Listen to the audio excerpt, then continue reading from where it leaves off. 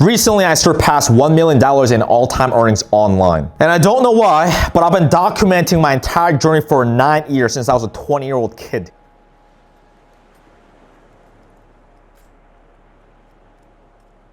So in a second, you'll see a clueless 20-year-old kid who had no skills, no network, no direction, and no idea what the f he was doing. Just a kid with a vision, trying to make something of himself. You'll see this kid grind month after month, year after year, making no money, seeing some hope, failing after failing, wanting to give up multiple times. But one thing's for sure, refusing to settle, living an average guy and dying an average guy. I put timestamps in the description box below, so feel free to skim through. And if you like, let this serve you as inspiration. So let's first go back to 2017 of this kid being 20 years old, sharing his journey right after a rock bottom moment, not wanting to be alive anymore, then discovering this thing called pickup. Start going out, cold approaching 50 women a day, 6-7 days a week, working on his social skills, working on his confidence, start reading books, start getting into the gym, start developing positive habits, and have something to look forward to in life. Cue the clip.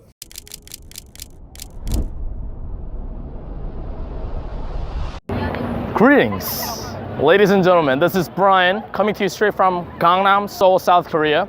We're here to talk about voice projection. So, quick background story about me. I was a very shy kid, very introverted. When I talked, people couldn't understand me. I was very quiet like a mosquito. And later, I decided to change my life and work on different aspects of my life. And one of them being actually having the people hear what I say. And that is a very valuable skill to have when it comes to public speaking, just personal life, and dominating whichever environment you go to. I'm not saying the louder you are, you're the most dominant person in the environment, but it does shift the attention towards you, and it conveys high value because a high value person would truly believe that whatever he or she has to say is valuable by talking in a confident manner and saying it loud. So we're here to talk about how to project your voice explosively and effectively. So all my life I was talking from my throat, and that's what a lot of people do, and that is very common. However, that doesn't make your voice explode out of your mouth. And then I started hearing these things about like my singer-song friends about talking from a diaphragm. And even though that helped in projecting my voice, what happened was that I was talking louder, but when I go to loud environments such as concerts or clubs, my voice would be damaged midway through the night, and that was actually not healthy for my voice. And Jeffy from Real Social Dynamics, I went to a seminar in LA by him, and what he was talking about was actually talk from your abdominal that surrounds your stomach, and squeeze your vocal cord. And what that means is, so give a quick analogy. If you look at a water hose, you may remember that the water comes and shoots out, but it kind of like drops. What you should be doing is like you squeeze the water hose, that way the water shoots out explosively. So same thing with your vocal cord, you squeeze it, you squeeze your vocal cord, that way your voice explodes out of your throat. So technique number 1, strengthen your abdominal, tighten it. Number 2, squeeze your vocal cord. So it'll be something like, hey, my name's Brian. Things like that. So I did a quick demonstration and a challenge. Hope you enjoy. All right, what up? This is Brian out in Seoul, Korea, in one of the busiest streets in the city. Real Social Dynamics, RST Jeffy. This is the Fearless Resonator Challenge. So here we go.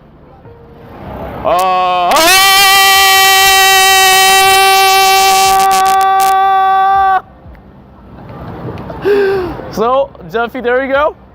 In honor of Resonator, projecting my voice, squeezing my vocal cord, and not using my diaphragm but my abdominal. So, there we go. Thank you. Cheers. So, to go over the techniques that we discussed earlier, we, number 1, we strengthen or tighten our abdominal, and 2, we squeeze our vocal cord like a water hose. So keeping those two concepts in mind, we're going to compare how our voices will sound differently with using the technique and without using the technique. So I'm going to talk without tagging my abdominal. So it's gonna sound like this. Yo, let's get lit. Yo, let's get lit. And let's say I tighten my abdominal. Yo, let's get lit. Yo, let's get lit. So it was actually kind of drastic on how my my vocal tonality changed just by strengthening my abdominal and not changing my abdominal. So it sounded a lot more explosive, a lot more grounded. So let's try squeezing my vocal cord and not squeezing my vocal cord. So not squeezing my vocal cord, it sounds something like, hey, let's get lit. Hey, let's get lit. So now squeezing my vocal cord is, yo, let's get lit. Yo, let's get lit. So, I mean, it's kind of, you see the big differences there. And if you go to loud environments, or say you have to talk to a big crowd, then this massively helps. In my previous experiences, I've hosted events before where I had to talk on stage, or just talk loud in clubs, concerts, bars. I mean, people have told me that as they're walking in the bar, they could hear me on the other side of the bar. And like, yeah, are you that guy? You're that guy who's talking loud. I'm like, that's me. So this happens all the time. You know, even in my union building, in my university, I'll be talking in the cafeteria, and like as soon as someone walks in the door, first thing they hear is my voice, and they'll tell me that. It's like, oh, Brian's in the building, you know? So keep things in mind. This will help massively with your personal life, your public speaking, and saving your voice in general, you know? If you're someone who are not very outspoken but would love to be, these are very valuable skills. Obviously, it's not gonna take overnight. My basketball coach in high school would tell me all the time, it's like, Brian, it's not gonna happen overnight. Nothing happens overnight, you know? Basketball, life, anything, you know? Same thing with this. It's gonna take time, but it's so worth it. It's so worth it. And this took me about a year to get to the point where I am right now. I'm still working on it, I'm not stopping. So I highly urge you, if you're a person who's working on this and who would like to love to work on this, go out, implement this, just talking to your friends, like do this. Go to bars and clubs, go to music festivals, go to concerts, and do this. It's only 2 things. So, much love. This was Brian. Good night. I want to talk about today about listening. A lot of times, we think we're listening, but the truth is, are you actually listening? I've had this problem for a long time now. I actually didn't realize, but when I'm talking with my friends, when I'm talking with my family, to strangers, I think I'm listening, but deep down, I get in my head and I get into thinking, what am I gonna say next? Oh, they're talking about they went to Italy. I gotta talk about I love pizza. Or, oh, they're talking about they love music. I gotta talk about I love this artist. That's actually not a good mindset to have, because once you get into your head and thinking about what am I gonna say next, then you're not being in the moment. So a big thing we need to realize is we have to be in the moment and not be in your head. What up? This is Brian. We're here in Gangnam, Korea, and today we're gonna talk about the book, The Subtle Art of Not Giving a Fuck. Today we live in a world where we give way too many fucks, way too much. There's way too much shit going on, but I'm here to tell you that that shit does not matter. That only confuses our head. We just get confused and live in a world of chaos. And this book is gonna tell us how to give less fucks for a happier life. So, thank you, Debbie from New York, for providing me this book. This is for you. Here we go. The whole point of this book isn't to give to not give a fuck, but to give less fucks. And to give more fucks in things that do matter and give less fucks in things that matter less, right? So nowadays you may hear this where the motivational speakers or the self-help gurus tell you to give yourself a positive affirmation every day because that's what's going to make you happy. That means that you're actually happy if you do that. Well, not a legitimately, truly happy person would have to tell themselves in the mirror that they're happy every day. If you think about it, a truly rich person does not have to tell themselves they're rich. So all that positive affirmation is bullshit. Now, I actually experienced this for a person who had social anxiety. I still have this, but in my initial phases where I would go out to a public environment where there's a lot of people, I feel like people are judging me, I feel like people are looking at me, people are thinking about me, people are talking about me, and I would feel anxious. And I feel anxious about feeling anxious, and it just never ends. Now, how we stop this and cut this pattern is to not give a fuck. As simple as that. Simply ask yourself a question. Okay, so I feel anxious. So fucking what? So fucking what? I feel anxious. The anxiety's here. Make friends with it. Just accept it and let it be. The more you fight it is actually when the pain happens more. The more you resist is when the pain gets greater. So rather than fighting it, you have to accept it. And suffering through anxiety and tears is what helps you build courage and perseverance, right?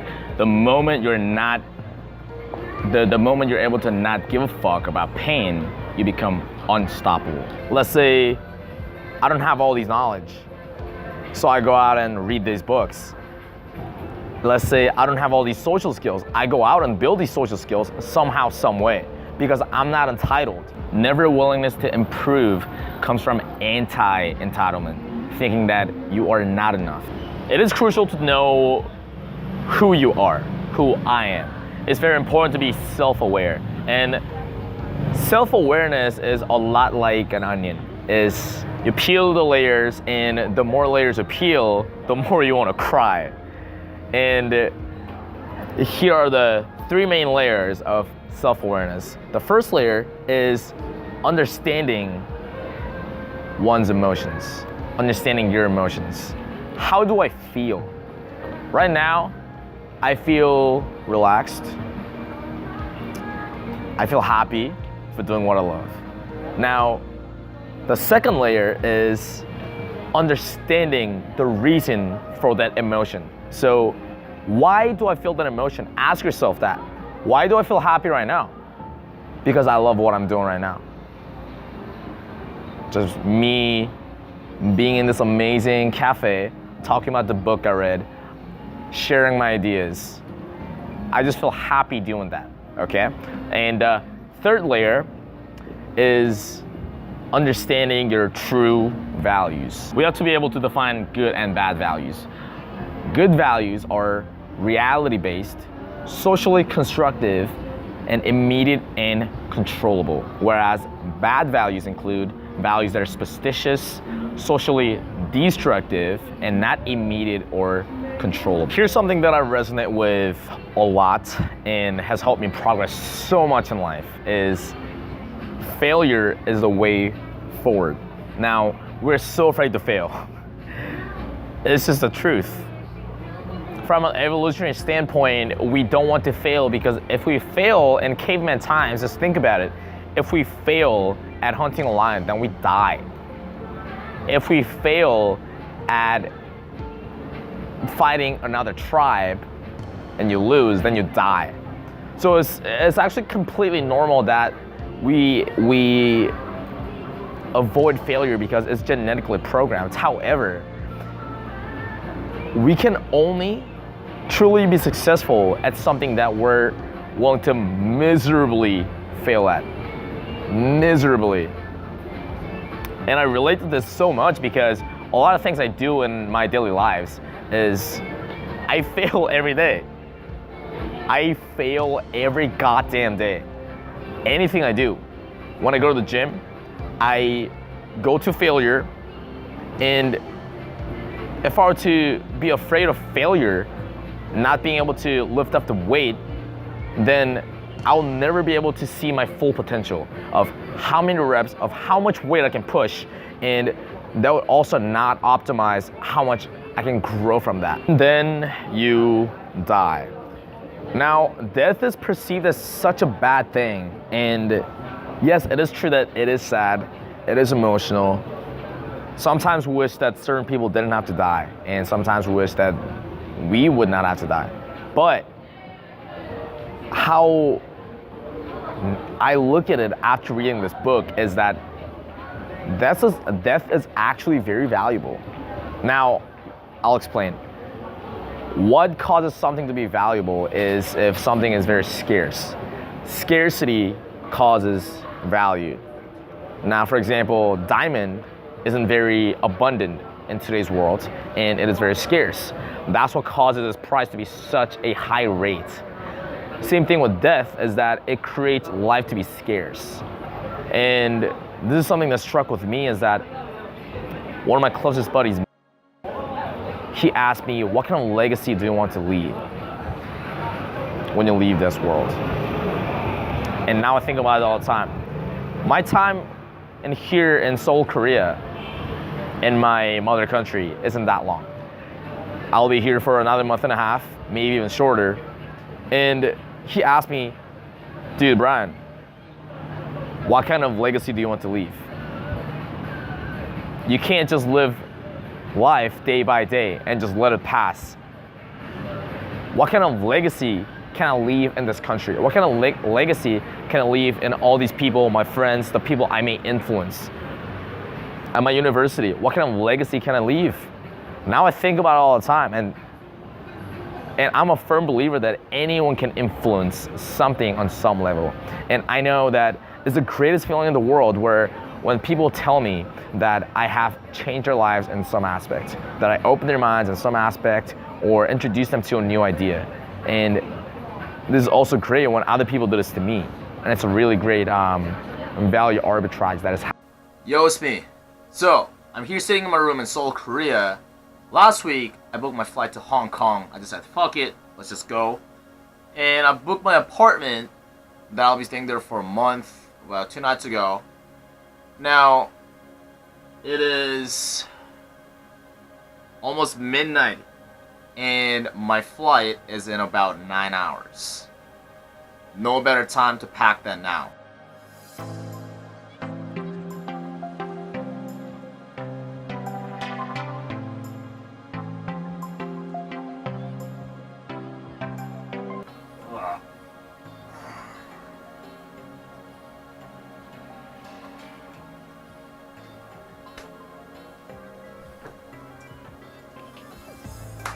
Alright, so got a solid 10 minutes of nap.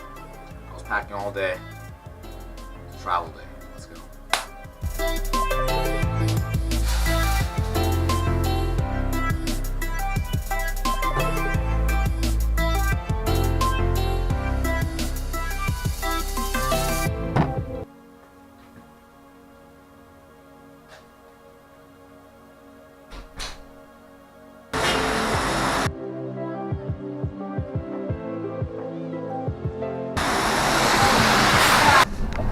So I hopped on the shuttle on my way to the airport.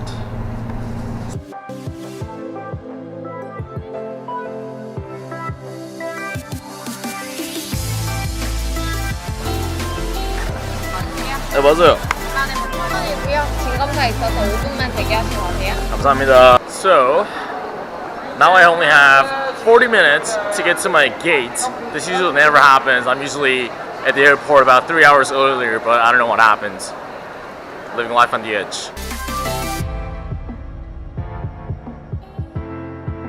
Actually, I'm not supposed to be eating right now because I do intermittent fasting. I still got like 2 hours of fasting left, but fuck it, I'm traveling, I'm hungry. Also, boarding gate closes in 10 minutes, so I gotta... 안녕하세요.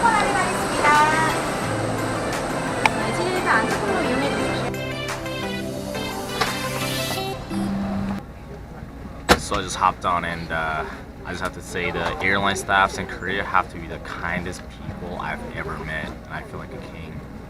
Amazing.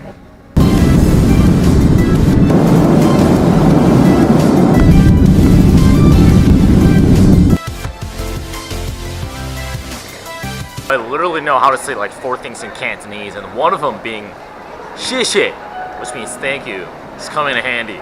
谢谢，谢谢，谢谢。谢谢，谢谢。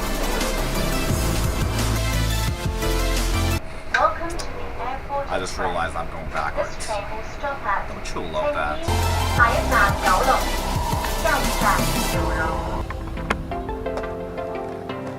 How's it going? Wait, can you give me 1 second? So my card got declined, and that means that I may have to legitimately have to survive in Hong Kong on $40 US. I don't know how I feel about that.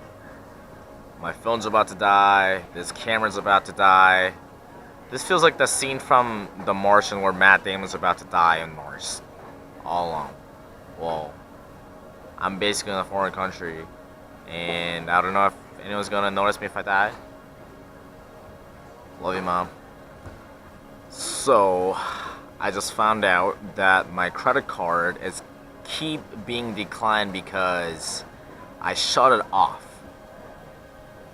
Before I left Korea, I shut off the credit card because someone tried to use it from overseas, and I basically shut down the credit card, and that's why it's not fucking working. I'm a dumbass. 1, 2, 3, 300, 320 Hong Kong dollars. That should help a little bit. I have 320 Hong Kong dollars in cash and 50 Hong Kong dollars in my Octopus card. Now, if you combine all of that, that is approximately $40 US, plus I got some coins. I don't know how long I'm gonna be able to survive off this. Even to just save a little bit of penny, we're going to walk from here to the apartment. We are here right now in Kowloon, and then it's a 42-minute walk all the way to my apartment in Mongkok, and 3 kilometers.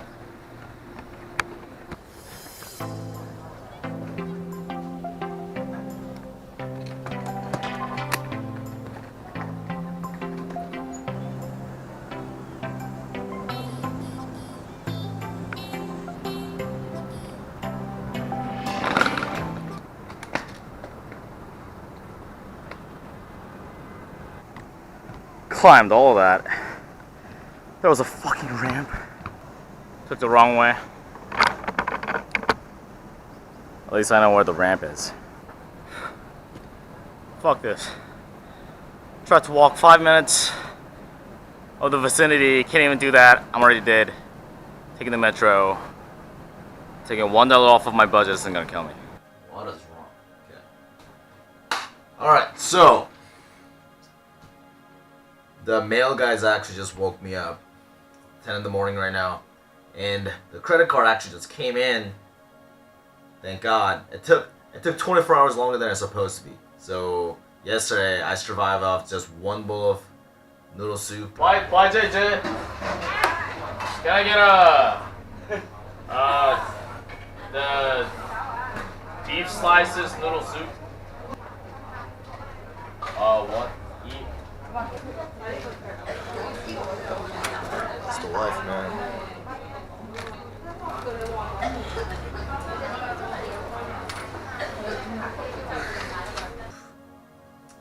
Had to go to McDonald's for the first time in like 5 years. It was god awful, terrible. But credit card is here, so let's see.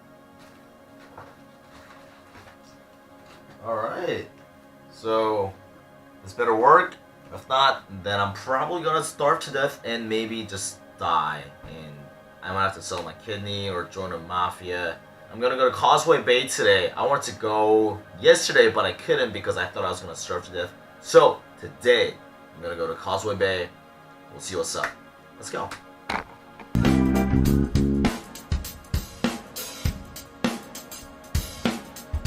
There's the golden broth and the pan-fried barbecue pork. Alright. 谢谢. 谢谢. Where you come from? 한국. Yeah. Korea. Your Korean is better than my No, Cantonese. I know Korean bad words.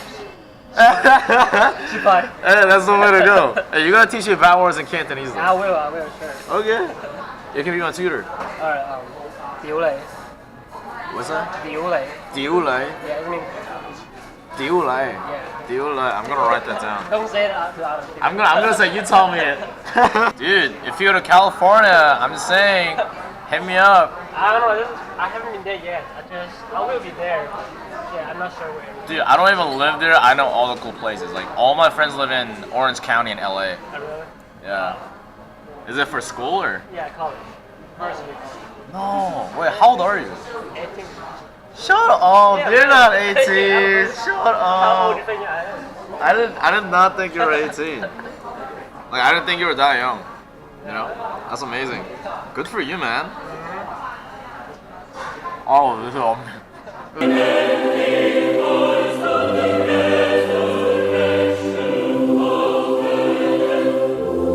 Not gonna lie, the past 48 hours has not been easy.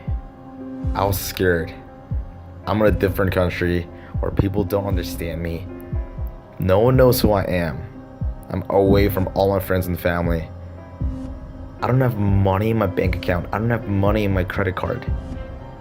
How am I going to do this? How am I going to eat? How am I going to get around? How am I going to get to places? How am I going to meet new people with no money? I was afraid. I felt lost. What am I doing here? No one even knows what I have to go through right now. I was lucky enough to be born in a middle-class family. For me, that just felt like it was good enough. It was good enough for us to have food on the table. I never realized how amazing that is. It's very easy to forget that around the world, there are people who don't have the privilege that we have right now. People are starving. People are dying from diseases. People cannot get the education they want.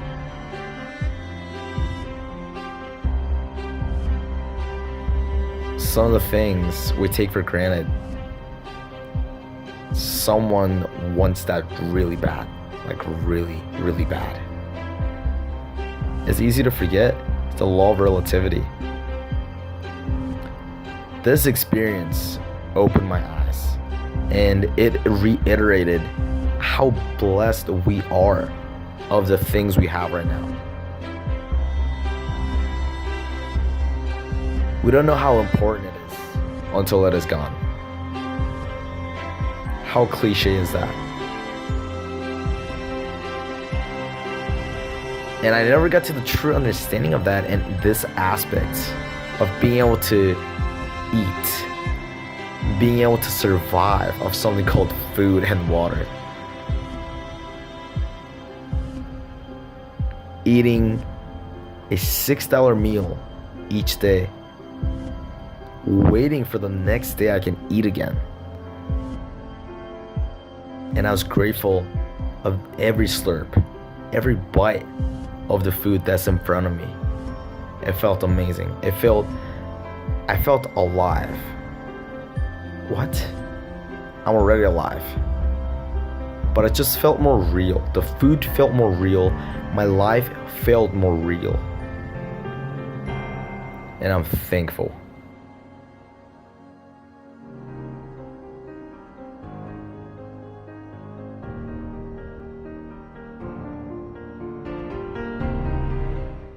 What up? Brian out here in the Adidas convention here in Hong Kong. Today I'm here to talk about doing the right things you need to do despite not feeling like it. Now, How many times have you come across this? You have to go to the gym, but you just don't feel like it. You're too tired. It's leg day. I'm too tired. I don't feel like it. I have so many things to do today. Maybe I'll just go tomorrow. It's too hot outside. I don't feel like walking outside. It's raining outside. I don't wanna carry around an umbrella to go to the gym. Our brain just comes up with millions of excuses. Our brains flood with excuses. Because that's just how our brains are designed. We don't want to do the things that'll change us. We don't want to do the things that'll benefit us because human beings are adaptive creatures. We just want to plateau where we're at right now. We just don't want to do the things we have to do. Well, guess fucking what? We always look for the right time. We always look for the right place. There is no right fucking time to do it except for right fucking now. Just do it right now. Just fucking jump in. Now, today, I was under the weather. I just didn't want to come work out. Now, granted, I don't even have a gym membership. I'm out here in an outdoor gym at a sports convention. I'm just working out with these tiny barbells and just free weights. Not even dumbbells, no cables, nothing. I'm just freestyling. I'm just working with what I got. I'm being resourceful. Now, I could have just been like, oh, I don't have a proper gym. Or, no, I'm sick. I don't want to go outside of my house and do the things I need to do. Well, I know I need to work out because I know it's not just about the fitness and the nutrition. I know by doing the things that hurt me and doing the things that are not easy, it's gonna transform me. I know the transformation experiences happen when I do the things that I don't feel like doing and that I may feel pain in the beginning. Now, that's why I love working out so much because it's a lot like life. Working out and life are so much alike. You just work out, you're doing curls, you're benching, you're squatting, you're out of breath. Today I'm so out of shape, I was out of breath. You feel the burn, you feel the soreness, you feel the pump. You feel the pump, you feel like you're coming, it feels so good, but it also hurts. Now, if we don't push forward the pain period, then we're not going to get the results that we want. We're not going to get the tangible results, the goals that we're after right now. Now, you may ask now, for what? For who? For mom? For dad? For my teacher? For my boss? For my friends? For my girlfriend? Fuck no. For you. For me. I'm doing it for me, and you should be doing it for yourself. Because in the end, it's only going to help you. Now, I remember when growing up, my mom would tell me all the time, Brian, you gotta study, you gotta hit the books, you gotta do this, you gotta do that. And God bless her, because it was only going to help me, but I didn't realize in my young mind, I didn't realize that it was for me, and I knew it was going to help me. I didn't know that. Now, so it didn't bring me the results that I wanted to. Now what happens was once I got into university, I started to realize the importance of education. I realized that I need to do this. I knew I need to go to classes and learn and get the education I wanted to get. Once I knew that, it got me motivation, it got me discipline, it got me both to the point where it just became a habit. I just stayed in the library till midnight, 2 a.m., 3 a.m. No one told me to do it. But I just did it because I wanted to. Going to the gym. No one told me to do it, but I just know I had to do it. Becoming the skinny kid all my life, I knew I need to do it because first, it's proving a point to myself that I can do it. Second thing is that I know I just feel better working out. I just feel better eating better food. So, do it for yourself. Do it for the children. No, do it for you. So, when you don't feel like doing the things you need to do, just remember this. If you were to do the things you are doing right now, in 5 years, would you become the person you have always wanted to be? Think about it. Alright, here's the deal. So Hong Kong Disneyland opens at 10 a.m. Right now, it is 8:43. Now, it takes about an hour to get there by train from where I'm staying, so I should get there about 9:45 a.m., which is 10 to 15 minutes before the rope drops. So, I should be golden, not waiting in line too long. So, let's go. It's raining outside. Perfect day, perfect day. Well, Hong Kong rain is kind of on and off, so we'll actually see how it goes by the time we get there. Let's get it. Come on. That's a video. It's a video. 谢谢。 Hakuna Matata. What a wonderful phrase. Yo, what up? Made it to Disneyland. It's fucking fantastic. Weather's awesome. Let's go in. My friends in Utah give me so much shit for not watching any Disney movies, but we're finally here, so we'll see what we got. No worries for the rest of your days. It's our problem-free philosophy. Hakuna Matata. So it just opened, and we're going ham. The zombie apocalypse. We got awesome. Come on.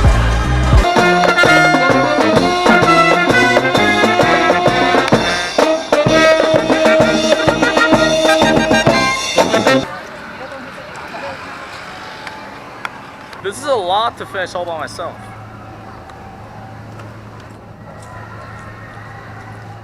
Tastes good, but that's a lot.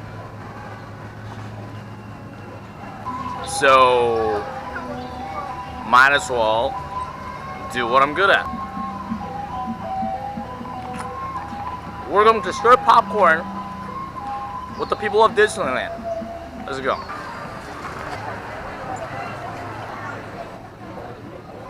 Hey, do you guys want some popcorn? Popcorn? No. Popcorn? Okay, fail. So my mission is, I'm gonna share popcorn to 10 different people. Let's go. Do you guys want popcorn? Popcorn? Popcorn? Yes? Take them.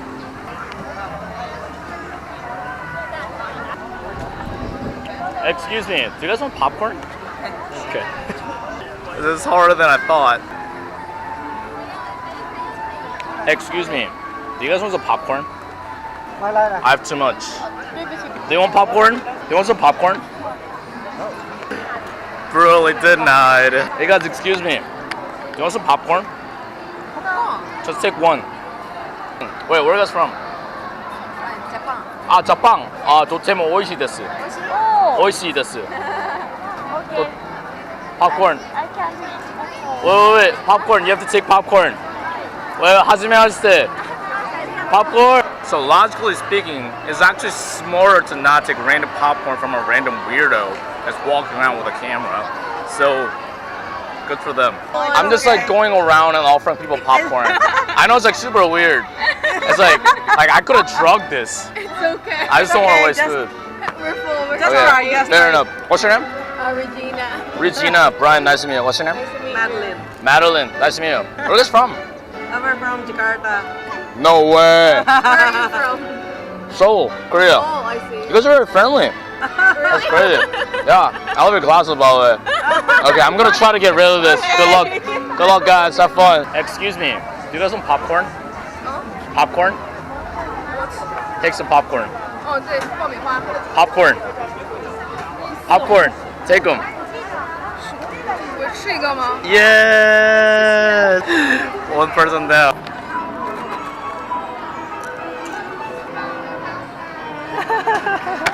Good job. High five. Do you want some popcorn? Yes. Popcorn? Yes. They took the popcorn. Hey guys, excuse me. Do you want some of my popcorn? Like I bought like way too much. Okay, bye. Rejection after rejection. Popcorn? I bought way too much. Popcorn? Hey, do you guys want some popcorn? Popcorn? I bought like way too much. I can't finish this. It's okay. Are you sure? Yeah. Popcorn. I'm just saying. Alright, guys. Hey, do you guys want some popcorn? Oh no, it's okay. I bought like way too much, so like. It's okay. Wait, take one. It's Take okay. one. It's okay. That didn't work. So there's this barbershop actually in Causeway Bay. It's called Cuts and Glory. And what they do is if you can do 25 pull-ups or more, you get a free haircut or a free product or something. I briefly read that. I don't know if it's gonna be true or not, but I'm up for the challenge. So let's show us some games.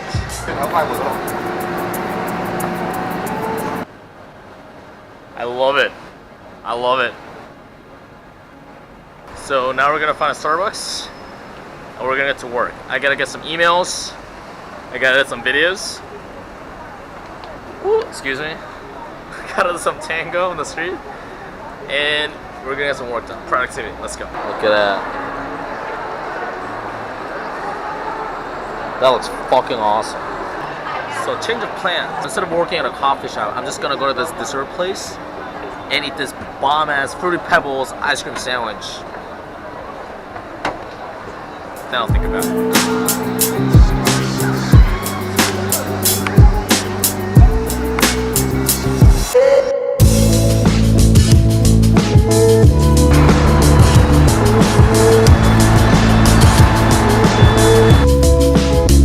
So, not gonna lie, that was amazing.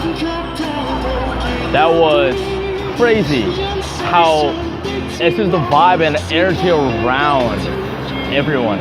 Not just the singers, not just the performers, but everyone in that crowd, everyone in that area. It's just the energy was exuding and just feeding off of each other. Just positive energy. Just the vibe was fantastic. That was crazy.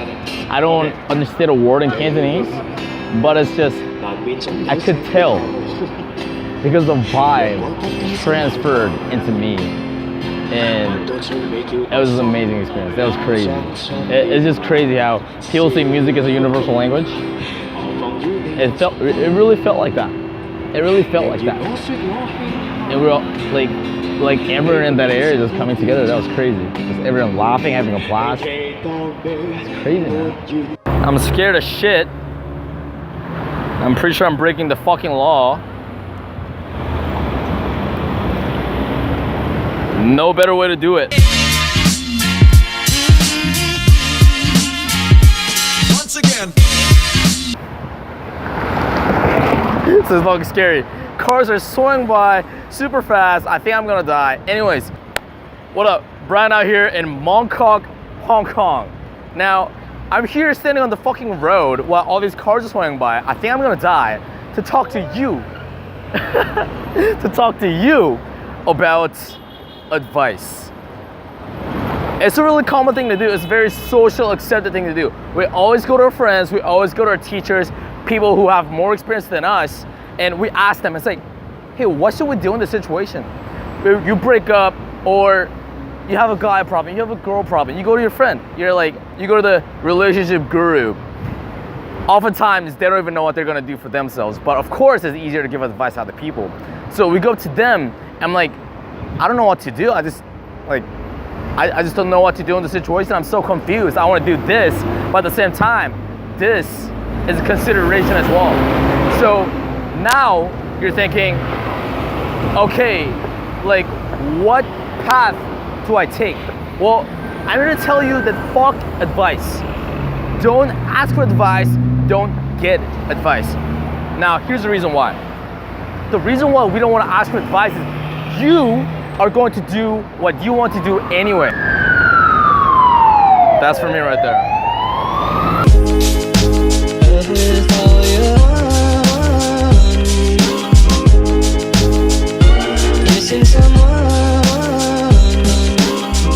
What up? This is Brian. We're out in the Gyeongbokgung Palace. Now, August 15th. It's Korean Independence Day. Now, Korean independence from Japan, obviously we were colonized by Japan for a long time, and we finally get independence of 1945, August 15th. Now, I was thinking, since I'm leaving Korea tomorrow, and today's Korean Independence Day, how can I make this fucking epic? So, we're gonna go to the subway, we're gonna sing the Korean anthem from open to close. Now, this is an exercise straight coming from Max from Real Social Dynamics. It's called Fearless. Basically, it helps you overcome your shyness, overcome social anxiety. I've seen great results from it. I've seen great progress with it. So, not gonna lie, this exercise scares me, but we're gonna fucking go into the subway. Let's go.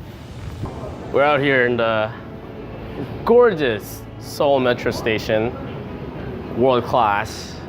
We're waiting for the subway to arrive. We're gonna go in. And then, I'm fucking scared, by the way. Oh, here it comes. That means the train's coming. Yeah, that means the train is coming. Mom, I love you. Korea, I love you. This is my farewell gift to you, Korea, and the people of Seoul Metro. And the train is approaching. There it is. Fuck. Alright, so let's go in. Fuck. Alright.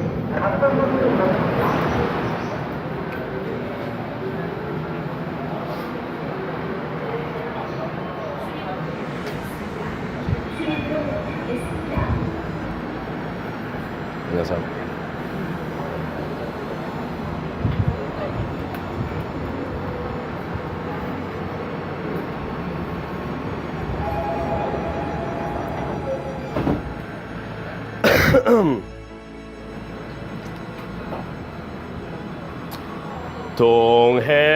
동해물과 백두산이 마르고 닳도록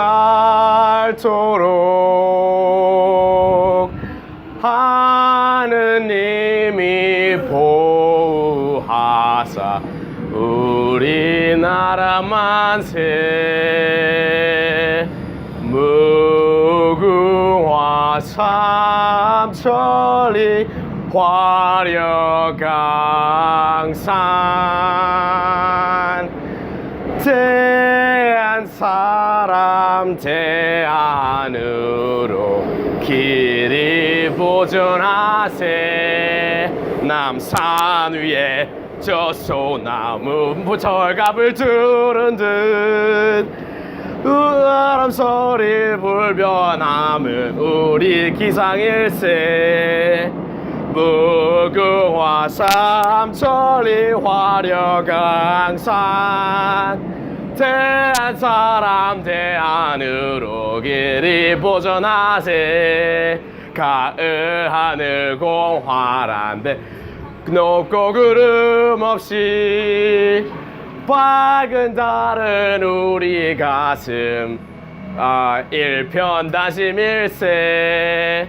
무궁화 삼천리 화려강산. 대한 사람 대안으로 길이 보존하세. 이 기상과 이 마음으로 충성을 다하여 괴로우나 즐거우나 나 우리나라 만세. 무궁화 삼천리 화려강산. 대한 사람 대안으로 길이 보존하세.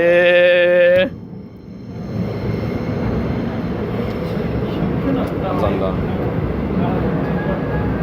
I'm getting yelled at. 아 정말요?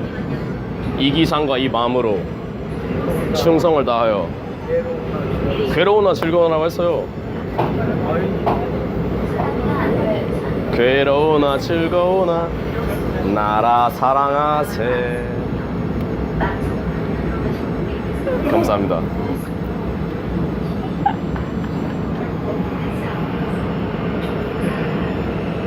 Much love.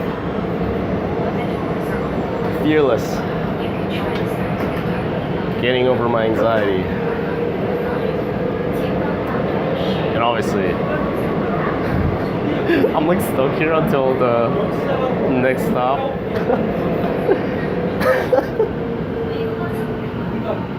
The guy's still yelling.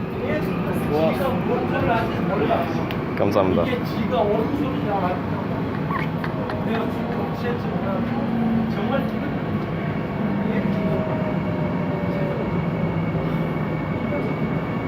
I love you, Korea. Let's get off.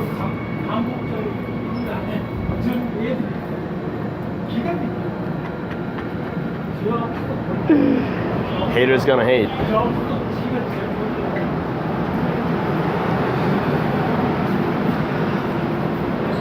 Alright. So, thank you. Interesting. So, I actually didn't, I mean, I kind of expected that. I kind of expected people to kind of yell at me. And here's the thing though. I love what I do. And even though it may have bugged some people, I'm still doing my best to better myself. That was getting out of my comfort zone right now. Who the fuck does that? Seriously, right? No one does that. So that was interesting. I really, not gonna lie, I didn't want people to yell at me. I kind of expected it, especially in Korea, where it's not, like if you go to New York City, maybe it happens, like people perform in the subway here and there, you might see it in the Facebook videos, but in Korea, people don't do that. And that guy was just yelling at me. Basically he was saying is like, you should be studying, you shouldn't be doing this, what are you doing? You're making your parents embarrassed, all that stuff. But I was just so zoned in and focused on what I was doing. I'm like, yes, I may bug some people, but I know I'm still making other people's days, and I'm like doing my best to improve myself, get over my social anxiety, get over my anxiety, and help to inspire others. So, I'm not telling you to go out in the subway and be a belligerent asshole and start screaming and like cussing everyone out, but it was a great exercise. Thank you for the inspiration. I love you, Korea. This is all. It's Brian. Peace. We're going to shoot into a video of me doing a social anxiety exercise.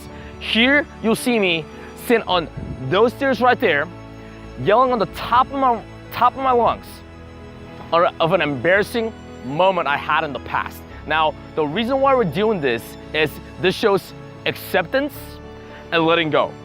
A lot of times, we're in our head way too much to the point we're not present in the moment. We're not present in the conversations we're having. We're not present in the epic moments, the epic memories we're going to share. Instead, you're just in your head, just thinking about what happened in the past. You may relate to this, where in the past, you were just thinking like, right before you go to bed, you're thinking of something embarrassing you did 3 years ago. You're still not over it. And you're just kicking yourself in the foot. You're kicking yourself because you're so embarrassed. Instead, what we're going to do right now, go into a public area. It could be a city center. It could be a college campus, just an open area. But do be cautious to censor your vocabulary. We're not here to offend anyone. The whole point of this exercise is to accept and let go, showing that you forgive what you did, forgive yourself, and then you're just letting go. Just shoot the shit. So, you're going to, for 2 minutes straight, this is my call to action to you. 2 minutes straight, you're going to yell on the top of your lungs so everyone in the area can hear of an embarrassing moment you had in the past. What I talk about is something, a moment I had with a particular girl. It was something really embarrassing. You're gonna see right now. So, let's get into it. Let's go.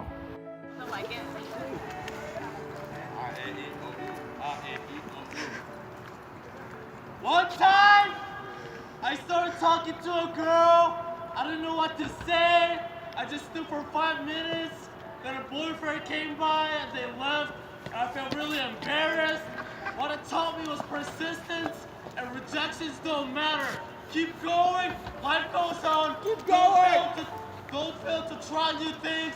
Life goes on. That's my man. Woo! Woo! Yeah, Brian! Yeah! Thank you. Thank you. Thank you.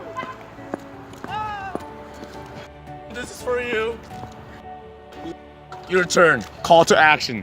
Fucking learn how to love losing. Learn how to love losing like I do. You know why I'm not scared of testing? Because I don't fear the loss. I don't fear people laughing at me. Fucking laugh at me.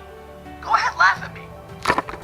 Go ahead and laugh at me, motherfucker. So, Gary Vaynerchuk and Tony Robbins coming to Salt Lake City tomorrow. Going to the conference with my boy Long. So, right now I'm packing to head down to Salt Lake City. From Ogden to Salt Lake City, if I take the train, it'll take about 2 hours. Long's gonna pick me up. I'm gonna spend the night at his place.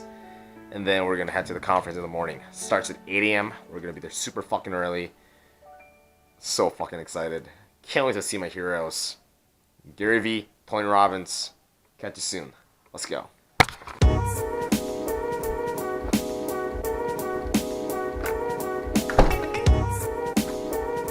Headed to Salt Lake right now with my dope ass Uber driver. The fundamentals.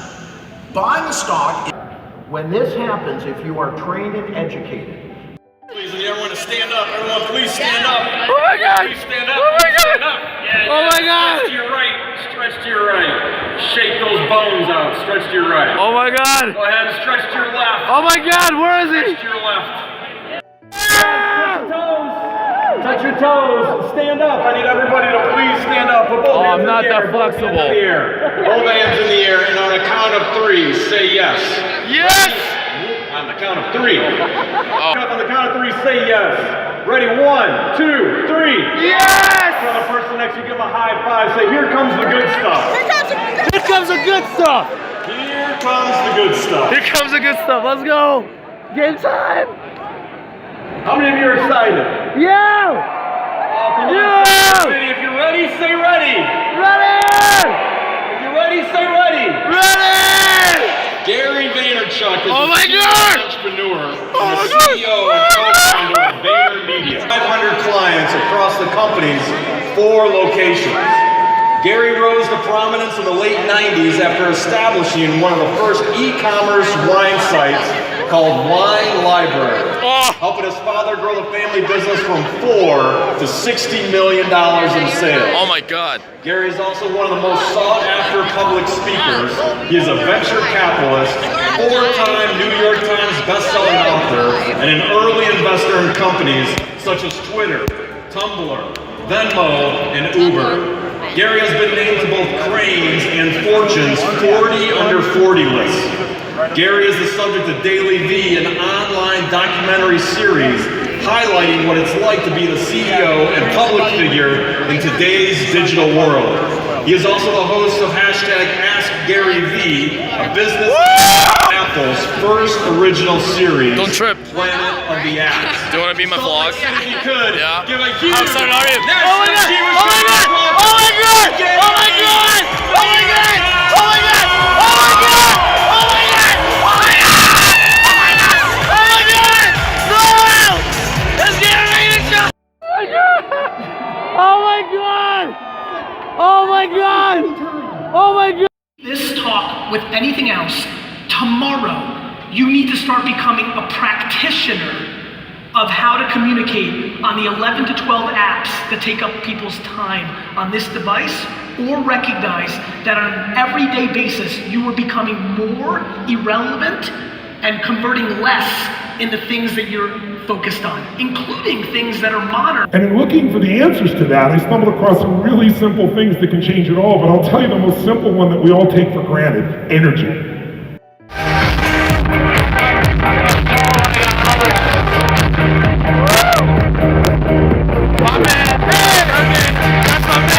Did you breathe more full or more shallow this time? Which one? Notice the difference. Did you talk louder or quieter? Which one? Which one? Did you talk faster or slower? Which one?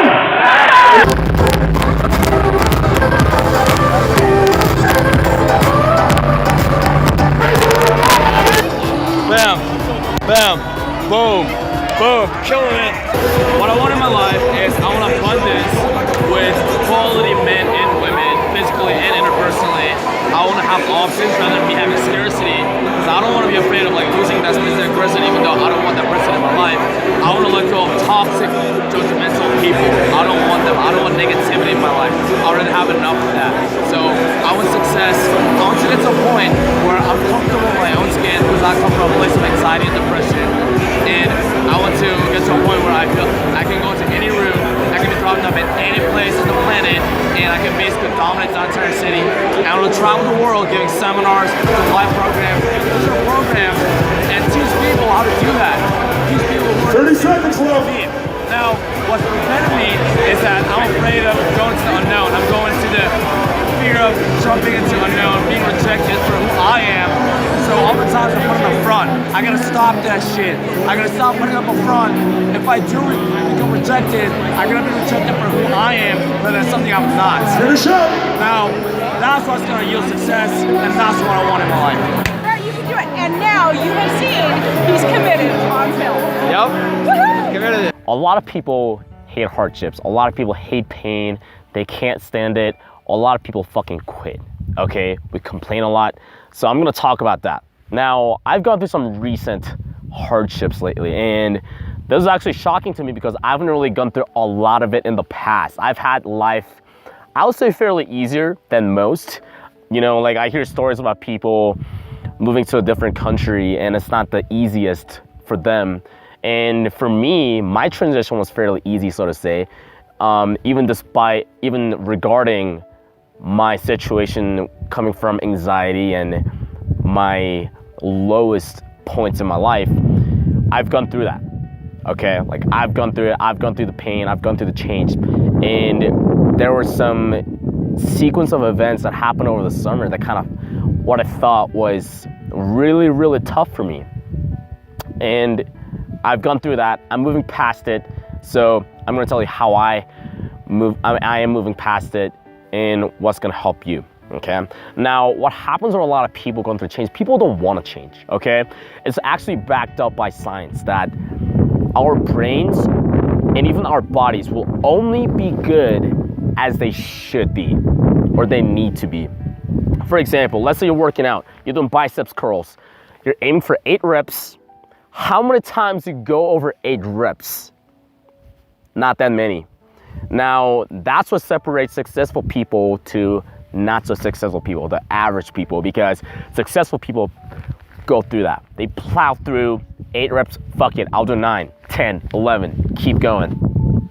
That's where the muscle grows. And I love comparing working out to life because it's so similar. It's so similar. Life and working out, you plow through the pain, and that's where the most growth has become created. Today we're going to try something new, okay? So for the first time, I'm going to record my first ever gym video blog. It's my first time. I've always wanted to do it.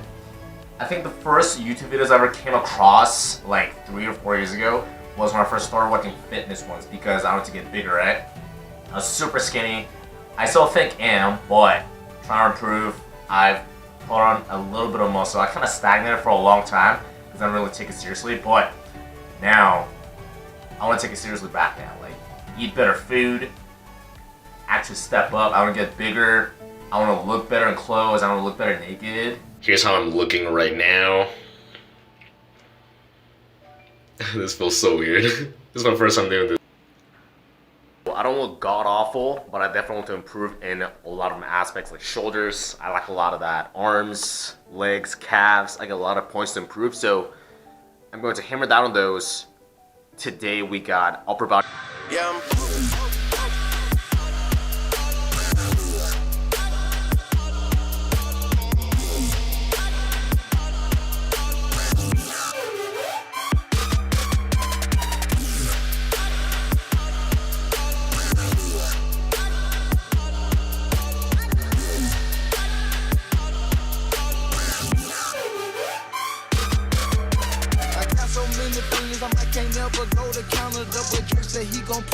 So let me check my calendar. I just bought me one of them watcher colors and it boosted my stamina. Now I'm fucking I own a balance. I guess I just need that off. I already dropped tarantula.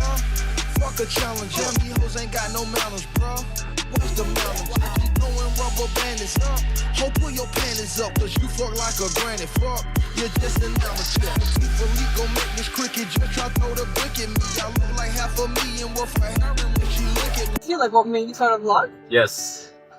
Okay, so What made me start a vlog? That's actually a really good question. So I started in May, right? Well, the summer, after school ended. And, okay, like, when I first started, I just wanted to start because I just wanted to get better at public speaking.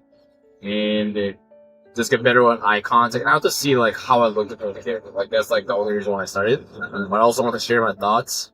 But I feel like if I share my thoughts on, like, Twitter or, like, Snapchat, I thought, like, my friends don't really care. Which is funny because, like, now I did that anyway. Well, like, yeah, I started doing that on YouTube. And then I just started adding, like, a bunch of shit. Like, first I started, like, sharing, like, ideas, spreading positivity. And then I started adding travel vlogs. I started adding like book discussions. And I don't know. I might start interviewing like interesting people. Like, you know how like Humans of New York? Yeah. They just like interview other people. Like, I'm probably gonna do that in like video form. That would be interesting. It would be interesting. That would be interesting.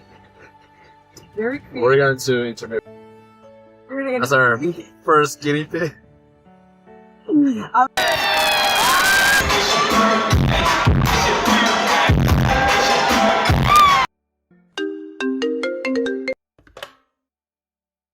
First, I want to say I appreciate you. I think at your age, from what I've seen, at your age, the things you're doing is amazing.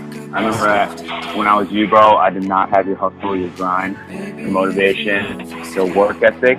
I actually watch your videos. I don't watch all of them, I'll be honest. But when I do watch them, it's whenever I meet them.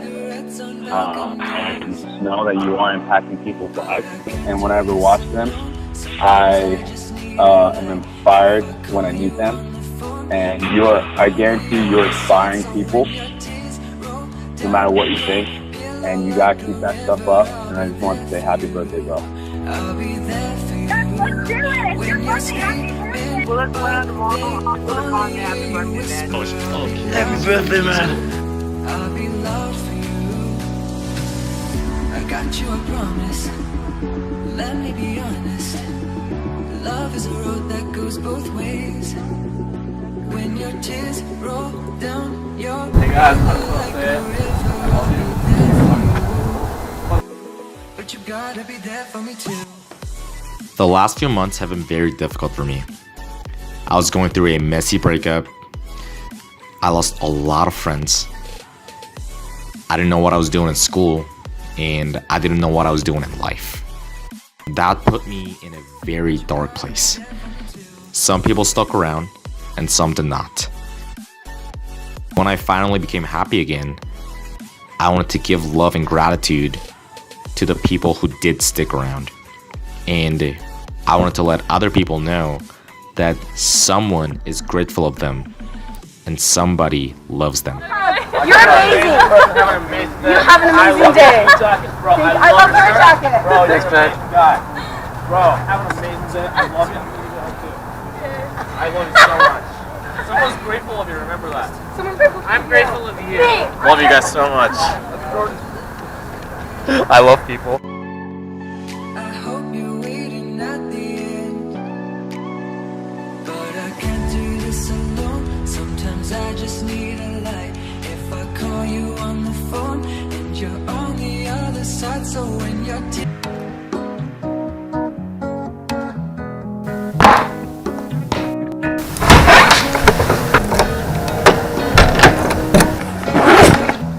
They started.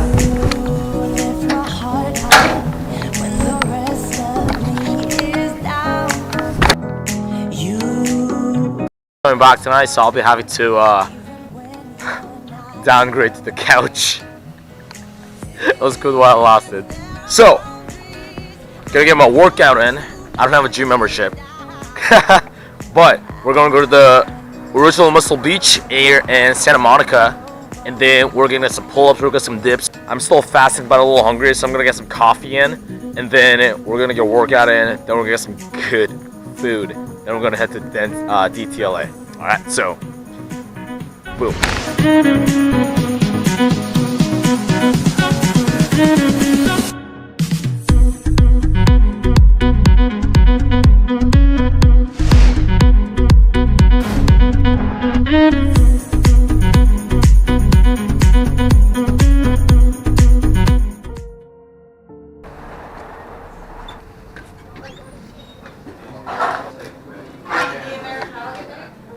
coffee is actually flavored. Let's put to the test. Really good. I don't know what's in it, but this has to be the best coffee I've ever tasted, ever. Impressive. This spot right here is when drunk trash people from the bungalow, after they close, head over there. It's like on weekend nights they're packed. Bungalows right across the street right there. Everyone, boom.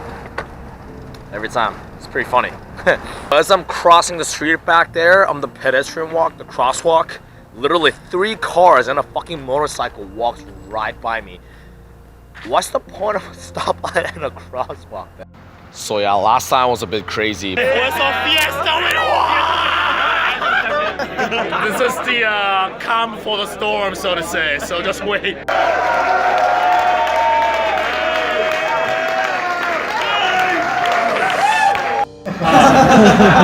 And number 2, kind of harp on this point of really reframing everything as a win. Yeah, fuck that Choi!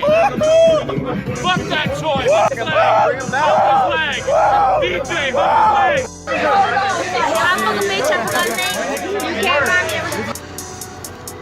4 in the morning, grind don't stop.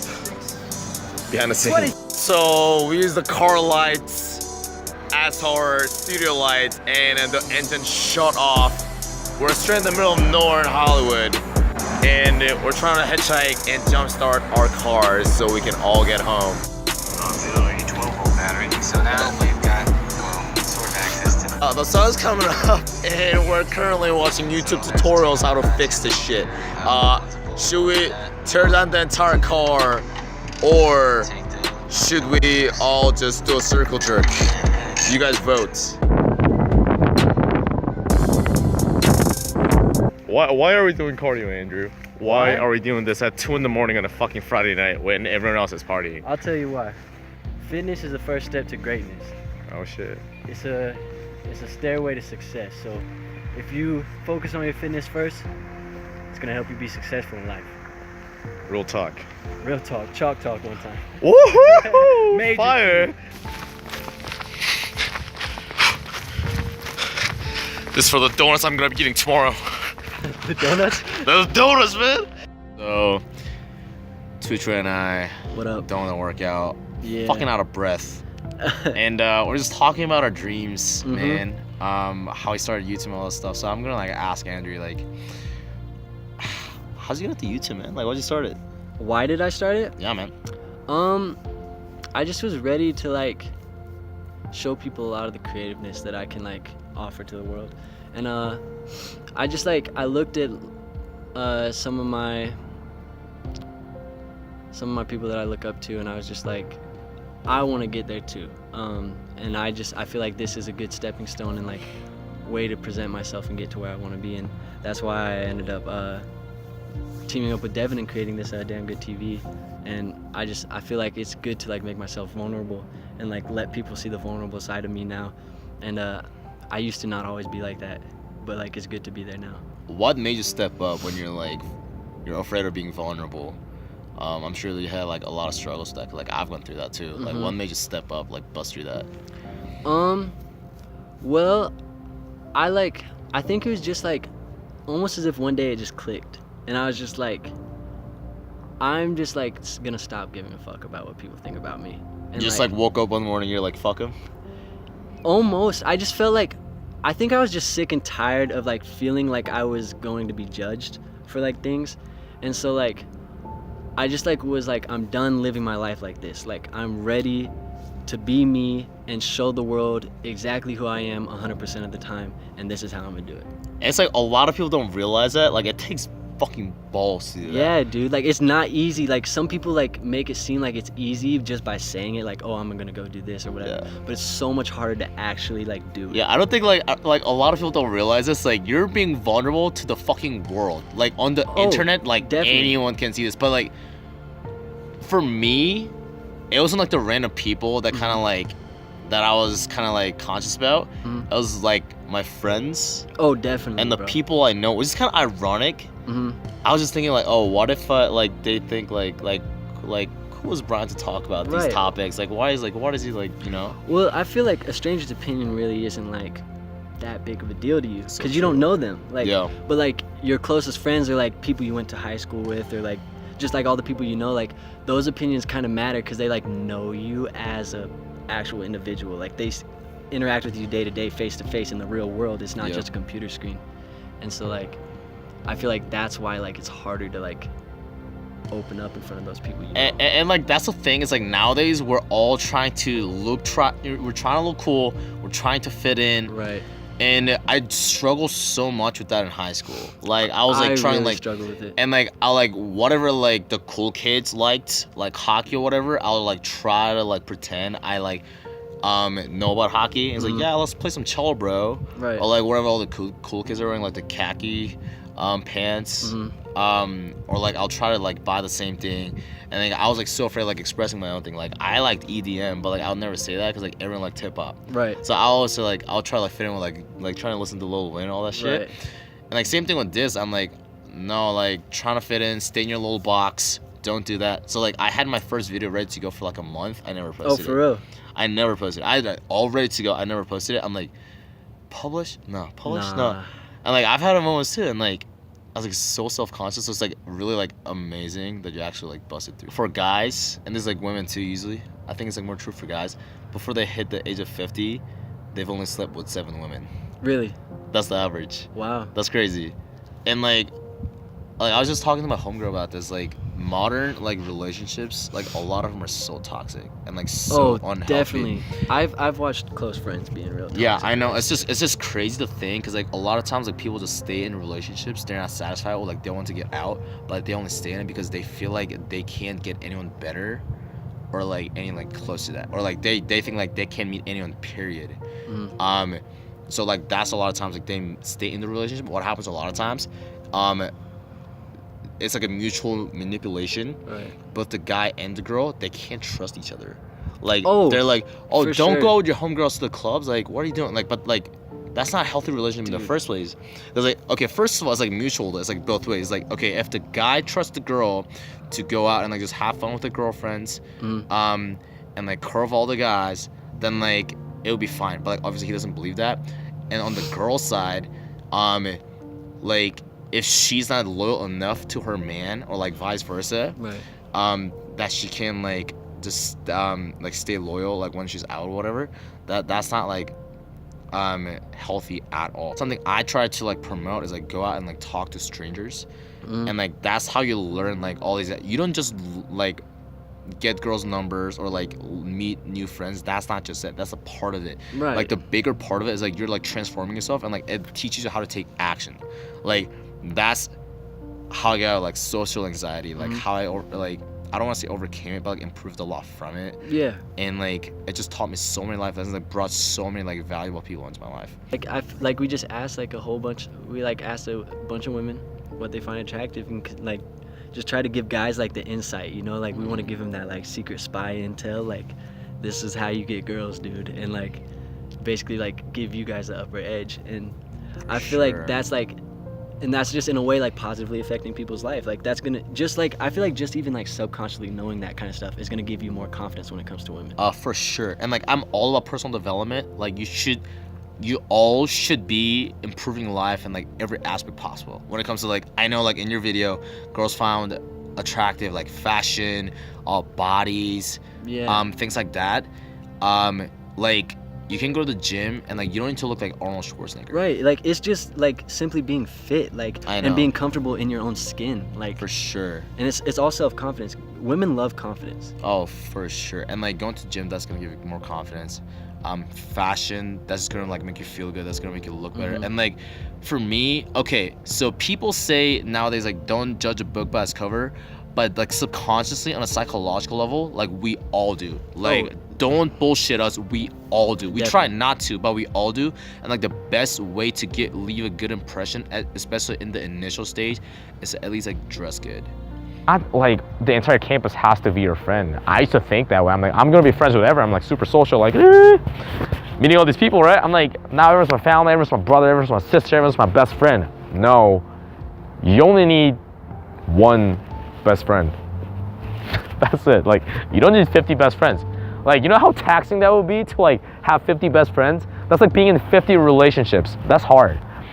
You just need one best friend. I'd say like handful, max.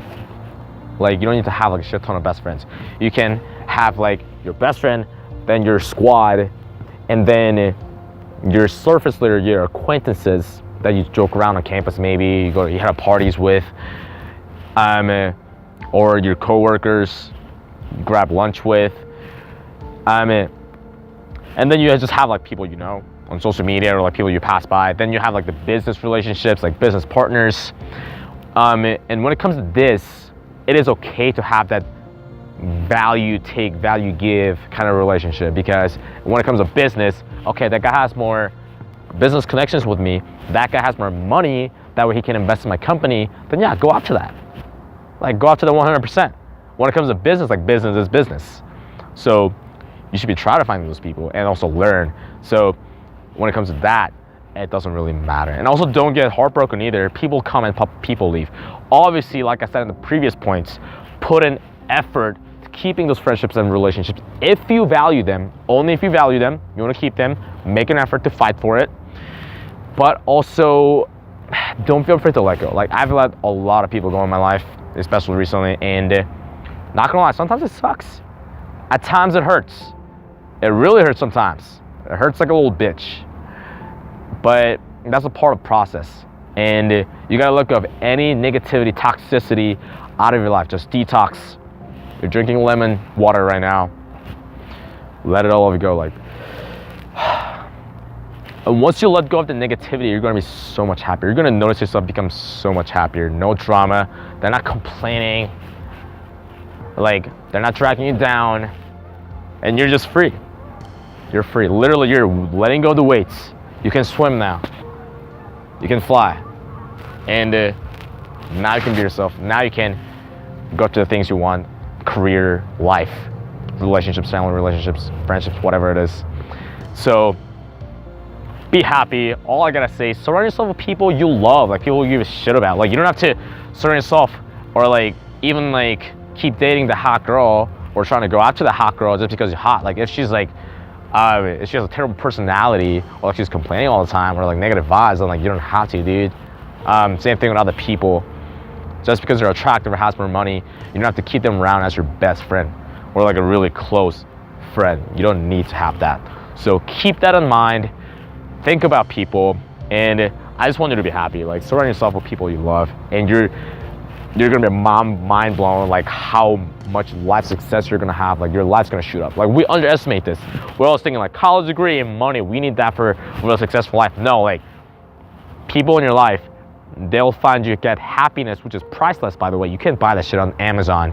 And also, you're gonna see yourself go after, you're gonna become a go-getter, and you're going to see a lot more success in your life. Okay, so surround yourself with go-getters. That's all I'm gonna say. Everything I got. You gotta feel the burn. You gotta keep going. Pain is gonna be there. Just gotta bust through it. No pain, no gain, baby.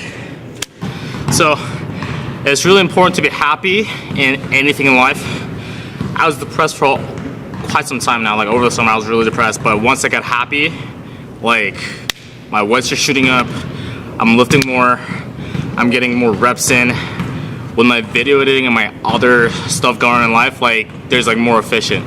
But when you're depressed, when you're not in a good mood, you're just like stagnant. Like, I was in a plateau in the weight room for like the entire summer because I was just like complacent. I was in a bad mood the entire summer. But like, once I become happy, like week by week, like, I'm getting stronger. I'm able to put better quality content out, and I'm able to provide more love to other people. Okay, so in order to show love to other people, you gotta love yourself. That way you can spread more love to the world. So don't be afraid to be selfish first, then you can be selfless. You gotta love yourself first in order to love others. So keep that in mind, love yourself, and kill it. This is our last day in Los Angeles. It's been an amazing trip so far. I'm gonna head up USC to meet up with my boy, and then we'll see whatever takes us from there. So I I've been very naughty this year. What did I get? He's been a naughty boy. I've been a naughty It's a naughty boy. Santa. What did I, Santa? No, it's the naughty Santa. Naughty boy. What the hell is that? Open it up and see. Sammy and I are in the same film department. How do you feel about Professor Jenkins' project right now? It's really hard. Terrible. All my partners aren't cooperating. I'm doing Terrible. it myself. So we're gonna drop out and become strippers. I've been here before, but it's just a. With Danny? No, so I came here with my boy Long. Okay. We actually drove all the way from Utah to here. We slept in our car. Oh, finesse him! Finesse him!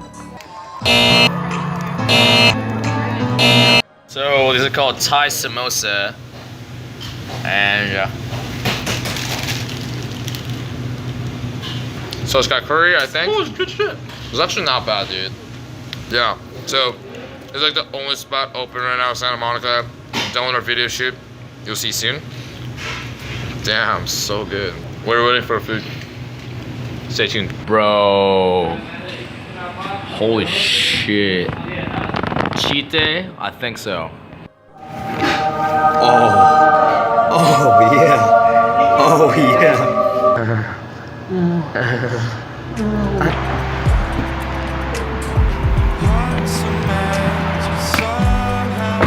Yuji Chua. Check him out on YouTube, Instagram, Snapchat. Even when I make it, even when I'm done, even if I finish, even if I've won, even when creating, even when it's none, doesn't matter lately, I don't know what's wrong. So here's one thing I want to talk about, right? When I was in high school, I was actually really insecure talking about Korean culture and me liking Korean food, but cause like I cared about what other people thought, right? Like all the cool kids. Like in upstate New York, there's no diversity. Where I grew up in, no diversity. So I was just thinking, oh, you gotta play hockey, you gotta wear the Timbs, you gotta wear the boat shoes, you gotta wear the pretentious ass fucking khaki pants. And like I was conditioned in that. When my mom called me in Korean, I would either go to a different room and like talk really quietly, or not talk, like not answer a phone call at all because I was so ashamed. Like I was conditioned to think that like it's not cool to be Korean, it's not cool to be Asian. And like how fucking stupid is that? Like you are who you are, you were born that way. Like certain things you can't change. Some things you can change. You can work out, look better, you can change your style, you can change your fashion. But me being Korean and Asian, like I was born that way. And if I were to hate that, it makes no fucking sense. That's hating yourself and that's hating like who you are. So gotta own that shit, you know? So now in college, when I came back to America again, I was fucking proud of talking about Korean culture. I was fucking proud of me liking Korean food. I love Korean food. So don't be ashamed of who you are. Do not be ashamed of who you are. Some things you can't change. If you can't change it, feature it. If you can't fix it, feature it. Okay? So now let's get some. If you're gonna do something what you don't want to do, then it's wasting your time and energy. So that's the thing, And like, you're gonna regret because you yeah. you can't do your best if you don't want to. Because I was literally sitting in my physical therapy class and like I walked out. Yeah, literally, because you don't want. It was like a 200-person lecture. Like everyone saw me shut down my laptop. Like everyone's like watching me. As soon as I shut down my laptop, they see me put the laptop in the backpack. Like everyone's staring at me the whole time. And I walk out and I'm just like, no, I don't want this. Yeah, because you can't do your best if you don't want it. But like, No, if, exactly. you know, if you want to do something, although it seems like kind of crazy later, then if you feel like I was crazy then, but you know, if you want this one, you're gonna do your best or even beyond. Oh yeah. I've never like loved like something so much than like editing videos or like sharing my stories and stuff. Well, some people are actually good at just doing whatever they need to do. Yeah. I'm not like really that. My personality is like, if I want this one, I'm gonna do my best. Oh, yeah. If I don't want it, like it's so hard. Literally though. Like, if it's like something you don't want to do, then like, you're not gonna have fun doing it. Yeah, I need to enjoy. Said goodbye to homegirl. Said goodbye to my brother. Been through a lot with him. Very go-getter person.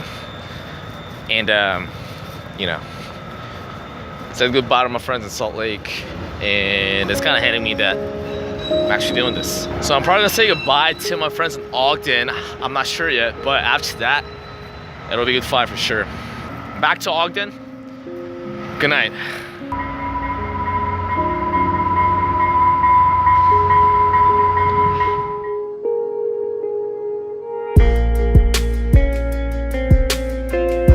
We're gonna get coffee, and then we're gonna go kill this leg and ab workout, and then after that, I'm gonna go grab a dinner with some friends and catch up for the last time in Ogden, and then I booked everything except for the hotels. I'm trying to figure that part out in Vegas. After that, out of here. Let's go. So here in the building. So we out here. Same color t-shirt. Same color t-shirt. Same color t-shirt. We out here saying not our final goodbye, but see you soon when we getting all this fucking money. Real shit. Block out the snakes. Words from Rumo. For the lake. For the fucking lake. Got any last words? Last words. Until next time. And just like that, over. It's done. Everything I've ever accomplished, everything I've ever cultivated, everyone I've ever met, I'm leaving all of it behind. And me looking back at the past year and a half, it's just crazy to think that me coming to this small town, not knowing a single human being, not knowing what to expect, and all the lessons I've learned, all the highs, all the lows, everything is just part of who I am now. And I cannot put into words how grateful I am for every single learning experience, good or bad.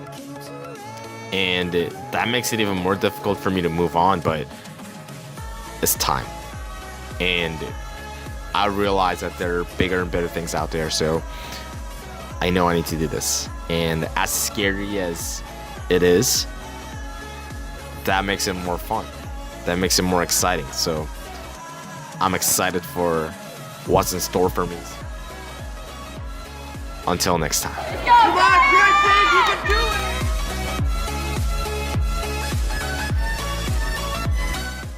Fuck.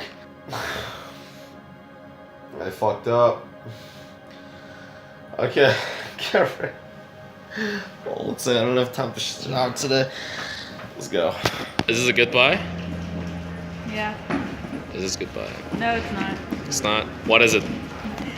See you in Europe. See you in Europe. See you in Europe later. It's hard, man. Then it's time for a year and a half. It's not easy. Met a lot of people, did a lot of things, leaving all that behind. Time to move on. For the things you love, you make sacrifices. To get ahead, make sacrifices.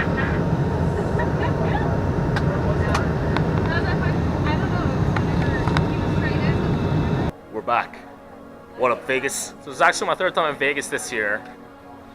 This time's a little different because now I'm 21, so that should make this trip more interesting. I'm actually attending a program for 1 week to learn better social skills and networking skills. Because like I talked about in my other videos, I want high quality women and men in my life, and decided to make the investment and learn. And you know, you're in Las Vegas airport when people like just like afraid to be honest. I mean, like they'll always kind of like backwards rationalize. For example, like now the opening. I'm not saying like is, but like I've seen a lot of guys like go open. They're not cute enough. They're not hot enough. Maybe that's true to a certain degree, but I've told some wings to go open some really cute ass girl, but they're not open. Doesn't matter what your type is. Like that was a cute ass girl, but you didn't open. So that's like you were afraid, like you were scared. So you gotta be honest. Like that's a number of things. So many guys like they have an ego, like so they're like so afraid to like actually admit that. Like table game, they're like, oh that's not for me, bro. I think you're just afraid of opening tables. Yeah. Or like being around like more than like one or two people. You know what I'm saying? Because like some guys they can only like open like do the jaws open like one or two girls. and they can't like talk in social settings, in a group setting. Like a lot of PUAs can't do that. Like they're socially awkward and not calibrated. So it's like, no, you got to be honest with yourself. Like I think you're afraid of being in a social situation. Yeah. I mean, anytime you don't do something, you're always rationalizing. That's true. Like anytime, it's like, I can't even think of it. Like, it's like I feel like it's very hard to like be in a situation where you legitimately don't choose to do something for like the right reason. It's like it'll always be a rationalization. It's like when you say you don't have time. It's like, no, when you say you don't have time, you're saying you don't have time for that. Yeah. Like, you always have time. What you mean you don't have time? And like, this is like what I tell myself, right? Because I'm guilty of this too. So you keep telling me to read a ration mail. I'm like, oh, maybe I'll give it a peep. I don't. It's like, you know? So it's like, I gotta be honest with myself. It'll help me, for sure. But also, like, I'm like thinking in the back of my mind, I'm being lazy. Another thing is like being aware of like your blind spots. Yeah. It's hard though. It's hard. That's why you need to have like really like amazing people around you to see that. That's what I realized for immersion. If it weren't for immersion, I wouldn't have known that like I should go for polls and like breaking reports like earlier. I would just like dick around. Even if I'm writing for reports, right? You always have to have like really like aware people like watching you. And like help you, and like vice versa. Yeah, super key. Also, like, because what you said just now about like being honest with yourself, like that's one of the big things that I learned this past year. Is that if you're is exactly what you said. If you don't have time for something, that means you like. If you say you don't have time, it means you're saying you don't have time for that. Exactly. Like, I realized that because there are certain things that I'm like, I think I prioritize them in my mind. Like, you know how like there are certain things you're like, oh, this is important to me. Say like in my mind, I'm like, oh, calling my mom is important. And that's what I think. But I don't do it. It doesn't mean that I didn't have time to not call my mom, It's it not means that, prioritizing it. yeah, it just means that I'm not prioritizing it. And it means that when I say I'm prioritizing it, I'm lying to myself. Exactly. Because if it was actually a priority, you'd actually do it. And that was so crazy to me to realize that. Because I was like, holy fuck. Instead of like thinking about what you prioritize, to know what your priorities are, instead of like thinking about what your priorities are, you should just look at your past behavior of the past week and look at what you've actually done. And that will actually show you what your actual priorities are. That's so true. Like immersion, okay, like immersion's a little tough, right? Because like you have to, especially in Vegas, if you really want to hammer it out, you're up to like 8, 10 in the morning. That was for me. Like every night I was up to like 8, 10 in the morning. And then like we'll have to get up at like, we have debrief at 5 p.m., like 4 or 5. And like it was kind of hard for me because like I would have to like get like fast really fast, get some food, then head up to debrief. Sometimes I don't want to go to debrief, then I'm like, then I'd be like, oh no, like I'm tired, I'll just try to field report. But then I wake the fuck up, I'm like, I slap myself in the face, I'm like, no bro, what the fuck are you doing? You need this. Then like you prioritize it again, and like you show up to the things you need to, even though I'm like underslept, underfed. Like I was like dehydrated, underfed, underslept the entire week. But I'm like, I just still showed up because I'm like, yo, I love doing this, I need this, and I made a commitment to come all the way to Vegas to here for this. So it's like, okay, I prioritize it, I gotta do it. So it's like sleep, food, water, game. More important. Yeah. My workout, I was actually pretty good. The dumbbells actually fit my weight pretty good. Did a lot of dumbbell exercises, more mobility, the thing with me is like I have a lot of imbalances in my bodies. Like my pecs aren't even, my shoulders aren't even, my traps aren't even. So that was actually really good. Now we're about to go meet with the myth, the legend, feminist reveals shocking truth of a pickup artist seminar. If you're watching this, you probably don't know who she is. I have a feeling you're gonna like her though. So we're gonna go meet her up. We're gonna get some Japanese food. Let's get it. So my cell service is fucking up and so is my Wi-Fi, so I can't get Uber or Lyft. So I'm gonna walk over to the fucking Flamingo. I'm so mad right now. It's like, I'm one of those people that hate being late, but it's always late. So I'll try to get there. Spinny, see you soon. Okay. Don't embarrass me. Okay. We're over here with aka feminists who reveal the shocking truth about pickup artist seminar. So I'm gonna, if you're watching this right now, you may not know. So I'm gonna link the link to the video in the description box. But like, do you just want to like quickly tell about what your video is about? Like, what is it about, dude? Feminist Reveal Shock and Truth About Pickup Artist seminar is exploring the journey of a 21-year-old woman who attends a pickup artist seminar. Get up now! Get up! Essentially, you have social conditioning and is pumping you with consumer mentalities and greed and insecurity and a lot of low vibration energy day in and day out. And you're feeling this as you kind of go around in your life, right? So you've got this always coming at you all the time. And we basically become who we hang out with. Like, imagine everything went fucking wrong. Imagine you died. Which is all men, and how I invaded their privacy and went in and partook in these really amazing activities from the company Real Social Dynamics. And it's all in my video, and that's why you should definitely check it out. And it's super controversial, and I was the only woman there. And I talk about how potentially hostile it was, or how maybe it wasn't hostile. And it was actually just really amazing. And not only that, I reveal my hairy armpit, because I am that kind of feminist. And I did go to that event. Ultimately, I love men, and I want the best for men. Indeed. And women. So that's how we met, actually. Yeah. She was the only girl there. True. And yeah, that's how we met. Like, a lot of people went to some of the business conference, but like it was actually a really interesting pickup artist seminar, right?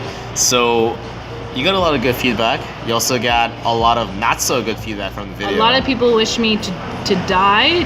They want my death. They want my death. They want my severe death and my suffering. What I talk about hate and how I feel about hate. Yeah. You want me to, okay, so let's do this. Okay, so basically I was telling my friend Brian here about how I feel of the hate and the polarizing effect of my video. My video is like, you either love it or you fucking hate it. And for the most part, it's hate because the community I'm talking about is super niche. So the people that do love the community, it's small and few, but then there are the other people that are like, fuck you, girl, you suck. To say the least. To say the least. So, like, we're talking hateful comments, not just like, you suck, but like, we're talking like people investing paragraphs. Like, probably if I wrote paragraphs, it would take me to those lengths, it would take me 15 minutes. So I got love, and it was cool, like maybe like a sentence or like a paragraph, like, girl, like, this video is great, you made me cry, thank you for the inspiration. But I also got a lot of hate, and like, we're talking really dark hate down the rabbit hole of evil. And for a while that fucked me up when I first posted this video. Like, it kind of got in my head, like, oh man, these comments are so, like, I don't know what to do. Like, every day I feel insecure. But after some time, I was playing with the idea of like positive comments and negative comments, and how I don't take either or at a certain point to heart. Like, the positive comments don't make me feel any better or worse than like the negative comments. I sort of saw them as the same thing. And at the end of the day, I saw it as like, these are just people like you and I, people like you, who are taking time to, even right now, 3 minutes into this clip right now, taking time to invest and watch this video, to watch my video, to respond to my other video, Feminist Reveal Shock and Truth About Pickup Artist Seminar, and express that maybe you fucking hate me. But you know how I feel about that? I feel like in a weird way, you love me. Because you took the time to love me so much that in like 7 paragraphs you wrote about how much pain you want me to experience and how I should change my perspective. But in doing that, in a weird way, you love me. Like, you're so concerned for me. You think that I'm so off out of my mind. You're so concerned that you would invest the time to hate me because you think in a way that's gonna help me, and thus you actually love me. So my whole opinion of haters is like, what is a hater? Everyone's always saying, fuck the haters, fuck the haters. I don't believe in fuck the haters. I think it's all love, not in a completely delusional, naive way, but it's like, you're all people investing in me and giving me feedback. And for that, all I could say is, I love you too. You knew what that video was coming, like what kind of shitstorm was coming your way. Yeah. And like, sometimes it gets intimidating in life when you're first starting, when you want to do something, there's this mental blockages, right? There's this hurdles, like you want to get over them, but you can't. So like, what made you publish the video? What made you like click send? Because it took you a while though, but you finally click publish. So what was going through your mind? Like, what helped you? So we talked about this earlier, and I think the best way to frame it, and the way I like to frame it, is like, if you have something special and unique and a voice that's not quite heard of, quite out there, something that's not been put out there, and you have that and you're holding that back from the world because of fear of hate or even the fear of success, the fear of like getting tons of love, believe it or not, that is a valid fear. If you're holding back your voice, putting your work out there, you are being completely selfish. The biggest struggle I have right now is the fact that my internet connection and my cellular service is absolute shit. I don't know, but for some reason, like Las Vegas, I've been having trouble all day. So like the biggest thing is getting Uber rides and Lyft rides. But we'll try to figure this out, and we're gonna get some food. Then I got orientation later, so follow me along. Let's go. I'm stuck in an elevator. I've never had this happen in my life. Oh my god. My Uber driver is probably so mad at me right now. Oh lord. Well, this is how we go out. Hello? Sorry, elevator? Elevator, Okay, yes? I'll send somebody over. Okay. Bye. Oh my god. Look at that. Appreciate it, man. Much love. Thanks, guys. You guys alright? Yeah, alive. So right there, it's a Paris. Eiffel Tower right there. We're at the Paris. Right across from, I believe that's the Bellagio. We'll be having lunch right here. So let's go in.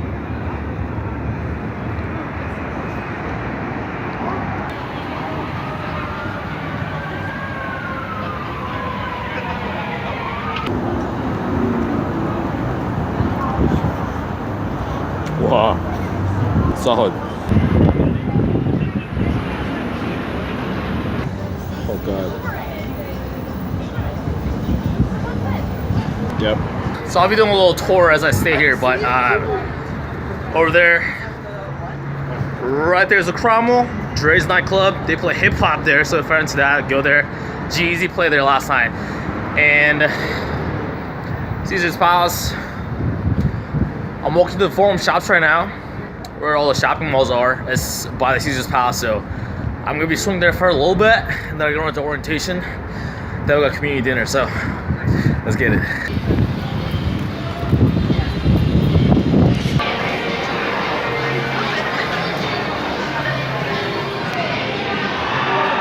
So the Vegas Immersion program technically starts on a Sunday. Now that is the first day of the program, and the concierge comes out of the training facility and leads the new students into the training facility where we go over our skill level, things we need to improve on, and our goals for the immersion duration. And after the orientation, there's a community dinner where we go to the restaurant right next to the training facility, and we network with the previous students, because in immersion you can either choose to go for 1 week, 2 weeks, 3 weeks, or a month. I've seen some students even do it for 3 months. So you'll bump into people in different stages of their immersion program. And after their dinner, we meet outside of the designated club, where we meet with our assistant coach. And here's where it gets interesting. Day one of the Vegas Immersion program, the first drill that the coaches will give you is the 50 open drill. Now the 50 open drill is very intense. Basically what you do is you do rapid fire, quick fire opens as soon as you get into the venue. So basically just compliments, quick observational openers, then you bounce that immediately to the next set. There's no time in between interactions. Literally you're like, hey, I totally love your shoes, keep it up. I love the way you wear the dress, keep it up. You're going from interaction to interaction for 50 sets in a row.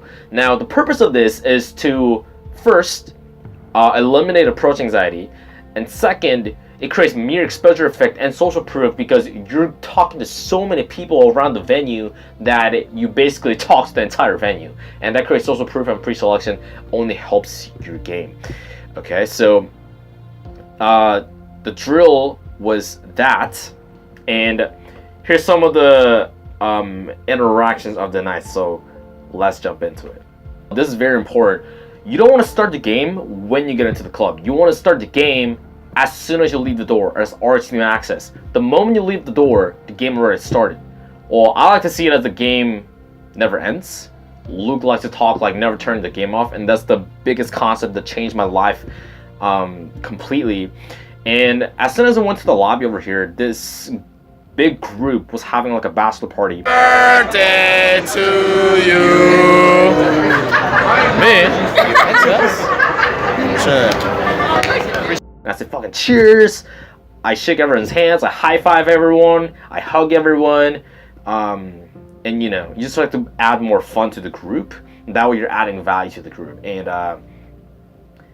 you know, that's a good way to get in momentum before even you enter the club.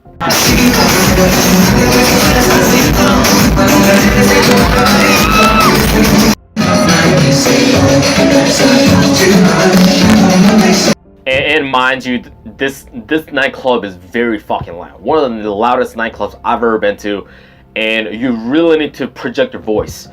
I have a couple of videos on that. I'll link in the description box and on the card right here. And you really need to get up close with the people right here. And as you can see, you know, I'm doing my 50 open drill, talking to different people. And the reason why I Snapchat video my night is to put other girls in my social media. That way when other girls see that, it creates pre-selection where other girls see that and you're with other girls or doing cool stuff, and it creates more traction. It's basically like a funnel system where it's not just like compared to the business, it's not just you're just like cold calling 101 or door knocking 101, but you're putting them all on your landing page, on your traffic, and that's just a better chance to do the game. Right into one of my favorite porn stars, Nicola Chia at Fashion Show Mall. It was the funniest thing ever. She's really fucking tall. Let's get to the training. So this is the first official day of the training. In the Vegas Immersion program, you get 3 trainings per week. On each Monday, it is led by assistant coach / concierge, and on Tuesdays and Wednesdays are led by Luke. So this day, that was Monday, so it's led by the concierge. We briefly ran over things like brick and rapport, text game, setting up dates, relationship management. The biggest thing I learned here, I always struggled with falling into boyfriend material because I just, you know, the nice guy syndrome. You just gotta come to the realization that there's a difference between being nice and having boundaries, or being a dick and having boundaries rather, right? So you can be nice, but you still gotta have boundaries, or else people will walk all over you. Same thing with relationship management. Relationship management, especially, you need to have boundaries. So one thing the concierge pointed out, that if you fall into boyfriend material and you fall into scarcity, you just simply need to talk to more girls. And you simply can't have an abundance mentality if you don't have an abundance reality. Luke talks a lot about that, where you simply can have a mindset, you gotta have the reality, like the tangible thing. I'm pretty exhausted. I closed at around 8 a.m. and by the time I was done and got home and wrote my field report and posted in the inner circle, it was about noon. So by the time I went to bed, it was like noon 30, like 1-ish. And you always, despite how tired you are, you always want to be writing your field reports. Like before you go to bed, fucking do it. Because by the time you get up, you're going to figure out a lot of information and you're going to be tired, you're going to make excuses. So do it right away, because only way to track your progress is to write it down. And if you track your progress, that's the only way to improve things. If it can't be measured, you can't improve it. So I always, like, even if I talk to one girl in a day, I'll still write her field report in that particular set. After that, I just got a quick snooze in, shower, put on my blazer, rush over to the debrief session. And here's one thing you need to know. Always eat either before or during the debrief session. Because if you don't, you won't have time to eat until the next morning. Because after the debrief session, you go straight to training. After training, you go straight to the field. And as you know, no night ends before 3 a.m. And you're going to be out in the field for a long time. And you're not going to be efficient if you're hungry. So grab food on the way, and you can eat during your debrief session. There's like food places all around the place. So definitely grab food. Drinking this Red Bull on an empty stomach. I'm still fasted. It's around like 6 p.m. right now. So I got my Greek food over here, then getting more crepes. What a debrief session is comprised of one assistant coach and a group of students. It's usually a small group. And what it is you go over sticking points, things that work, your successes and failures, and realizations from the previous night, and you can ask your coaches. Before you go into the debrief session, come up with questions to drill your coach. And this is really important. You pay your hard-earned money. Make the best out of it. So you ask your questions from the night before to the coach. The coach gives you feedback and answers, and so does your peers. And it's an amazing opportunity. And don't skip your debrief session. I see so many guys not showing up to debrief sessions, not showing up to day game sessions, not showing up to night game sessions, not showing up to training. I'm like, bro, like, you paid your hard-earned money for this. Like, show up to everything and show up 10 minutes before and network with the coach. Get to know the coach, get to know your students, because this is going to be a lifelong relationship. That's fucking awesome. After that, we went straight to the training facility where we had our training led by Luke. Yeah, your Texan accent came out a little there too, right? You look like you know how to push mower, girl. Sweet, go for it. There were so many things that was discussed in this one training. It's so value packed. It's insane that I want to make a separate video. But we'll be talking about one concept. This training led by Luke is supposed to last 3 hours. However, Luke always goes overboard, so this time you'll either go like 4 or 5 hours, like right before we're supposed to go to the club. Usually like a concierge or like assistant coach will come in and is like, yo, Luke, students gotta go to the club. So it's pretty funny, but Luke loves talking about game, which is awesome. He will usually lead the training customized and tailored to each group. So the training Luke will give to my group won't be the same as what he gives to your group, which is awesome. It's more like a Q&A session, and it's incredible. You can ask him like questions like personally that is not on the YouTube videos. That's not a free tour, not even at hot seat. You can just ask him, like, drill him with questions, and it was just fucking mind-blowing as it went beyond game. This night was very unique because this one popular club is shut down for the night, and it was this one other club that was only open this entire night. I think it was just one club or two clubs, but that we knew that there was going to be a lot of people, and it may have been a problem for us to get in because, more people going in, it's going to be more difficult to get into the club. So Luke gave us some couple ideas where he calls it how he blegs his way in to different venues.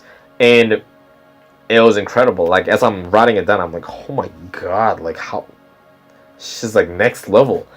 So, and he gave us different ideas that we could play with. Once we got to the club, it was mind-blowing. Like, the line was so long. I've never seen a Las Vegas nightclub line be that long, like, ever. And, people are just waiting. Some guys are trying to, like, tip the bouncers, and, like, they're not even taking the tip. Like, some people, they can't even get in while waiting or paying money. So at that point, I realized, I'm like, okay, I'm not going to order in the line. What I'm going to do is, I'm going to bullshit my way in. And there are different ways to do this. What I did was I saw there's a general admission line and there's a table line. Most Las Vegas nightclubs are like this. And I saw a small group going into the table line. For some reason, the table line wasn't that crowded. And I walked up to them and I broke rapport and I befriended the entire group. And they liked me. They're like, hey, you're funny. You're awesome. Come in with us. So, as they were like checking their name and like they're going to enter the club, the door guy opens the velvet rope, all of us go in.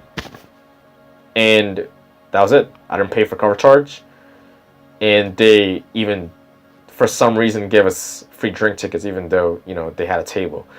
Table game. What is table game? Table game, as opposed to regular hardcore cold approach pickup, is when you meet the most attractive women and the most successful individuals within the nightclub setting in the VIP section of the venue. So why table game? Why should I even care? You see, the most attractive women and the most successful individuals are not hanging out on the dance floor. They're not at the bar doing shots. They are behind velvet ropes. They are within the exclusive $30,000 table that they can't even keep after the night. So this is a reason why, if you want to really step up your game in terms of your dating and social and networking life, you want to be getting into those areas. Now, For most people, they can't get access to these areas because you have to pay for it, or you need to know people who have access to these table areas, usually a VIP host, or really attractive women, perhaps models, DJs, athletes. Now, it is very important to increase your social status and your wealth and your overall life to a certain point where you can actually, it's not weird for you to be in this area, but in the meantime, we're going to help you how to get into these areas without even being high status yourself, without even having all that money or you knowing all these models yourself. Now, that being said, how do you do the table game? And this is a strategy that I learned from one of the assistant coaches at Vegas Immersion, and this is an amazing strategy. Now, when it comes to table game, there's two main ways to go about this. One way is you go up to table where it's a mixed group. There are guys and there are a lot of attractive women. Or you can go up to tables where there are only guys hanging out. Now, if you go into a nightclub, you can actually commonly spot these out where there are tables where like guys and girls are partying, and there are tables where just guys are just chilling. Now, most males, all males, want to get laid. So this when value arbitrage comes into place. Value arbitrage basically is you connect what someone has and what another person has, and you combine their needs together. That way you become the connector and you get the value of that exchange. So in terms of table game, what you do is you start walking to the table, you spot the most friendly looking guy in the entire group, and you go up to him, make friends with him, and you bring girls to that table.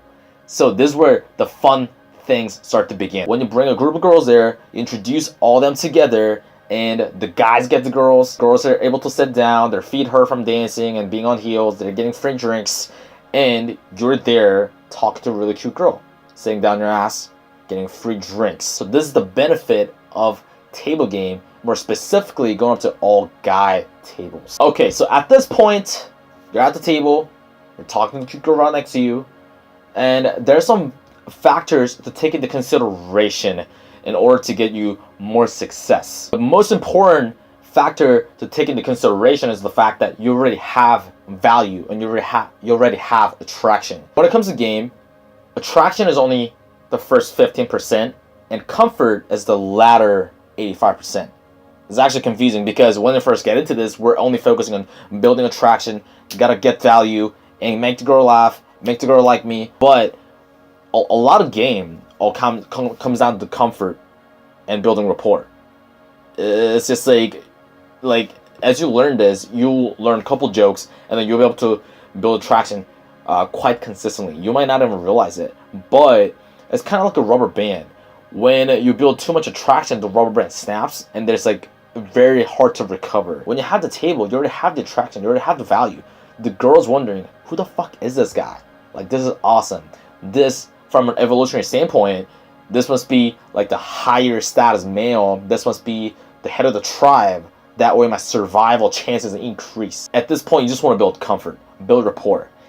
So some of the things you could do is ask her about her childhood, ask her about her passions, ask her about her family, ask her about the last time she cried. Like, get into the deep stuff and get to know her. Once you build comfort and once you build more rapport, then it's very easy for you to leave the club together and take the girl home or meet the girl in the future. First and foremost, there's no difference between day game and night game. Absolutely none. Talking to girls when the sun is up and when the sun is down is the exact same. What does matter is the intensity of the environment you're in at that specific time. So let's say the sun is up, you're talking to a girl in the library.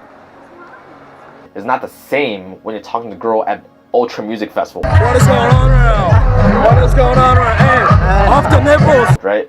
So you want to be very cautious of this. That being said, when you're meeting girls at, let's say, a setting like the mall, you want to keep a couple things in mind. The fact of the matter is, if you don't have the social awareness or the skill set to make a girl feel comfortable talking to you and spending time with you, then you're simply shooting yourself in the foot. So why build comfort? Why? Well, here's the thing. You going up to the girl itself is a breaking rapport. What is a breaking rapport? Well, a breaking rapport is an umbrella category of sparking attraction. And when you spark attraction, the comfort level goes down. Conversely, when the comfort level goes up, attraction level goes down. It's kind of like a seesaw. With the exception of a couple things, a lot of times when you're going up to talking to the girl, it'll spark attraction, in turn lowering the comfort level. So you want to be very cautious of this and be very aware of how comfortable the girl is feeling in that moment. If the girl is simply not comfortable in talking to you or spending time with you, then even if she likes you, even if she is attracted to you, she's simply just gonna walk away and you're never gonna see her ever again. That's why we need to know how to see if the girls feel comfortable, why it's important to build comfort, and how to build comfort. So how do you tell if the girl's feeling comfortable with you or feeling uncomfortable with you? Some of the things you can tell is the girl's looking anxious, she's feeling nervous, she looks jumpy, she's doing the bobblehead, like just looking around like, is this a prank? Am I being filmed? Am I being watched by other people? Am I being judged? Do I look like a slut? These are some of the common things that you can sense. And when this happens, you want to build comfort immediately. So let's actually dive in to the 2 secrets of building comfort with a girl in a setting like the mall. So we're gonna talk about 2 techniques and 2 exercises you can implement right away. Fuck shit up. Let's go. The first one is compliance. You have her comply to one micro activity while spending time with you and talking with you. To give you an example, hey, you say something like, hey, let's move over here for a second so we don't get in people's ways. What this does is she's complying to the interaction and investing more into the interaction and the idea of talking with you and the idea of her spending time with you. Investment is one of the few things that builds comfort and attraction at the same time. So when you're building investment and compliance, then she's feeling more comfortable in the interaction, thus giving you and the girl more success and spending time with each other. Another thing you could do is, hey, hold this for a second, I gotta tie my shoes. Hey, hold my backpack for a little bit, I gotta check my phone. Then you move on forward from there. The second one is qualification. What qualification essentially is, you tell her, oh, as something you've noticed about her that she has worked for. This is the most important point here, that she's worked for. Not things that she was born with, like, hey, nice eyes. Like, she gets that all the time. Are you kidding me? And she's just not gonna feel special. She's just not gonna feel comfortable when you say those things. And a little bonus tip here, what you could do is something called cold reading. What cold reading is you quickly see what the girl's all about and something that you think like she's good at, something she does as a hobby, some of her favorite foods, so on and so forth. An example of a cold reading would be, you totally seem like the girl that loves Italian food. That's a cold reading. You totally seem like the girl that works out a lot. And in terms of qualification, what you can do here is, for an example, you notice that she's wearing gym clothes, she's coming back from the gym, and wow, do you work out a lot? That's awesome. Like, I love people who take care of themselves and improve themselves daily. Just on the qualification you can make, because she's worked for that. She wasn't born with it, but she's actually worked for it day in and day out. So what you saw in 2017 was when my life really started. Doing something crazy and scary, going up talking to strangers, getting into books, getting into entrepreneurship, working on my social skills and my communication skills, and developing my discipline, not knowing that this would somehow come in handy one day, many years later. So what happens next? Well, in 2018, I dropped out of college and tried to do this thing called make money online. So how did it go? Well,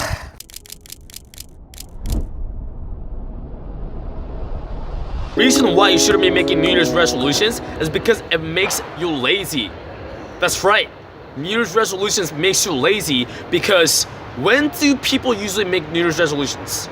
Towards like December? Some people get a head start and start in November because they're overachievers. Now, let's say you make your New Year's resolutions in December, like mid-December. For like the 2 or 3 weeks, what do? Nothing. Because you're waiting for January 1st to go to the gym or start a new YouTube channel or start your business. You're just fucking waiting and wasting time. You're procrastinating. Don't do that.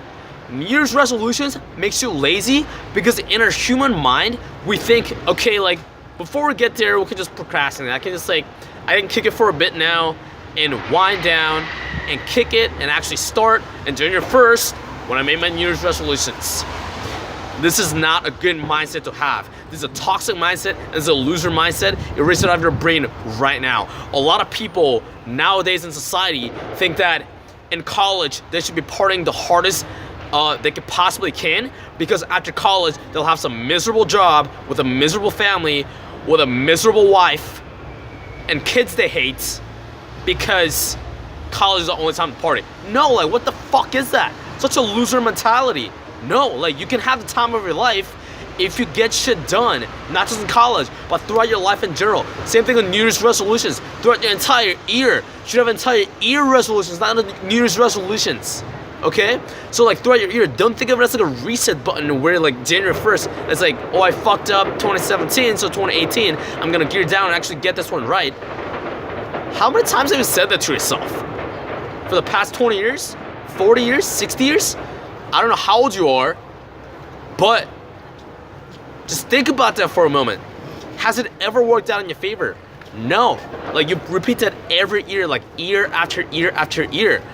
Because the reason why I said you become lazy, and once January 1st hits, you don't go for long. Now, the second reason why you should be making New Year's resolutions is because New Year's resolutions is based off of motivation, and motivation is only temporary. Now, don't get me wrong. It's not like motivation is bad. Motivation isn't bad at all, but now how people associate motivation is this like magical pill that'll shoot unicorns out of your ass and fix all your problems and yield you, like drag you to success. That's not how it works. Motivation is just an emotion. Just like happiness and sadness, it doesn't last for that long. In fact, motivation is that two-pump chump. Motivation is that two-pump chump who talks big about their dick game, but once in bed, they last for literally like 2 seconds. That's what motivation is.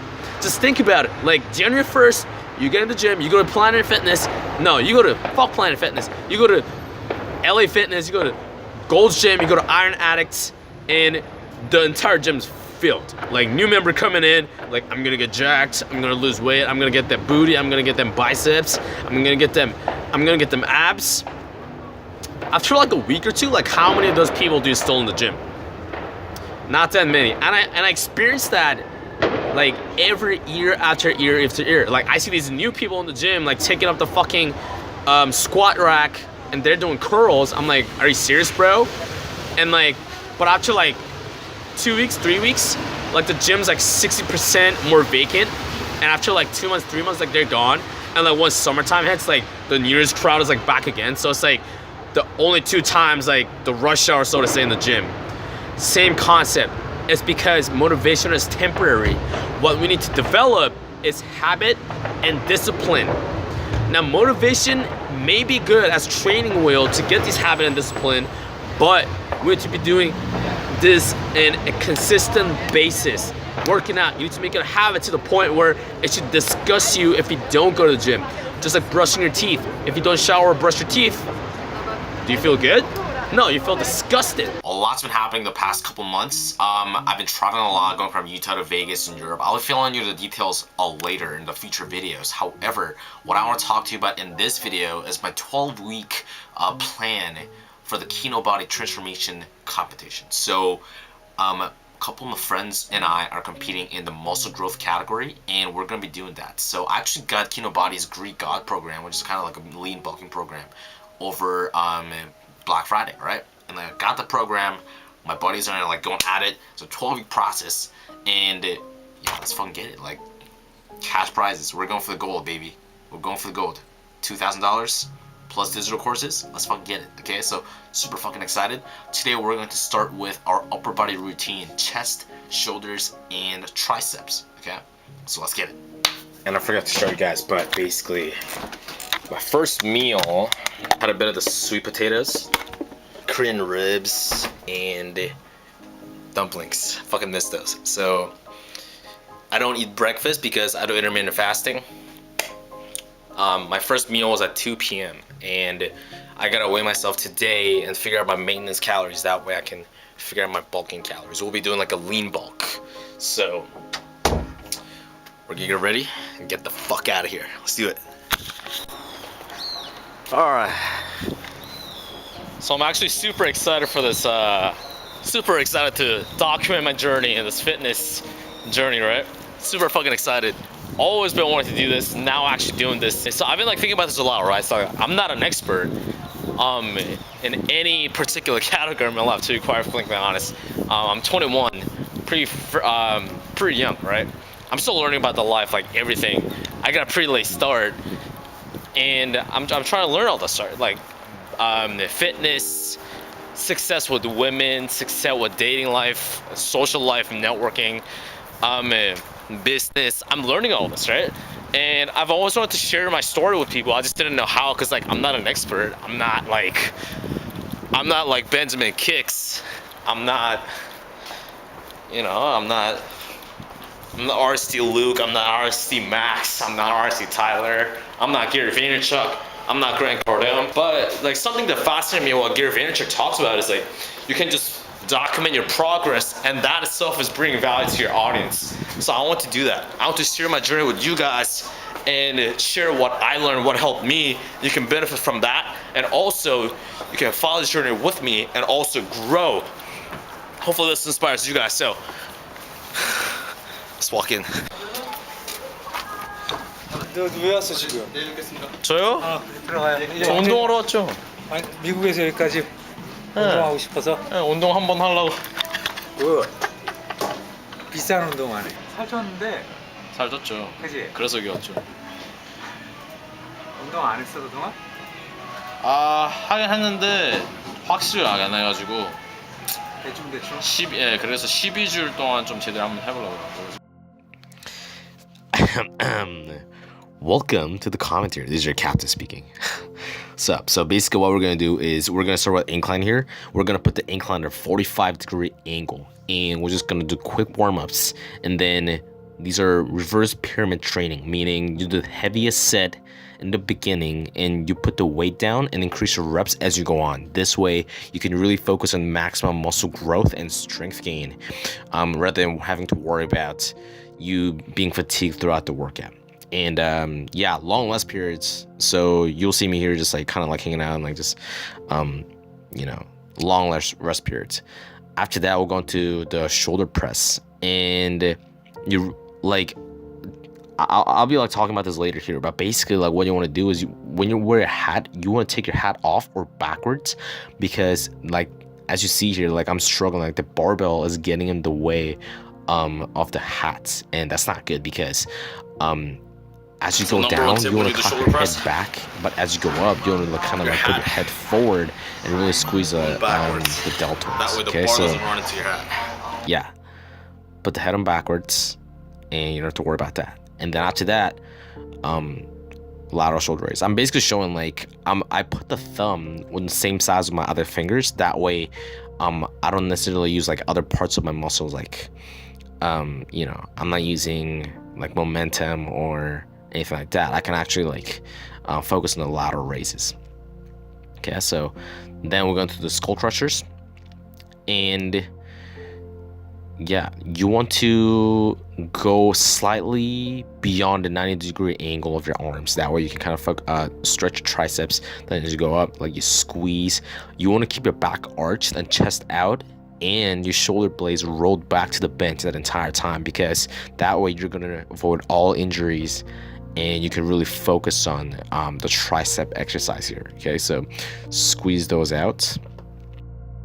Good morning, guys. So start our day 9:40 a.m. right now. So I've been awake since like 6 a.m. Still getting used to the time difference. I'll show you guys what I'm up to right now. This is gonna be my monthly or like my year-long plans right now. I'm just like filling these in. I'm part of this mastermind group, which is like an assimilation group of the original mastermind group of a billionaire named Dan Pena, and it's supposed to be like a $15,000 mentorship program, but me and these like 15 other guys, we're doing this assimilation group. It's like basically the same. We're modeling after that, but we're doing it for free. It's gonna be fucking amazing. We're gonna push each other, and I'm gonna show you some of the year-long goals, my monthly goals, and my weekly goals, and my daily goals right now. I'm calling mine the 2018 hit list. Okay, so basically year-long hit list. Let's zoom in here. So I made 10,000 subscribers on YouTube, 20,000 followers on Instagram. I started my business. I moved to Las Vegas. Weekly goals. I posted 3 videos on YouTube. I did 3 workouts. I read 1 book daily. Hit list. I made 1 post on Instagram. 90 comments on Instagram, 10 comments on YouTube. Always something to remember, say yes to every single opportunity every single day. Jump in, think about the details later. 10x your goals, 10x your effort. You're getting closer to death every second that goes by, so make it fucking count. You may have noticed that these goals are actually written down kind of weird, right? It's like past tense. It's as if I already completed them. The reason why is because the book I read from Grant Cardone is called the 10x rule, and if you like, I'm basically like doing anything that he's telling me to do from that book, which is basically you write it down as if you've accomplished them. I don't know the reason why. I think it's because it just gives you like this strength. My philosophy in life is basically copy after every single thing successful people do, then drop the things that don't work. So we're basically doing like copy Grant Cardone. I said 1 post on Instagram, 90 comments on YouTube, 10 comments on YouTube. I wrote down 10 comments, but I'm actually gonna go for 100 comments. The reason why is because let's say I make 10 comments on YouTube, which is reasonable, right? It's very realistic.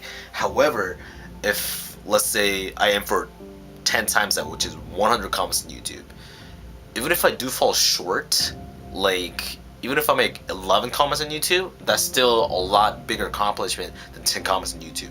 I'm most likely gonna go for like a lot more than 10 or 11. So that's my goal. If you have a sticking point, we're gonna try to like work you through it and tell you like some feedback.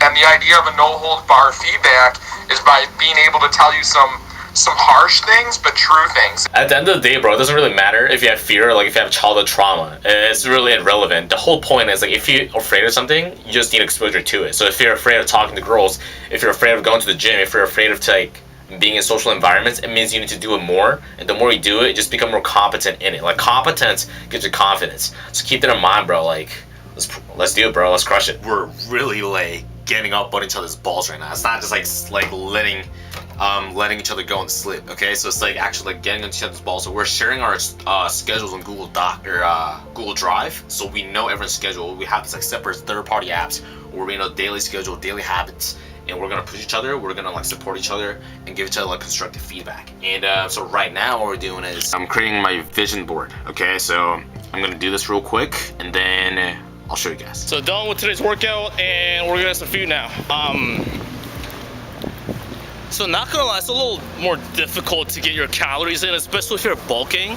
And that's why you gotta go with like calorically dense meals. You can't be having just chicken breasts and sweet potatoes and salad when you're bulking. You gotta get some size, and you gotta get your calories, and you gotta get your macros in. So what I recommend is either drink your calories, meaning like almond milk, protein shakes, or just calorically dense meals, like, you know, like quote-unquote bad foods, not like McDonald's or anything like that, but I'm just saying like chicken parmesan, or like eat out once in a while, or add some fat into it, like cashews. Those are really good. So that's a little tip for you. All right, I'm gonna show you guys what I'm trying. So, boom.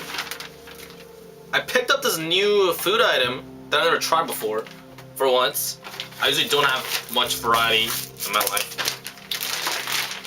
Interesting. So it's like bibimbap, which is like Korean traditional dish with like rice and different like vegetables and like beef and all those things in. But what you do is you put the soy sauce in. It's like a special type of soy sauce. And so I'm really interested in trying that. And boom, tuna kimbap. So for extra protein. So we're gonna down this, head to the meeting. So to get anything good in life, if you have a skill, actually teach it to other people. When you actually teach it to other people and tell them about what you learn and what you're applying, you actually become a teacher. And it's because you gotta step up. You're never ready until you say you're ready. You're never ready until you say you're ready. You actually gotta say, I believe I'm ready, know your worth, and teach it when you're ready. Like, stop making bullshit excuses like, oh, it's not the right time, it's not the right time. When I talk about both of them, urgency, life doesn't fucking wait. You could actually die right now. All I want to do is just get the hot girl to impress everybody and show her off and get their validation. Because it wasn't even her validation that I wanted. I want everyone else's validation. So I could have it on my arm and be like, yo, this, I got the hot girl. And now I've recentered my life to realize, like, okay, this is not. So what you want to do is, like, it doesn't have to be like relevant to the previous like sentence you said. You just want to like ask them questions about like, what do you do in your free time, where do you travel to, what do you do for fun, what are you passionate about, what books have you read, what movies do you like, what songs do you like listen to, what kind of food do you like? Do you like to cook? You ask them hobbies and things they're passionate about, and whatever they're passionate about, you try to build commonalities. And like once you build these commonalities, then it gives them another reason for them to see you again. That kind of like they rationalize it. So I'll give you an example. Right? So when I was a Vegas Emergent, I was at one of the strip clubs, and me and this stripper were just talking, and literally she and I were talking for like bro, we were like talking for like, I think 3 hours, like just sitting at the bar. I was gonna go home earlier, but I was talking all day. And the reason why was because we went to the same college. That gave us a commonality for us to like talk about that like endlessly. So you want to create commonalities, whatever it is, like common things are like hobbies, passions, cities you've traveled to, friends. We're on our way to Gangnam to meet up with my buddy Ryan. Let's go to Gangnam in 1, 2. 막으로 산 3원 산. 이거 먹었고 친구는 그 접시만. I forgot to record it, but Ryan at home had like 12 pieces of sushi, but I still have 700 calories more than I had to fill up to gain weight. So we're gonna find whichever cheap food we can find, and we'll go from there. It's cold as fuck outside. Still recording videos, and this is the coldest I've ever seen in Seoul, man. Jeez. But I'm super fucking happy I recorded the video. I've always wanted to record. Been working for a long time, and it's a passion of mine, and the video will be uploaded very shortly. So, recording some beautiful photos right now. See you soon. All right, so we made it to the gym. We're gonna start off with the chin-ups, and as you can see, my palms are facing me. And we're really gonna focus on the lat squeeze over here, okay? So we're gonna do a quick warm up, and instead of doing the belts, because I couldn't find the chains, I just decided to do it with the dumbbells between my legs. What I do is I cross my legs like my shin area. That way the dumbbell stays intact, okay? So I'm squeezing my lats to a point where my chest is like I think of it as my chest is going like upward towards the ceiling. That way I can like maximum muscle squeeze. And over here you can see, try to squeeze my muscle as much as possible. I dropped the weight, reverse pyramid training, and then we jumped off to the sumo deadlifts. I actually never done this exercise before. It felt actually really good for your quads, your hamstring, your glutes, and also like your lower back activation. It was actually really awesome. So what you want to do is you stick your chest out, and you arch your back the whole time. That way you minimize injury. So after that, we jumped off to the rear delt flies, and I really want to focus on this exercise because my rear delt is lacking, because the first year I worked out I never did any rear delt exercises, so they're really lacking. So I really want to focus on this, and you really want to like mind muscle connection is so key here, guys. Mind muscle connection is so key. So what like you want to focus on, put your entire focus on your rear delts the entire exercise, and think of it as like you're pulling with your elbows and not your hands, okay? So after that, we jumped off to the barbell curls. As you can see, I do not move like the upper part of my arms. They are like right by my side. All I'm doing is like squeeze the biceps, control the negatives, and then that was the workout. Okay, so thank you so much for tuning into the commentary. If this helped, please like, comment, subscribe to the channel. That helps the channel grow. And let's get back to the rest of the vlog. Let's do it. Alright. Holy shit, 66.2. I gotta eat more. In this video, I'll be talking to you about how I discovered the evil pickup community and how me hitting on girls crushed my crippling social anxiety and depression. Let's roll. So before we crack into this whole spiel of how I discovered this weird Call of Duty community and how me hitting on random girls crushed my social anxiety and depression, I'll tell a quick story about myself and who I am. If you're meeting for the first time today, my name is Brian Choi, and you may have seen my previous videos where I'm singing the national anthem in the subway, or me screaming at the top of my lungs in the middle of the street, or if you met a person, you might have seen me out in clubs, at social gatherings, or just in the random line of Starbucks where I'm just like chatting up with random people, cracking jokes with them, and in the surface layer, it may seem that I'm just like automatic social butterfly, and I'm definitely not. And I actually have to like force myself to do that. I'm actually an introvert at heart, And me growing up, I was actually socially anxious. And this may kind of come up as a surprise, but I grew up in a very sheltered Asian family, and I was the only child. I had minimal to no social exposure. And I remember growing up, I just didn't have any friends. I had no girlfriend. I was actually a virgin until I was 19. And I never kissed a girl before, up until that point. And I remember first time going to upstate New York, going to America for the first time, I was very confused. I see these like popular kids at school, and they're just cracking these jokes, these like stupid fart jokes, and these hot girls and like other guys who just like surround around them and just like absolutely be loving it. And I remember seeing from like an outsider perspective, I was very confused. I'm like, why? It's not even funny. And I remember having a lot of hatred, a lot of jealousy, a lot of negativity and pessimism built inside me because I was just really confused. I just didn't know how social dynamics worked. And it got to a certain point where I was getting no attention from people. Like, I was within a social circle setting. However, whenever we got to school events or go out to McDonald's and run into the girls at school, I'd get no attention. It was always my friends getting the attention, and no one really talked to me, no one really acknowledged me, and it was getting really frustrating, and it was getting really sad. And eventually, I got very sick of it. I remember waking up in the middle of the night at like 4 or 5 in the morning, and I just searched on Google, how to meet girls. How to meet girls. Unless you're as desperate as me, you don't search that in the internet, and I did. And what I found was really surprising. I found these prank videos where these goofy looking Asian guys would go up to these pretty girls at college campuses and get their numbers, crack jokes with them, and make friends with them and go on dates with them. To me, it broke my reality, the fact that you can go up to a stranger and start talking to them, let alone get their numbers and go on dates with them and like make them your girlfriend. That was really surprising.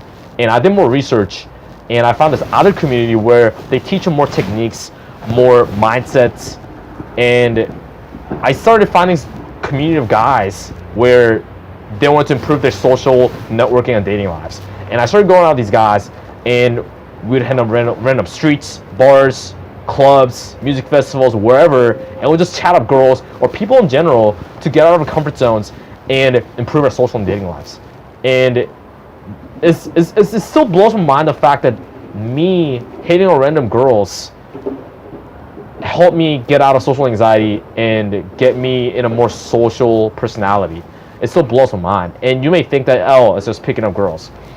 And you may think that way. However, when you get into this whole journey of personal development through dating and social lives, you learn a lot of different things, such as you need to increase your vocal tonality. You need to have more freedom of expression, more personality, and more leadership. And it's just a lot of things that you learn that you could have never thought of. And the reason why I wanted to make this video was to share this whole story about myself in the past year and a half. And I'm fairly new to this. I'm still learning about this whole thing. That's why I want to surround myself with really like-minded people. But I still want to share this video if I can inspire at least one person watching this, I'd be really fucking happy. I'd be super grateful of that. I'm the bully kid. I'm the socially inept kid. But I'm the kid who works through that and becomes. How about you be like, I actually am a social guy, but the world fucking told me I wasn't. But it's time for me to get out and own my power back. Good morning, welcome to today's vlog. Today we got a lower body workout routine going on, and yeah, I'm gonna show you what I'm up to right now. This is this week's vision board, okay? So I've broken down into 3 categories: women, men, and lifestyle. So let's go to the women's section. Physical characteristics: blonde, blue eyes, fit, works out, but is flexible with a gym schedule, doesn't do hardcore drugs. I know that's hard in LA and Vegas, but that's what I'm aiming for. Is social and friendly, knows how to talk to people, knows how to joke around, introduces me to other hot girls and successful guys, doesn't fucking bitch and complain. Men, goes to the gym so we can talk about fitness shit. Is business successful, his game successful, and he knows how to talk to people. And women, is non-judgmental, doesn't complain, introduced me to hot girls and other successful guys, radically honest, supportive and pushes me beyond limit, knows how to joke around, has cool hobbies. Ideally photographers, videographers, DJ, or different industry people. Lifestyle. I got a penthouse in Vegas and LA. I got a top floor in Wynn. 10 rooms, has a jacuzzi, has a trampoline. I have access to tables and private events around the city. I have a limo driver that way I don't have to fucking drive because I hate driving. I have an infinity pool with swan floaty, aka a lot of swan floaties. I have a chocolate fountain and I have a private jet. The reason why I'm making a vision board for every week is because I want to have a clear idea where I'm going. I want to have a crystal clear idea where I'm going. I want to know exactly where I'm going. Because if I just like work hard, where the fuck am I going? Like, what do I want in my life? So I want to be more clear, like each and every week that goes by. I want to update this. I want to be crystal clear. I posted this in my mastermind groups. I'm in 2 mastermind groups right now. One was with my closest friends in LA area. And the other one is around the world. It's like more serious, more accountability and action based.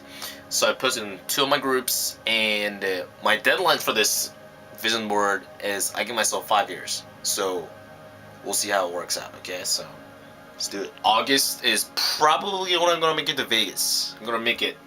You know, I'm gonna make it. I'm gonna make it. I'm gonna make it. We're making it work. August 5th.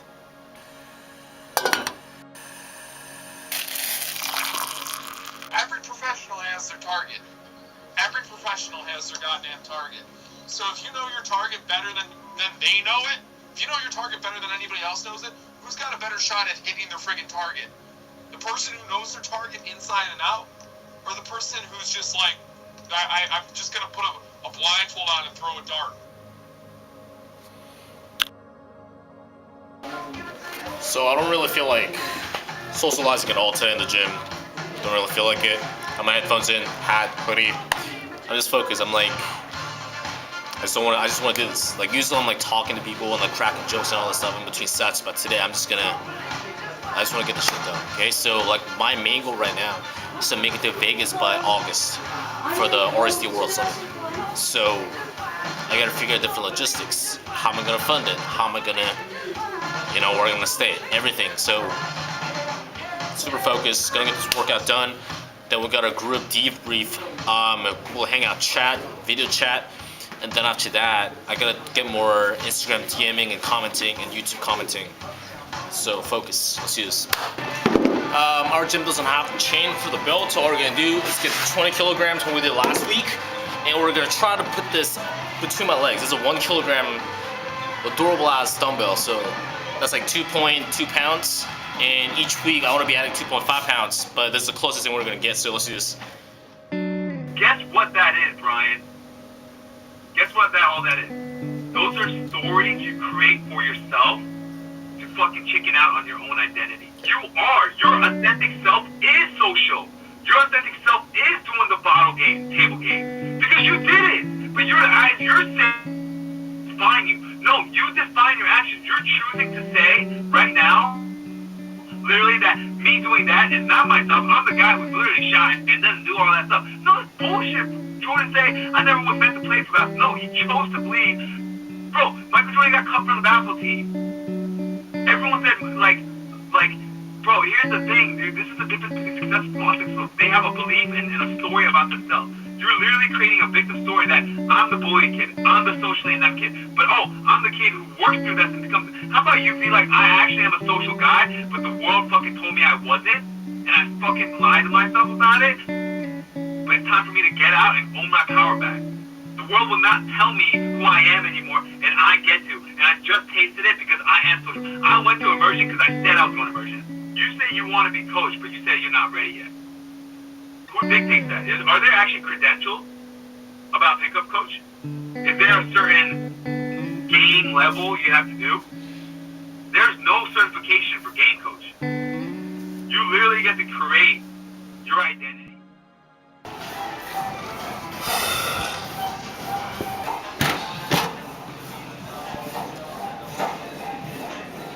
66.9, I gotta eat more. Fine, you could be the underdog, but why the fuck do you want to be underdog your whole life? Why can't you be a winner like the Patriots year after year after year? At some point, you gotta get out of your underdog mentality and be like, I was the one fat kid. I was one. No, now I'm a leader, and I can take a leadership position now. At some point, you gotta let your history go, because you use your story, right, Brian, to relate to people. But that's not who you are now. It's the story you do to relate to people. So by you, let's think into your vision of your pickup coach, right?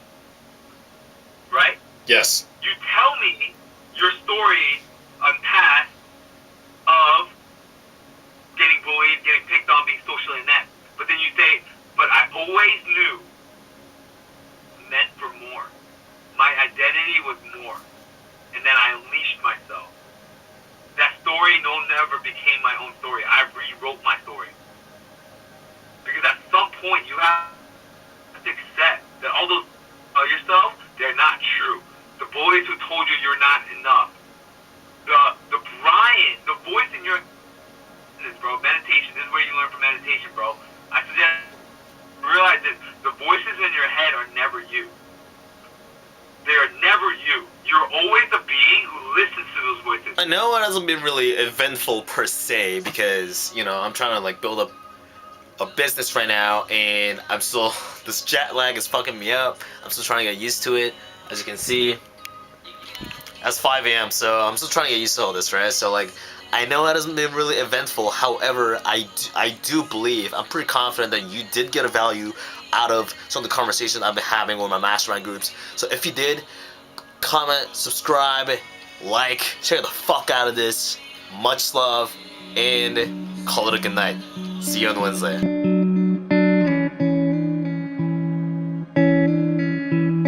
Made it to the gym. Since it was very cold outside, we're gonna do warm up. It's very important to warm your body up, especially because it's getting colder outside. We want to minimize injuries at all costs. Just warm up, stretch, start with an incline. We're micro loading the bar, but since we don't have the micro plates, we're gonna use these clips over here because one pair is 0.42 kilograms.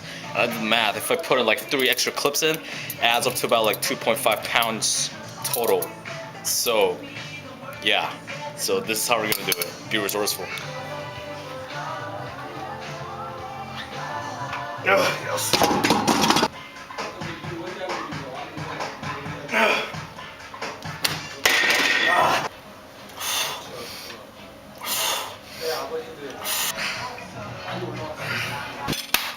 What up? Welcome to the first installment of Cooking with Choi. We got 2 pork cutlets over here. We're gonna put some sauce on that. 2 slices of cheese. We're gonna put some broccolis. We got some sweet potatoes over here. Got some fruits. So I'm gonna show you the end result. Let's do it.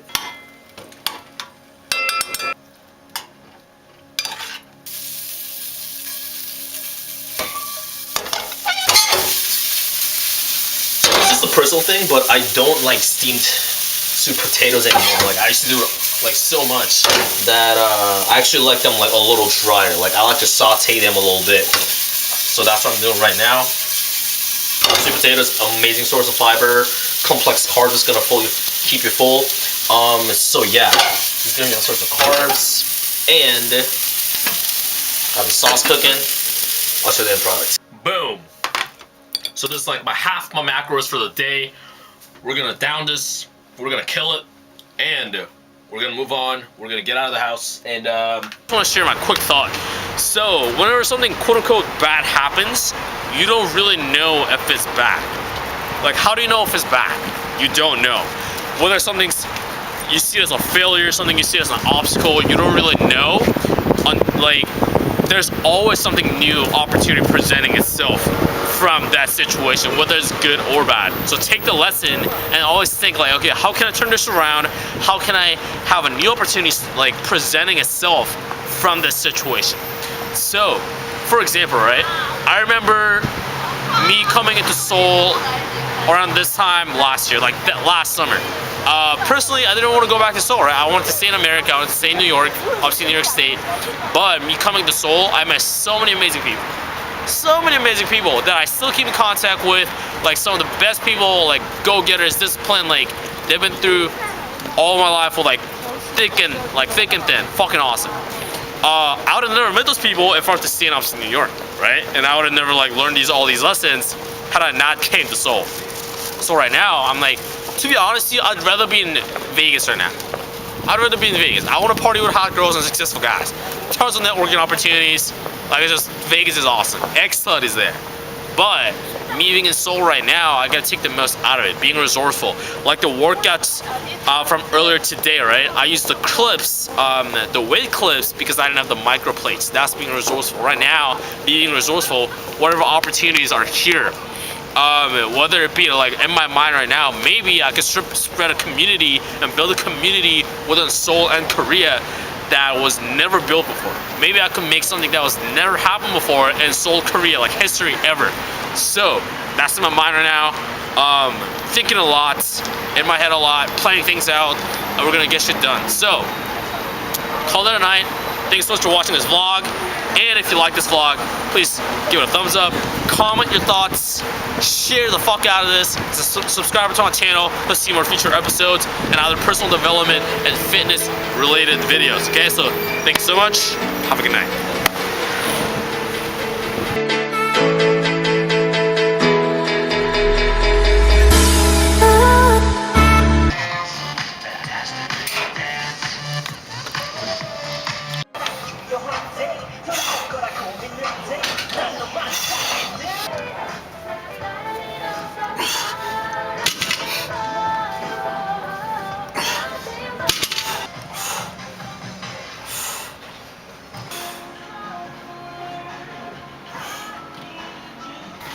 저 동영상 개선할 점이 있다면 가깝다는 거. 너무 가까워요? 그리고 컨텐츠상에서 약간 어때요? 어두워. 어두워요? 네. 좀 더 밝게 있어요. 선명하지가 않아. 그죠? 화면이 화질이 좀 선명하지가 않아. 오케이. 화질 좀 더 선명하게. 이렇게 지루하거나 그러진 않아요? 보면서? 일단 영화니까 내가 못 알아들어. 음악을 더 넣던가 아니면 너무 길다던가 너무 짧다던가 그런 거. 아니야, 괜찮아. 괜찮아. 받아드리겠습니다.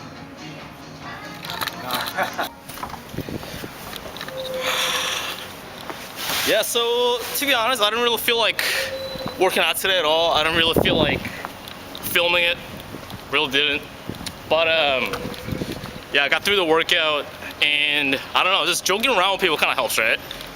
I was kind of not in the mood today. I was just like thinking a lot, still thinking about like how I'm going to, like I think I'm so fucking close in like making money online, right? Because that's what I want to do. Like I want to make money online, that way I can be location independent and travel to wherever I want to and still have my income. And I still want to help people, whatever it is. And I'm still trying to figure it out, right? Like watching a lot of webinars, watching a lot of courses, reading a lot of books. And I think I'm like so fucking close to how to figure this shit out. But like, I don't know, I'm still kind of stuck. So like, you know, I'm still thinking this out, but you know, eventually we'll figure it out. We'll be all good. So we're getting our first meal of the day and then whatever happens, happens, so. Like, I feel like there's a way, right? Like, I feel like there's a way to do this. I just, like all these books, they're cool. Like the 4-Hour Work Week, I don't know, like all these books I've read. I feel like I'm just so close right now. Like, they tell you that you can, but they don't tell you specific ways you can. And like a lot of these books are outdated, even though like most of the information is still relevant, but I'm just so frustrated that, and like all these webinars, like they tell you like a sneak bit of it, and like all they try to do is like upsell you shit. And I don't know, this free webinar I was watching last night was like Brandon Carter's online business webinar, and it's weird because like that webinar so far hasn't tried to sell me anything, and like I don't know, I was kind of mind blown, right? Like some of the information I took away from that. So like, I don't know, supposedly I'm supposed to get an email or like a call from Brandon Carter. Obviously I'm overseas, so I can't get a call, so he's probably going to email me. I don't know if he's gonna, I don't know if he's a scam, I don't know if I'm gonna be accepted. I don't know, but I don't know. In the meantime, I'm just trying to like figure this out. I didn't even feel like cooking today, so pick these up along the way. Kimbap and bulgogi rice. I don't know. Oh God, I've always wanted to like. It's weird because, like, me going to college, right? Like, the reason why I chose physical therapy as a major is because I didn't want to like sit down in like a desk job, even though like physical therapy, that's still kind of like a rat race, you know, but like you're not sitting, like you're like walking around, like communicating with athletes. And it's crazy because now like I don't want to go back to college. I really don't. I may have to, but I don't want to. And like all I want to do is travel around the world, teach people something, like self-development, social skills, pick up how to meet women, how to meet like successful entrepreneurs, all those things. I want to teach that. Right now in my mind, I just feel like I'm not good enough yet. Like I have some knowledge and I've seen some success, but that's my like self-limiting belief. And like this is probably completely irrelevant. Like I know I can still teach and I know I can still talk about it, still document my journey, but like I just feel like there's still a roadblock and I just don't know how to put my content out there, get my traffic. I don't know, like, I'm just thinking, right? How am I gonna like get myself out there? How am I going to get better at this? How am I going to, I don't know, a lot of things going on in my head.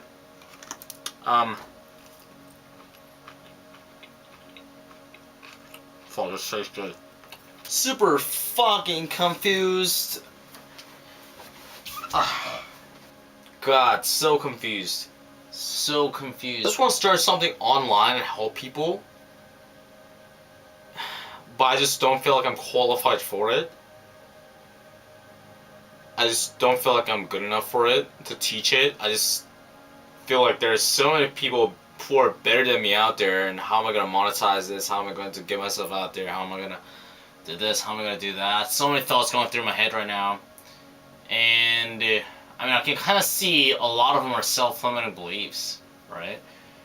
And I don't know. Like, I'm just going through these webinars, these YouTube videos, these books, and a lot of them are great, but they're just motivation shit. And at a certain point, like, okay, you can do it. Only thing stopping you is you. But, okay, where's the practical advice, right?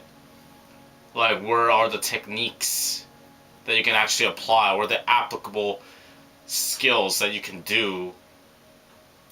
You know? And I understand. I guess, like, once you have a product, then you can kind of do it. But right now, I don't even have, like, a physical product that I can, like, kind of say it's my product. So I just texted one of the more successful guys I know in the city. And he has his own business.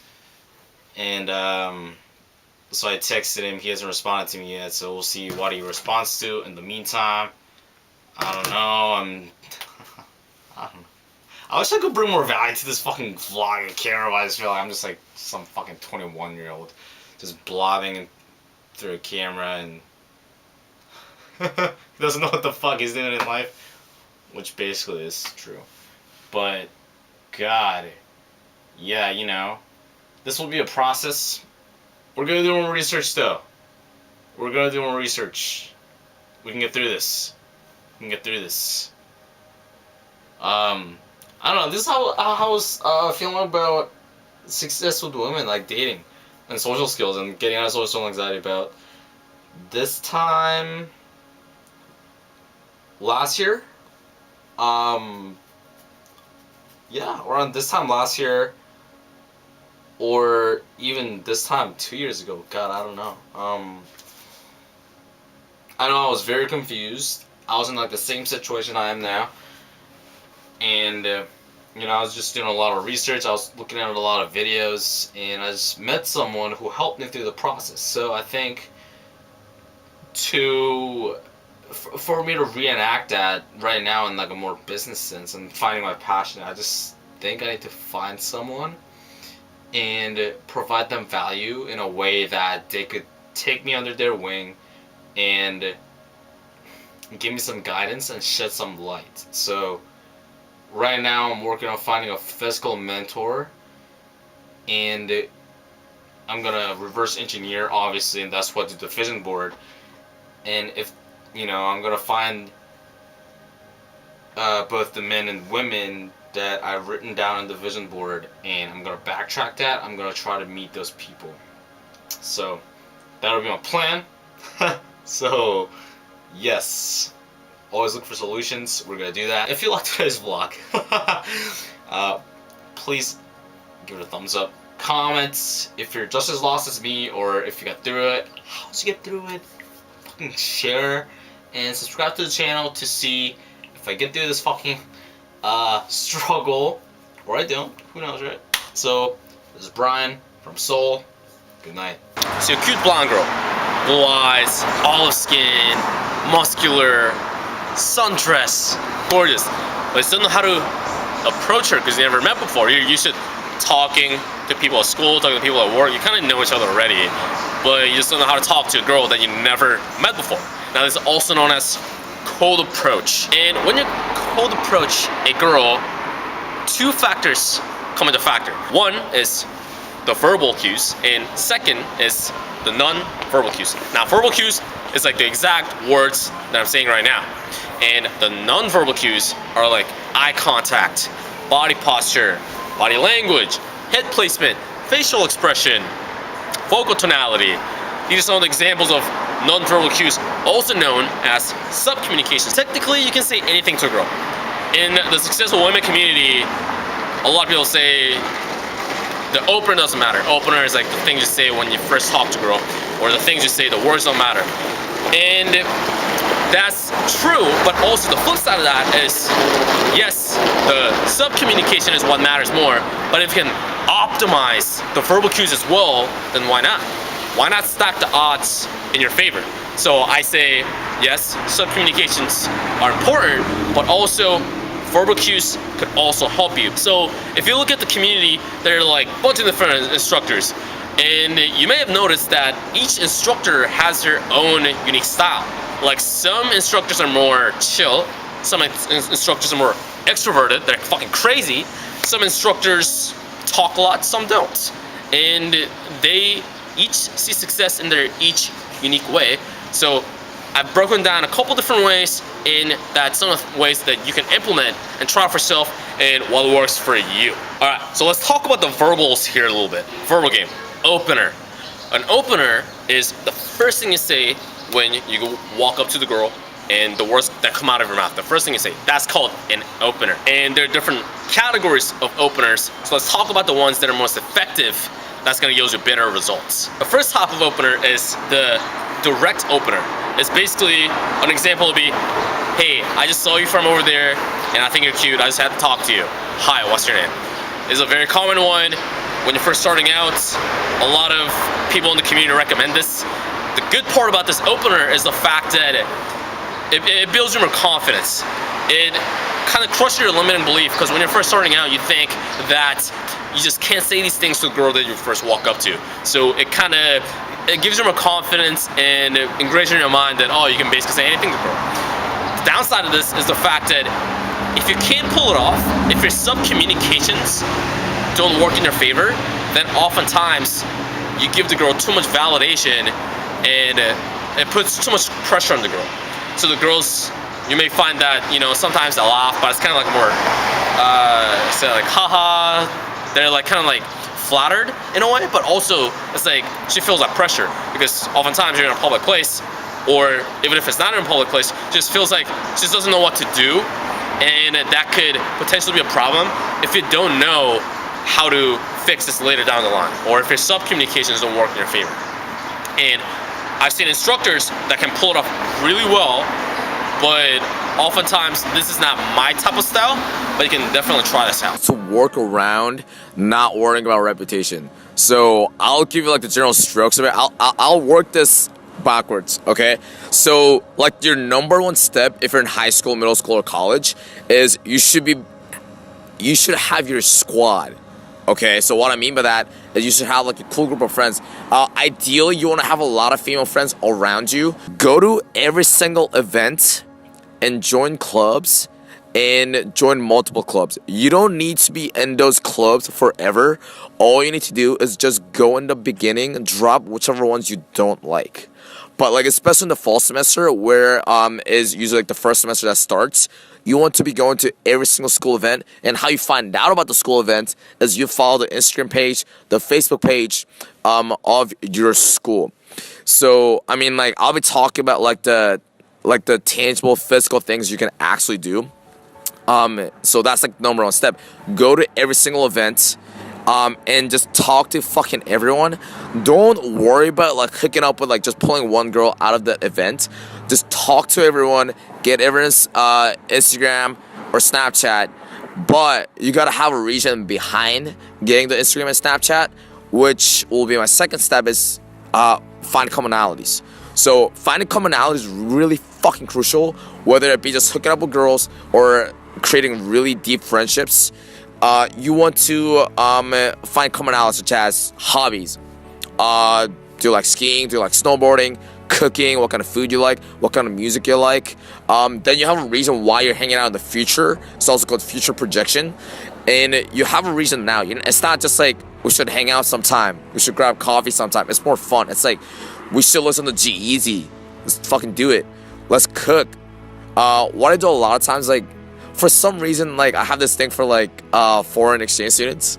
And I always have them cook me food of their mother country. So and the thing is, like, I'm genuinely curious also. Like, I'm genuinely curious about, like, other cultures. I fucking love traveling. And then, like, my favorite day twos are not going on coffee dates, but having the girl straight come to my dorm room and have the girl cook for me.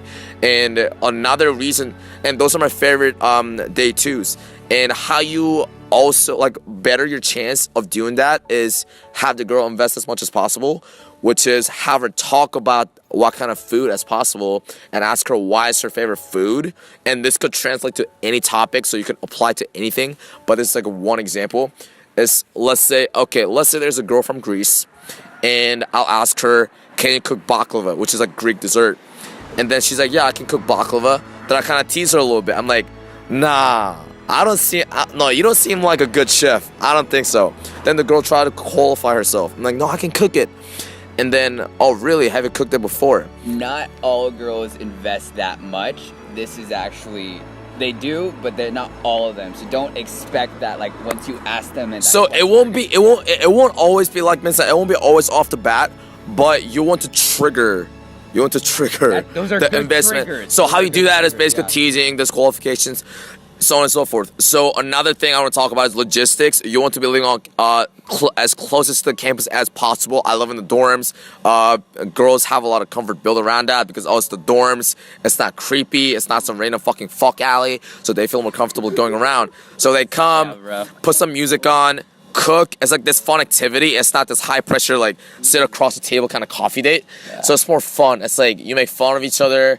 And then you just cook up some food and like you build comfort. Another thing about college, invite everyone to everything, and don't be fucking lazy. Like literally, like if you don't get lazy, like you just see your results like fucking skyrocket. Just invite everyone to everything. It doesn't even need to be your event. You don't even need to be going to these events. But if you want to pull, ideally, you'd be going to these events. So let's say, and I'm part of Greek Council and like I'm part of student government. So like I have a better awareness of these events and like I have a lot, like massive social proof and massive pre-selection by anyone can aiming like this. So basically you go to the school events, you already know all these people. If you don't, just talk to people and like girls will just think like you know all these people, so it doesn't fucking matter. Just high five.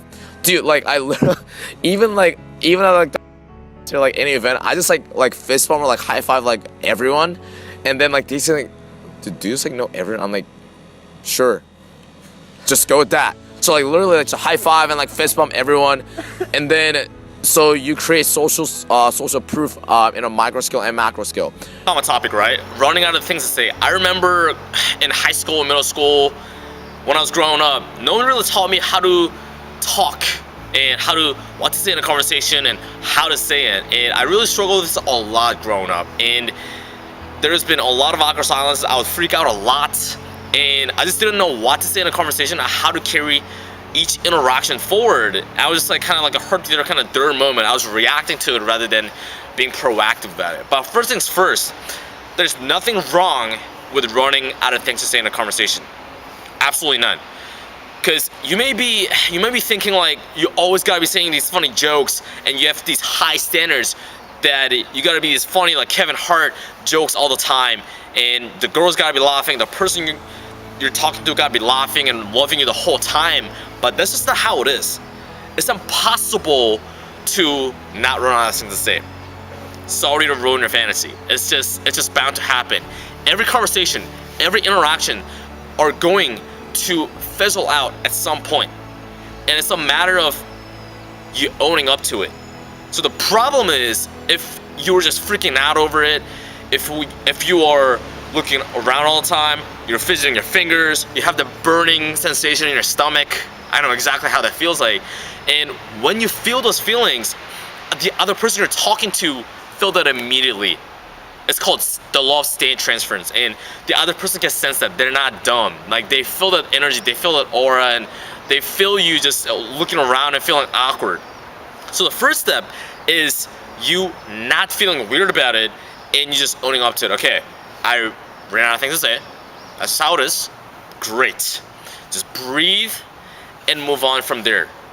So now let's talk about the 3 techniques. The number 1 step to not run out of things to say is the art of unfiltering yourself. So what do I mean by that? So when you're unfiltering yourself, you're lowering your standards of the words that are coming out of your mouth. You can literally talk about anything you want.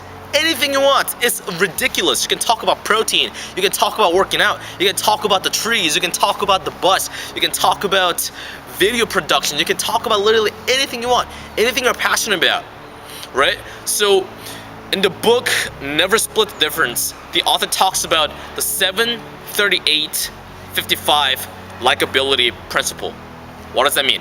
So it's a study conducted by a UCLA psychologist. The 7% of when the other person is determining the likability of you is the words that are coming out of your mouth. 38% is your vocal tonality. And the 55% is the body language and your facial expression. So if you think about it, it's just 7% that's coming out of your mouth, and the remaining 93% is your, what we call sub-communications, like your vocal tonality, your facial expression, your body language.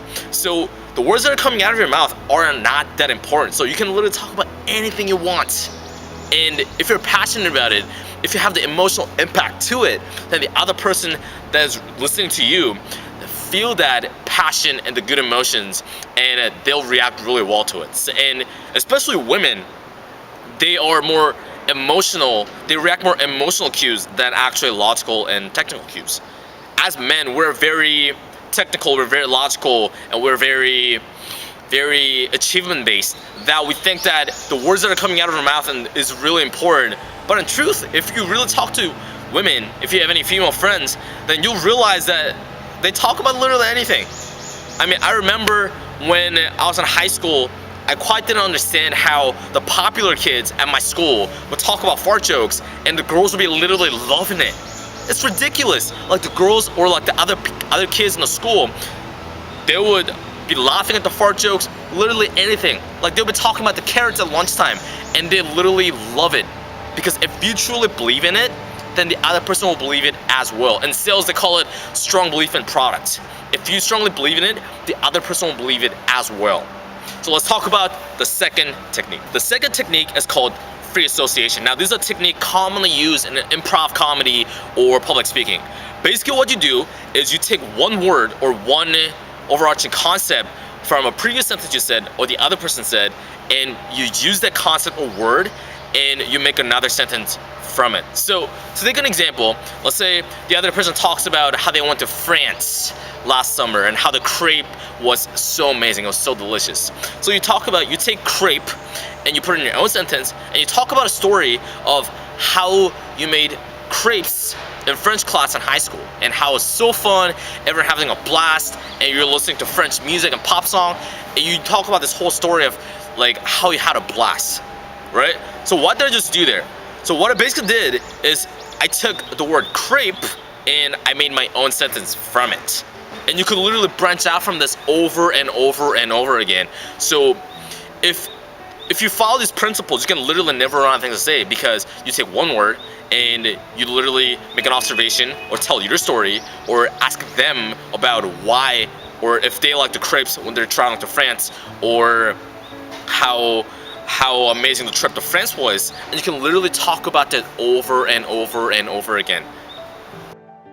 So we're just gonna let people come on, but if you're finding me for the first time right now, on this channel we talk game, networking, dating, and personal development. So if you want to see more videos on these topics, then definitely subscribe to this channel, because Monday there will be videos relating to game and social circle game and networking. Tuesdays there will be book reviews regarding to communication skills and personal development and business and being more successful in life. And Wednesdays we go back to personal development videos, and it's like a weekly cyclical pattern. So definitely subscribe to this channel and click on the notification bell. That way you get the new fresh videos every time it comes out. So okay, we'll get started. And if you have any questions at any point in the video, then leave the question in the chat bar. And if you're watching this on the replay, then go ahead and leave it down in the comments. I'll answer next week's live Q&A. Okay, so let's jump right into the first question. Okay, so first question. My game is deteriorating. I can't speak English. Even a month ago, I had abundance in women. I could book myself with multiple days a week and get laid. Now I have 0. If I was a beginner in game, I could be more excited than being worried as I am now, because all I need to do is get better and gain experience. But as an intermediate guy, it's a lot harder since I have to reproduce what I did in the past. And as weird as it sounds, I feel like I forgot how it was before. Still, I have the confidence that I can get them to be interested in me on a basic date setting, dinner, coffee, drink, but my initial interaction with a girl is quite awkward and I'm not enjoying myself like I used to. Has anyone had this kind of period in game? I could use some tips. Thanks. Yeah, definitely I've had these periods in game. They're called plateaus, and these will happen in all areas of life, not just game, but fitness, your financial success, your business, whatever. And it's gonna happen over and over again. That's the thing with plateaus. Nothing's permanent. Well, that's a great life lesson, by the way. Nothing is permanent.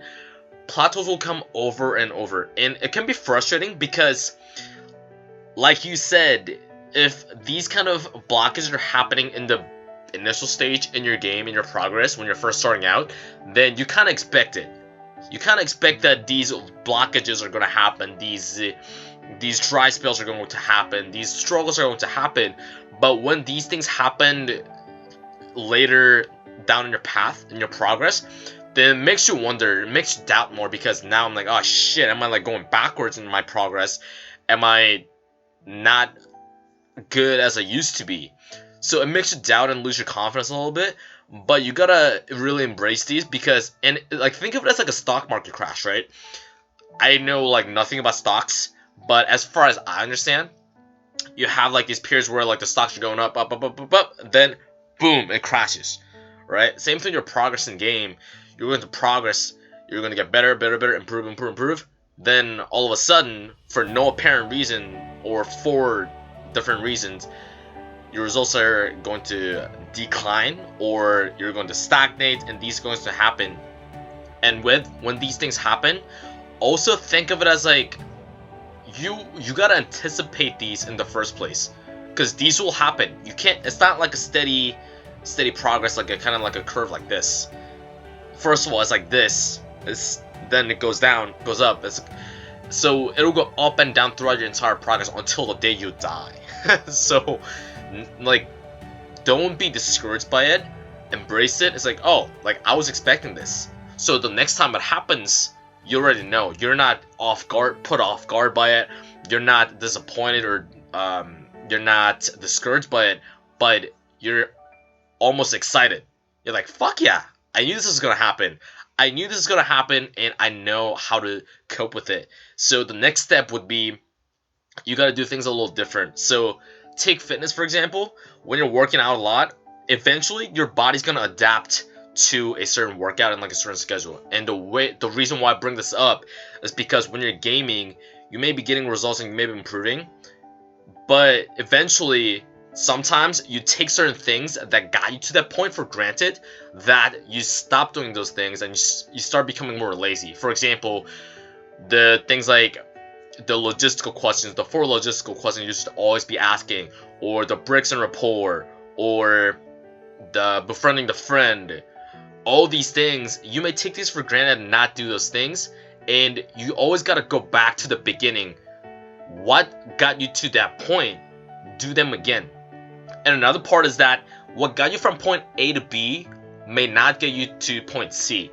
So you may have to switch things up a little bit. So if you're getting more success from regular cold approaching, eventually you'll get to a point where you realize that the exact types of women that you want, or that you may not even realize that exist in this planet, in order to get those type of girls, or in order to get really successful people into your life, then you may have to take different approaches, which is you have to get them, you have to meet them through introductions, or you have to go to different types of venue settings. So if you're going to like regular dive bars and getting decent amount of success with, let's say, average looking girls, it may get to a point where you have to go to higher end venues, like the best nightclubs, the hottest nightclubs in your city, or maybe not even in your own city, in a different city, in a different country, or the different kind of lounges. All these different, you gotta take all these different factors into place. You gotta do things a little different. So Einstein says it, right? I forgot the exact quote, but it goes something like, the definition of insanity is doing the same thing and expecting the same results, or doing the same thing and expecting different results. Does that make sense? So you gotta do things a little different. You gotta go to different nightclubs. You gotta go to different lounges. And also, what I recommend is get coaching and invest in yourself. Read different books, invest into courses, invest into coaching, but obviously invest into something that's credible, something that's legitimate, that will get you those kind of results. I highly recommend identifying what kind of results you want first. Find the kind of types of people that are achieving those results, and get coaching or mentoring from them. So that's the one way to break through these different plateaus. I know we went through different points, so you want to be taking these factors into place and implement these. That way you break through these plateaus. You may have already heard all this shit from like Tony Robbins, RC Max, RC Tyler, Gary Vaynerchuk. Like everyone's telling you to like take massive action, go out and do shit. All that, but it just doesn't make sense because you're just fucking depressed or sad, or you're going through shit right now. So we're not gonna sit here and be another Shia LaBeouf and be like, just do it, go do shit. Like, you know, I think you've gotten already enough motivation. You're probably searching Google and YouTube like hundreds of times, like watching all those motivational videos, but it didn't really help you. It's like you feel comforted, like someone's trying to cheer you up, or like it makes sense. If you're in self-help right now, then you may already know all these things, like go take massive action, don't be victim mentality, all those things. But, you know, it's just not gonna make sense. In Way of the Wolf by Jordan Belfort, phenomenal book, he talks about how human beings, psychologically, like emotions will only like motivate you for only a few hours at a time. Like it's just how it is. And motivation and encouragement, they're only motivation. So it's not gonna like sustain you for a long time. If you have a lot of anger in you right now, use that as fuel. Yes, use it as like initial training wheel to get the ball rolling. This helps. I've done it before. This really works. But if you're more the sad side and like you're more depressed and like, then it's just not gonna work because you're more like down low and like your energy levels are low. So I'm gonna tell you one thing that has helped me in the past and I keep going back to whenever I need to. This knowing your why. Yes, fucking cliche, I know. If you're in personal development, if you're in self-help, you've heard this hundreds of times, but there's a reason why it's cliche. It's because it fucking works, and you gotta know your why. Like, what is the reason that you're doing all the things that you're doing right now? Why do you need to make more money? Why do you need to meet more girls? Why do you need to make more cool friends? Why do you need to get better in shape? You gotta know the reasons. It's kind of like reverse engineering. Like, if you don't know the reasons if you don't reverse engineer, then you're just gonna burn out on like step 2. You know, on like day 5, you're kind of just gonna burn out because you're trying to like get to like the next step. Okay, what's the next step? I don't know. What's the next step? Okay, I do this, I do that. Like, you gotta know your why. Like, why are you doing this? Why? Just think about that. Like, pause this video for a moment and just think to yourself, like, why do I need to do this? Why am I doing this? Me, for example, right? My why I need to be better in games, success with women, and be more confident, be more grounded, and better networking is because it's not about me anymore. Like, initially it was about me. Obviously, like, I'm this like horny little kid. I would like fuck everything that walks. I'm like, you know, I had no friends. I want to make more friends. And those motives still stay inside me, right? But at the same time, lately what I've been realizing, like making these videos and putting up on social media, Instagram, Facebook, now I'm getting these messages from people I've never met around the world. Like recently I've been getting messages about from Asian guys that are in a different part of the world. They're messaging me things like, hey bro, I love the fact that there's an Asian guy somewhere in the world that is crushing it right now. Thank you so much for the inspiration. You give me courage. You give me more confident. Thank you so much. And when I hear that, I'm obviously like humbled. I'm not like an expert, and I'm not like killing the game right now per se. But just the fact that there are people watching me, and the fact that people can draw inspiration from me and get help from me, then that fucking drives me. That's my why now. Like, I need to be the role model. I need to be that excuse or that shield so that other Asian guys can look up to me and say, yeah, like, I don't have to be another like comedic Asian character from like another Hollywood movie. I can be more confident. I can be more attractive. I can meet more attractive women. I can be like a high status male. Like the Asian stereotypes don't matter. And if I can provide that, I can provide the reasons, then that's my fucking why. Like that keeps me going. Even when I'm tired, even when I'm like not feeling my best, even when I wake up on the wrong side of my bed, I still get up and I force myself to edit more videos, shoot these videos, write down my next video. Things like that. This keeps me going. So what is this book about? The 10X Rule is a book that will just make you get out of bed, like get you hyped and take massive action. Like the entire book, the entire ethos of this book revolves around taking massive action and being extraordinary, like going beyond what you thought was your potential, going beyond average and just fucking dominating like whatever area in your life. And Grant Cardone, the author, will get you hyped about taking action and give you strategic guidelines on how to go about it. It also forces you to think what you can do with your own specific areas and contexts in your own life. Let's talk about the key concept in this book. Now, I love every single concept in this book. Like, it's fucking amazing. This book is sick. Like, it's crazy. Like, Grant Cardone is a fucking beast. So who is this book for? If you want to network with some of the most successful individuals around the world, this is for you. If you want to make more friends, this is for you. If you never want to eat alone, this is for you. What is this book about? Contrary to popular belief, Never Eat Alone is not a dating advice book. However, it can be very easily applied in the dating field. Like this, the concepts discussed in this book can be applied in like different social settings, networking settings, with your friends, with different high successful like entrepreneurs, business people, or just a person you found attractive. So a lot of amazing strategic networking tips and strategies discussed in this book, and it's an amazing fucking book. So let's talk about the key concepts in this entire book. And what I want to focus on today is something called weekly dinner parties. And the name itself is a dinner party, but it doesn't always have to be a dinner party. RST Luke's Social Circle Blueprint, and in Social Circle game, there's a term called container events. What it basically is you do weekly or monthly events that brings other people into you. So it's kind of like a group date. That's an easy way to put it.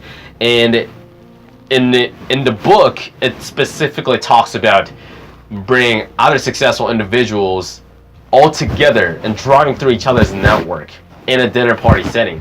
And Keith Ferrazzi talks about having wine nights, having cheese spreads and all those things, and having catered chefs. But it doesn't always have to be like that. You don't have to host the next Maxim party or the next Maxim after party. It can be simply like sushi night. What I would do is like hosting what I call Sushi Tuesdays or Sunday brunches, things like that. I give them names, like make them sound special, like make them sound almost like obnoxious and so technical and so special. That's what I would do, because it makes the whole experience like more enjoyable and more official.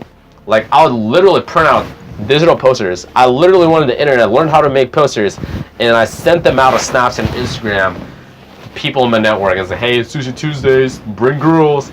And that's what I used to do. Like Sunday brunches, fucking phenomenal. Everyone loves brunches. And those are the things I would like to do. And in the book, it talks about the benefits of that is that you can save time. Like, it really can. Let's say you're in town for only a few days and you got all these people you want to meet, and you just want to meet all at the same time. You just don't have enough time. What you do is you just pick out a restaurant, reserve it, and call everyone there, or invite everyone to your house and host a wine night. Like, it can be anything. Who is this book for? Obviously, if you're a salesperson or a marketer, this is for you. If you're an entrepreneur and get more clients, this is for you. If you want to be unignorable in social situations, this is for you. What is this book about? The book, Will the Wolf, by Jordan Belfort, is a step-by-step sales course that is intended to get you better results with sales and business. It is a sales boot camp that gives you specific techniques, mindsets, strategies, what you should do, when you should do it, how you should do it, when, where, with who, like everything. It teaches you everything. It grabs you by the hand and just drags you through the entire process.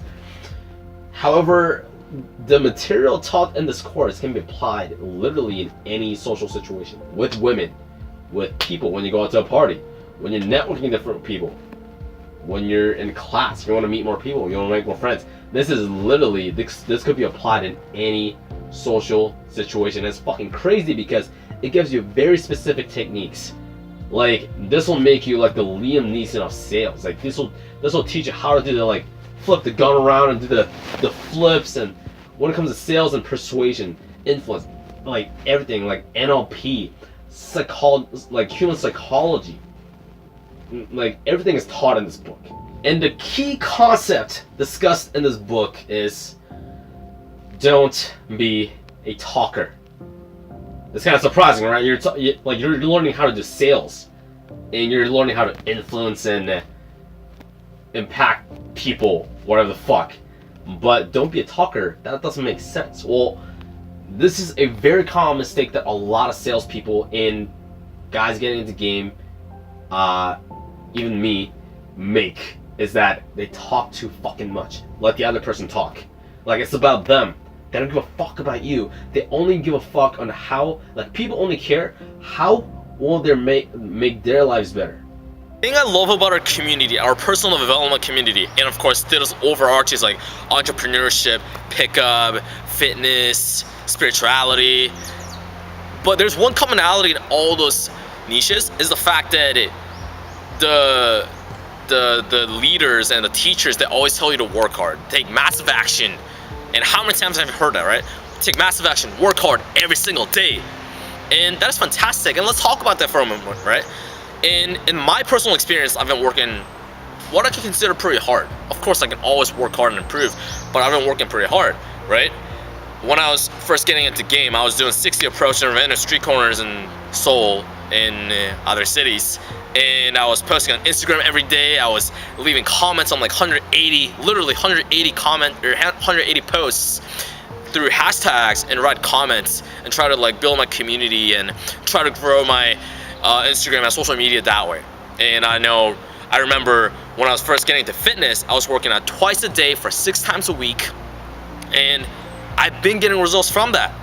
I got stronger. I've been putting on more muscle mass. I've been growing more followers on Instagram, and I was getting better with my social and dating life. But I came to the realization that a limitation exists when you're simply working hard.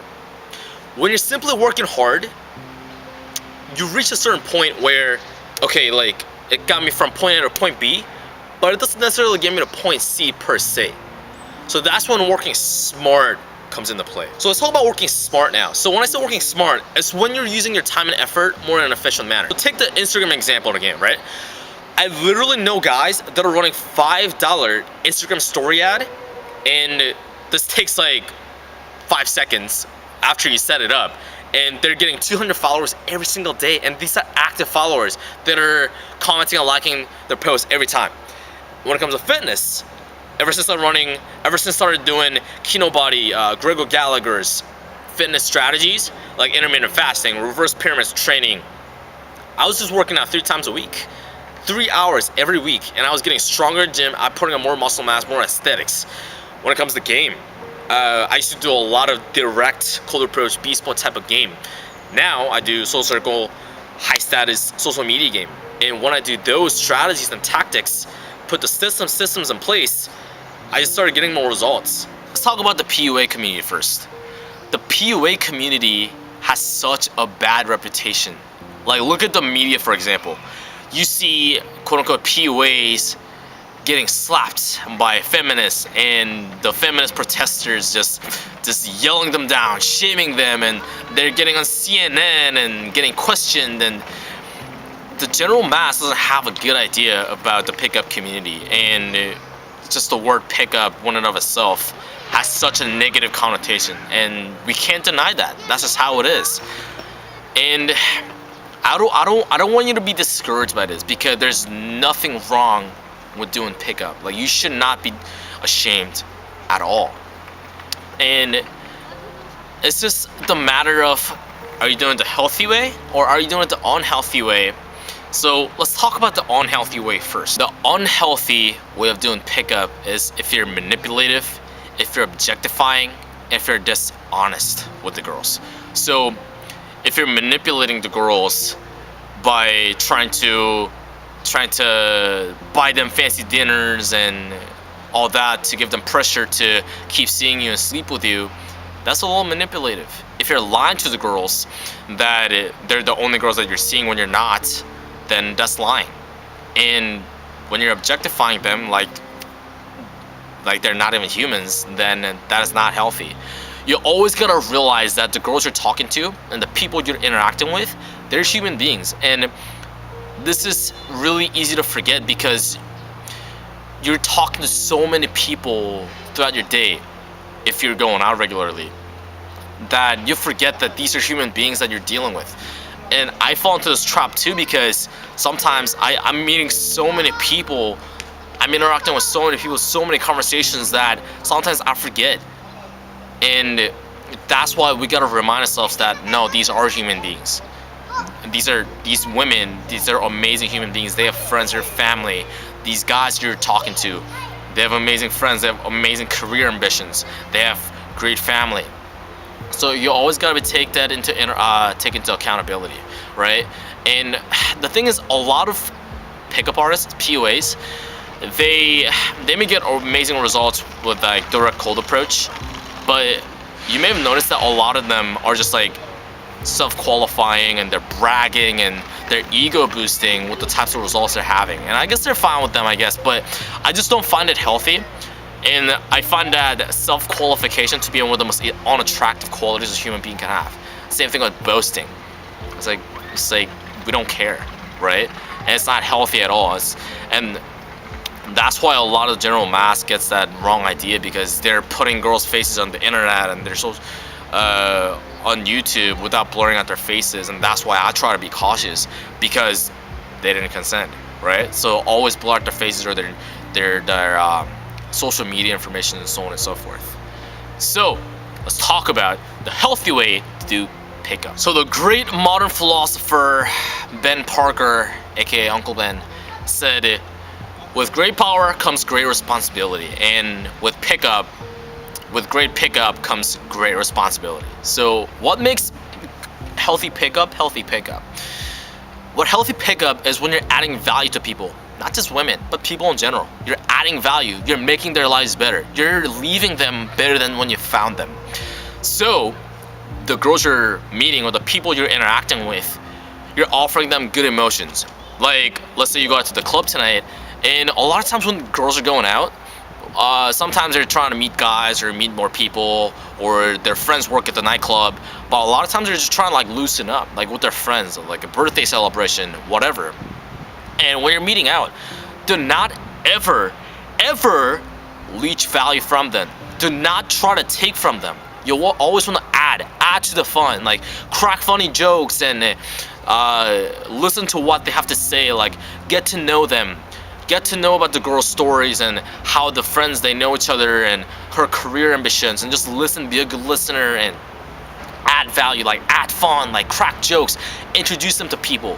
This is all, like, this isn't being quote unquote beta. This isn't supplicating. This is being a good human being, and this is actually help you with your game. You'll realize later down the line that this actually helps you with your game when you're putting the right systems in place. So, like, the girls I've dated in the past, right? Whether it was like an actual relationship or like just casual relationships. Every single girl, almost every single girl I've met and I've dated, I've taken them to the gym and taught them how to work out and how to eat properly, like drink more water and cut soda out of their lives and teach all these exercises.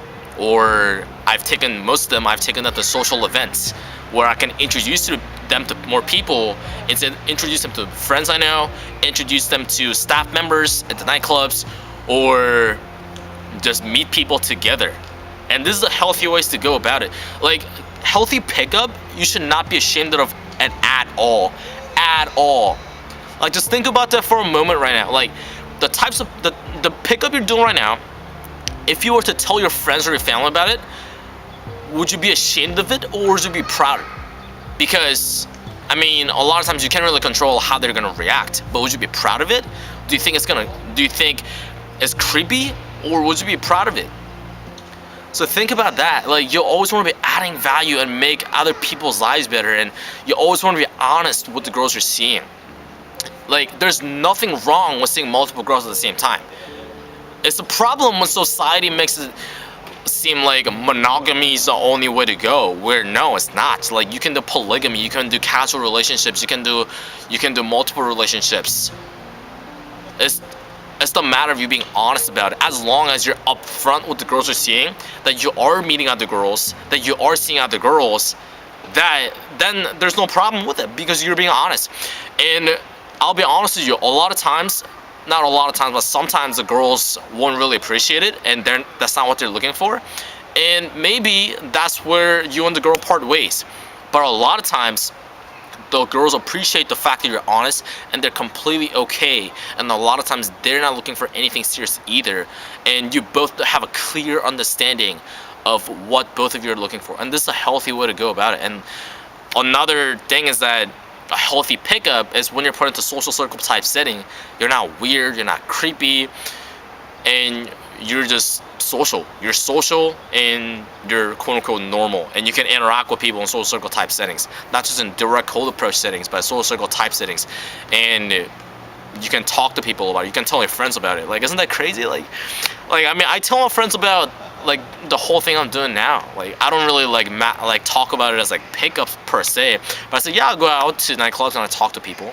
So in 2018, I was still a 21-year-old kid who just turned of legal age. I dropped out of college after 3 semesters, moved back home to my parents' house. My mother looked at me dead in the eye. She was very thrilled.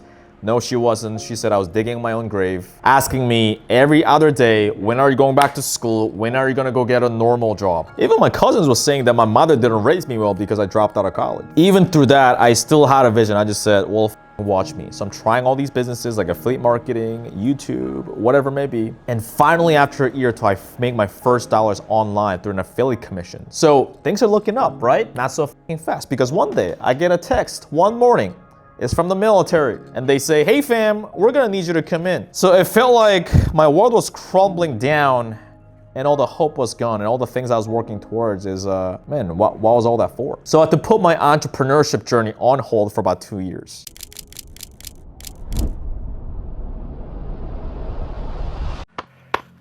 After 2 years of serving in the Korean military, today, I just got done. Today, I just discharged. I'm done officially done. I know I was transitioning for like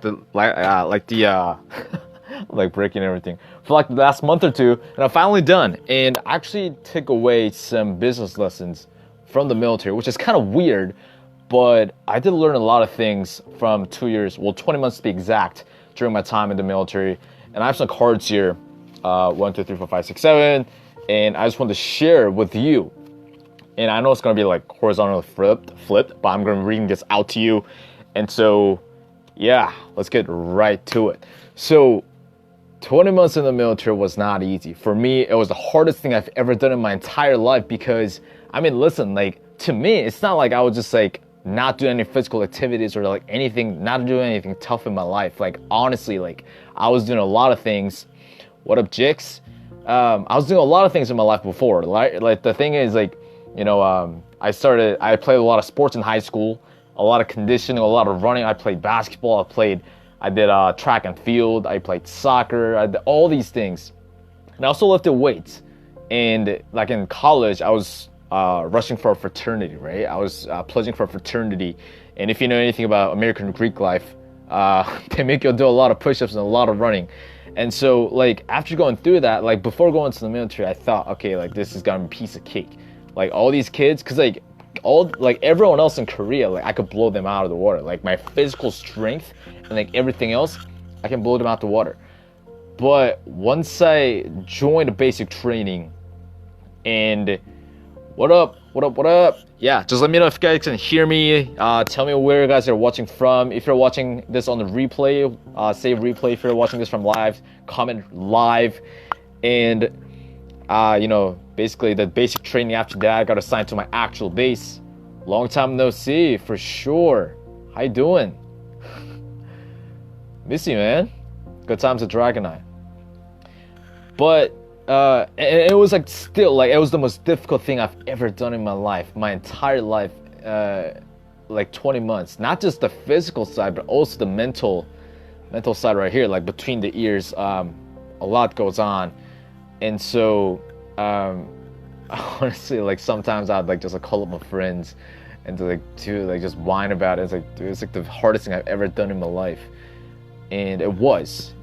2 years is not a short time. And not just the physical side, but also like the mental and like all these things. And so I just want to share those 7 lessons with you right now. Go up the thanks, man. What up, Tanner? What up? Tell me where you're watching this from. And so I want to get to the first lesson right here. And it's going to be obviously horizontal flip, but it says under pressure. So what does that mean, under pressure? So in the military, you're going to be under pressure, right? So it's kind of obvious, but the base I was serving at, the type of stuff type of operations I was working on, it was a little untraditional, you know, like as opposed to like the U.S. military, like they go out in Iraq, they go out in Afghanistan, amazing things those men and women are doing. Yeah, what up, Omel? Long time no see, Miss Hong Kong, for sure. And you know, in terms of pressure, like the things I was doing, like still a lot of pressure, right? Like in terms, like for example, like in basic training, you have to like crawl under those like wired fences and stuff like that, and like, you know, your drill sergeants are yelling at you, and it's like, Choi, what are you doing? And all those like curse words, and like your peers are still going at it. You have like all the stuff you're carrying with you, like military gear, and if you just get up, if you just quit, then you're just gonna get up to like a wired fence all over your body, and in wartime, in war zone, you're dead. And so how does it apply in business? So when you're under pressure, there's gonna be a lot of things going on. Let's say you're doing a product launch. Let's say you're launching a new coaching program. Let's say you're launching a new funnel, whatever it may be. A lot of times like the deadline kind of hits you, right? And like it's the things that go on inside your head, if you don't keep it together, then everything's just gonna fall apart and everything's just gonna like collapse. And it's just gonna be terrible. Like me, for example, right now I'm helping out with a project. I'm actually helping out with a friend that's launching a coaching program online, and that is set to launch around April. And I'm gonna be talking about this video, but like I'm kind of like anxious inside, because like the concepts we're testing out, it's gonna be like new things I've never like tried this before. So I'm like kind of anxious. I don't even know if I'm gonna be able to make it work for him, but regardless, like we're still gonna do it. And so yeah, in terms of business, you got to be able to work under pressure. So that's what we have here. That's lesson number 1. Lesson number 2, concentrated work. So the reason why I put it there is because, you know, concentrated work, this is far superior as opposed to just dabbling. And what I mean by that is, in the military, when I was first learning all these new things, like all the technical things, I didn't know any of this. I've never like used these tools ever in my life. I've never used these softwares, like all these things, never ever in my life. And I got like try to make this work. And so in just 30, I just had like not even 30 days, 4 weeks, so 28 days. 28 days to learn all these new things I've never done in my entire life. I never pictured myself doing any of this. But if you don't, then you're basically screwed because you're in the military. Like, you just gotta get things done. So, and in those concentrated period of time, I never thought that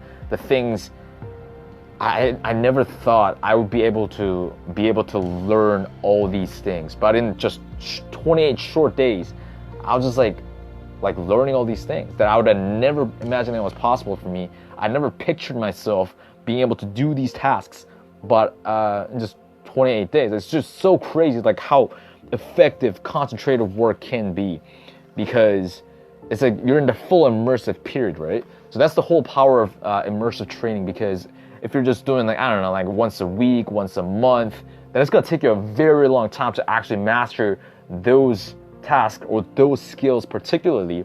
But 28 days, like nothing but just is like hammering this into my brain, like actually in the field, or like learning, like watching over quote unquote game tape. It wasn't actually tape, but like our notes, all those things. And in those 8 short days, I was able to basically become an expert in that short amount of time, which is crazy. So in business, what does that mean? So I remember being in Russell Brunson's programs, one of Russell Brunson's programs called the 1 Way Challenge. And it's like a 30-day program, right? Basically like a new challenge, a new mission, a new lesson is unlocked every day. And basically they teach you all these different things, like creating your offer, storytelling, how to hook, how to do your copies, how to structure your funnels, like all those things, how to do marketing. And in those 30 days, I learned way more than I've ever learned in like any other like months or years trying to learn this. So immersive training, definitely effective. I remember even when I was in Vegas, I remember learning dating and networking, and it was like a week-long program. And in that week-long program, I was able to achieve some things that I wasn't even able to achieve in 2 years, which is just insane. So concentrated work is actually better to block out a short amount of time, just block it out and just go all in, like hammer it in, drill this into your brain instead of trying to like drag it out over a long period of time. So that's why I love concentrated work, okay? So third business lesson I've learned from serving 2 years in the Korean military is resourcefulness. So it's kind of a cliche. In the military, you don't have a lot of resources. You got to make things work. And it's just crazy kind of just thinking about it. Like we eat terrible tasting food. Like the heater, like we have a heater, which is amazing because back in the days they say like they didn't even have a heater or like an AC. But my quote unquote, what do you call it, a barrack, right? A barrack. It's basically like a room where like 10 guys are in the same room, and our heater would like not like work like every other day. So we literally wake up in the middle of the night because it was so cold, and we don't have like me, for example, right? Like being in the military, like when I was transitioning out, I was starting to get more free time, but also like I didn't have some of the resources that I would need to get my business up and running as quick as possible. So by the time I get out, like I have an up and coming like operating business. So really all I had was like books. I had certain amount of phone access. I have certain amount of time in computer access. I didn't have video access though, because I didn't want like confidentiality is like huge in the military. So like I didn't have video access, so I couldn't like do like Zoom coaching or Zoom call or anything of that nature. So I had to basically do like everything over voice. I have about like 3 to 4 hour phone access every day, and a certain amount of computer access every day. But regardless, some of the things I've built up in order for me to get to this place right now in my business, you know, it's not like we're crushing it right now. We're still starting from scratch, but just the ability for me to get this up and running is just incredible, because a lot of guys who are in the military, they don't, because they think it's the lack of resources that's holding them back, they don't even start. So for me, like Gary Vaynerchuk says this all the time, like 1 is always better than 0. So I've always stood by that. So, you know, me just working on this like day in and day out, like anything I could, like everything I could with the limit of resources I had. I know I'm way more ahead than I would have been otherwise if I didn't even start because I had lack of resources. So that was lesson number 3. Lesson number 4, what I learned from starting tours in the current military is actually the common enemy. And let me explain to you what the common enemy means. So Russell Brunson in his book Expert Secrets, he actually talks about the common concept of throwing rocks at the enemies. I actually think he got that concept from someone else, but I got that concept from him, right? So throwing rocks at the common enemy, what does that mean? So basically, whenever you throw rocks at something, a common enemy, it bonds the two people together. So for example, let's say, you see this all the time, right? Let's say you're friends with Jackie, and Jackie hates Stacy. So you start gossiping, right? Man, I hate Stacy. Stacy's so stuck up. Stacy is too bougie. Stacy is too lit. All these things. It actually bonds you and Jackie together because you have a common enemy. So once you have a common enemy, if you start throwing rocks at him, please not literally, do not actually throw rocks at those people, but like figuratively, it may not even be actual individuals, but like organizations or the concept or the vehicle, you start throwing rocks at it, and it ends up creating a movement and bonds all those people together. So in the military, what we did was there were like certain officers, right? Basically like they're kind of like our bosses. They were like just terrible, like stereotypical, like there's like old school movie military people who are just yelling at you. It's like, get this shit done. Like, what are you doing? Like all those things. And we started like, I don't know, like make that as a target and, you know, start making fun of them when they weren't there. And what that happens is it actually holds all the group together. So all the soldiers who would talk about the officer would actually bond together. It creates a movement. So in your business, how does it translate? So in your business, you know, people talk about red ocean, blue ocean all the time. So what you do is actually, and Steve Larson talks about this all the time, you want to throw rocks at the red ocean, meaning, let's say there's like a vehicle that someone is already doing. So for example, I don't know, let's say you're a dating coach, right? And what happens a lot of time is guys would go up to girls and like catcall, or like they'll just like go up and try to compliment them or whatever. And let's say that's the red ocean. What you want to do is create a blue ocean, start throwing rocks at the red ocean. So let's say you create some kind of magical system that you don't have to do all that, and girls come to you, right, hypothetically, and you start making fun of the people who are going up to girls and catcalling them or trying to compliment them or buy them drinks, I don't know, doesn't take them home or whatever. So that's one example, creating a common enemy. I know it can sound pretty ugly, but it's actually a really powerful tool, and you would actually be doing your audience a disservice if you don't do that. Now, I'm not trying to tell you like be unethical and like try and talk smack about everyone, but you can actually like make a target, like an organization or a vehicle. It doesn't have to be someone specific or some specific organization, just some kind of way of doing things. Why are still people like still doing that? You know, for example, like going to the gym, right? So what Greg Gallagher from Kino Body, what he did was start throwing rocks at the common way of people trying to lose weight and get in shape. So what usually people do, what do? They go to the gym 5 to 7 times a week. They eat 3 times a day, sometimes 6 times a day. And Greg came up with a system that you only eat twice a day, and you can eat more food, and you only work out 3 times a week, which is amazing, right? So what he did was start throwing rocks at the red ocean. He's like, why are you guys still going to the gym 5 to 7 times a week? Like when you can get in more shape going to the gym 3 times a week. So that's one example. Okay. So lesson number 5. The 5th business lesson I've learned from being in the Korean military for 2 years is the end goal. And having the end goal. And by the way, my handwriting is like fantastic. You see that? And also notice my hair since I just got out of the military. It's such a mess, but yeah, so having the end goal in mind. So, hey, been a hot minute since we've last talked. I know, where have I been in the past 2 years? Why the hiatus? I've had a lot of people ask me in my YouTube comments. People personally message me on Instagram and Facebook. Brian, it sucks that we're not getting content from you for a while. Like, what's happening? Why the hiatus? Why are you going away? Like, are you okay? Like, and I really appreciate you. And everyone who sent me those messages and comments, like, hey, I love your stuff. where are you? Like, what's going on? And first of all, I want to apologize for just ghosting you. I just went away without any explanation. So I just want to say, first of all, I apologize, because I guess at the time, the reason why I didn't really explain why I was going away and not giving any update on what's been going on for the past 2 years. 2 years, that's 20 or so months. So I just want to tell you right now, at the time, what I was going through my head was, oh, it's like, I don't even know if anyone would care if I go away. I only have a few hundred subscribers. I don't even know if people are watching this.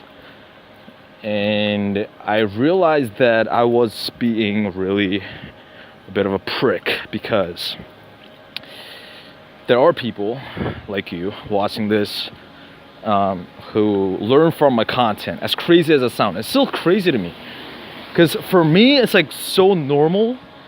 For other people, it's like, to them it's magic, right? Which is amazing.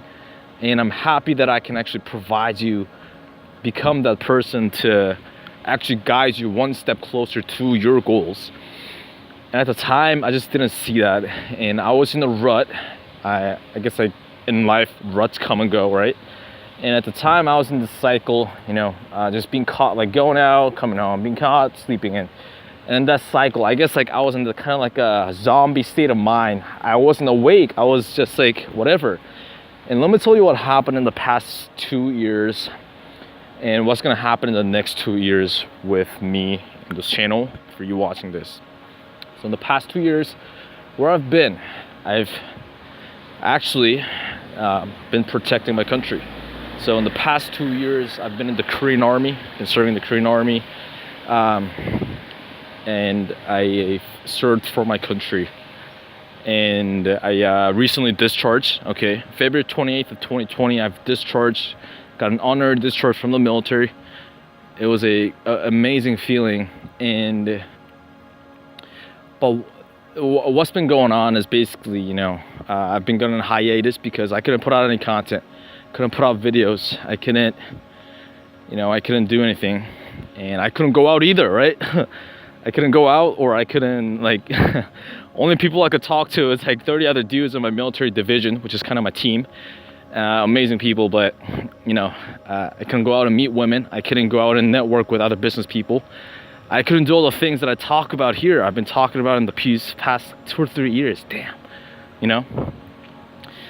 But I discharged a week ago, and I'm back out into the society. But here's it was crazy because going in, I did not want to go in, right?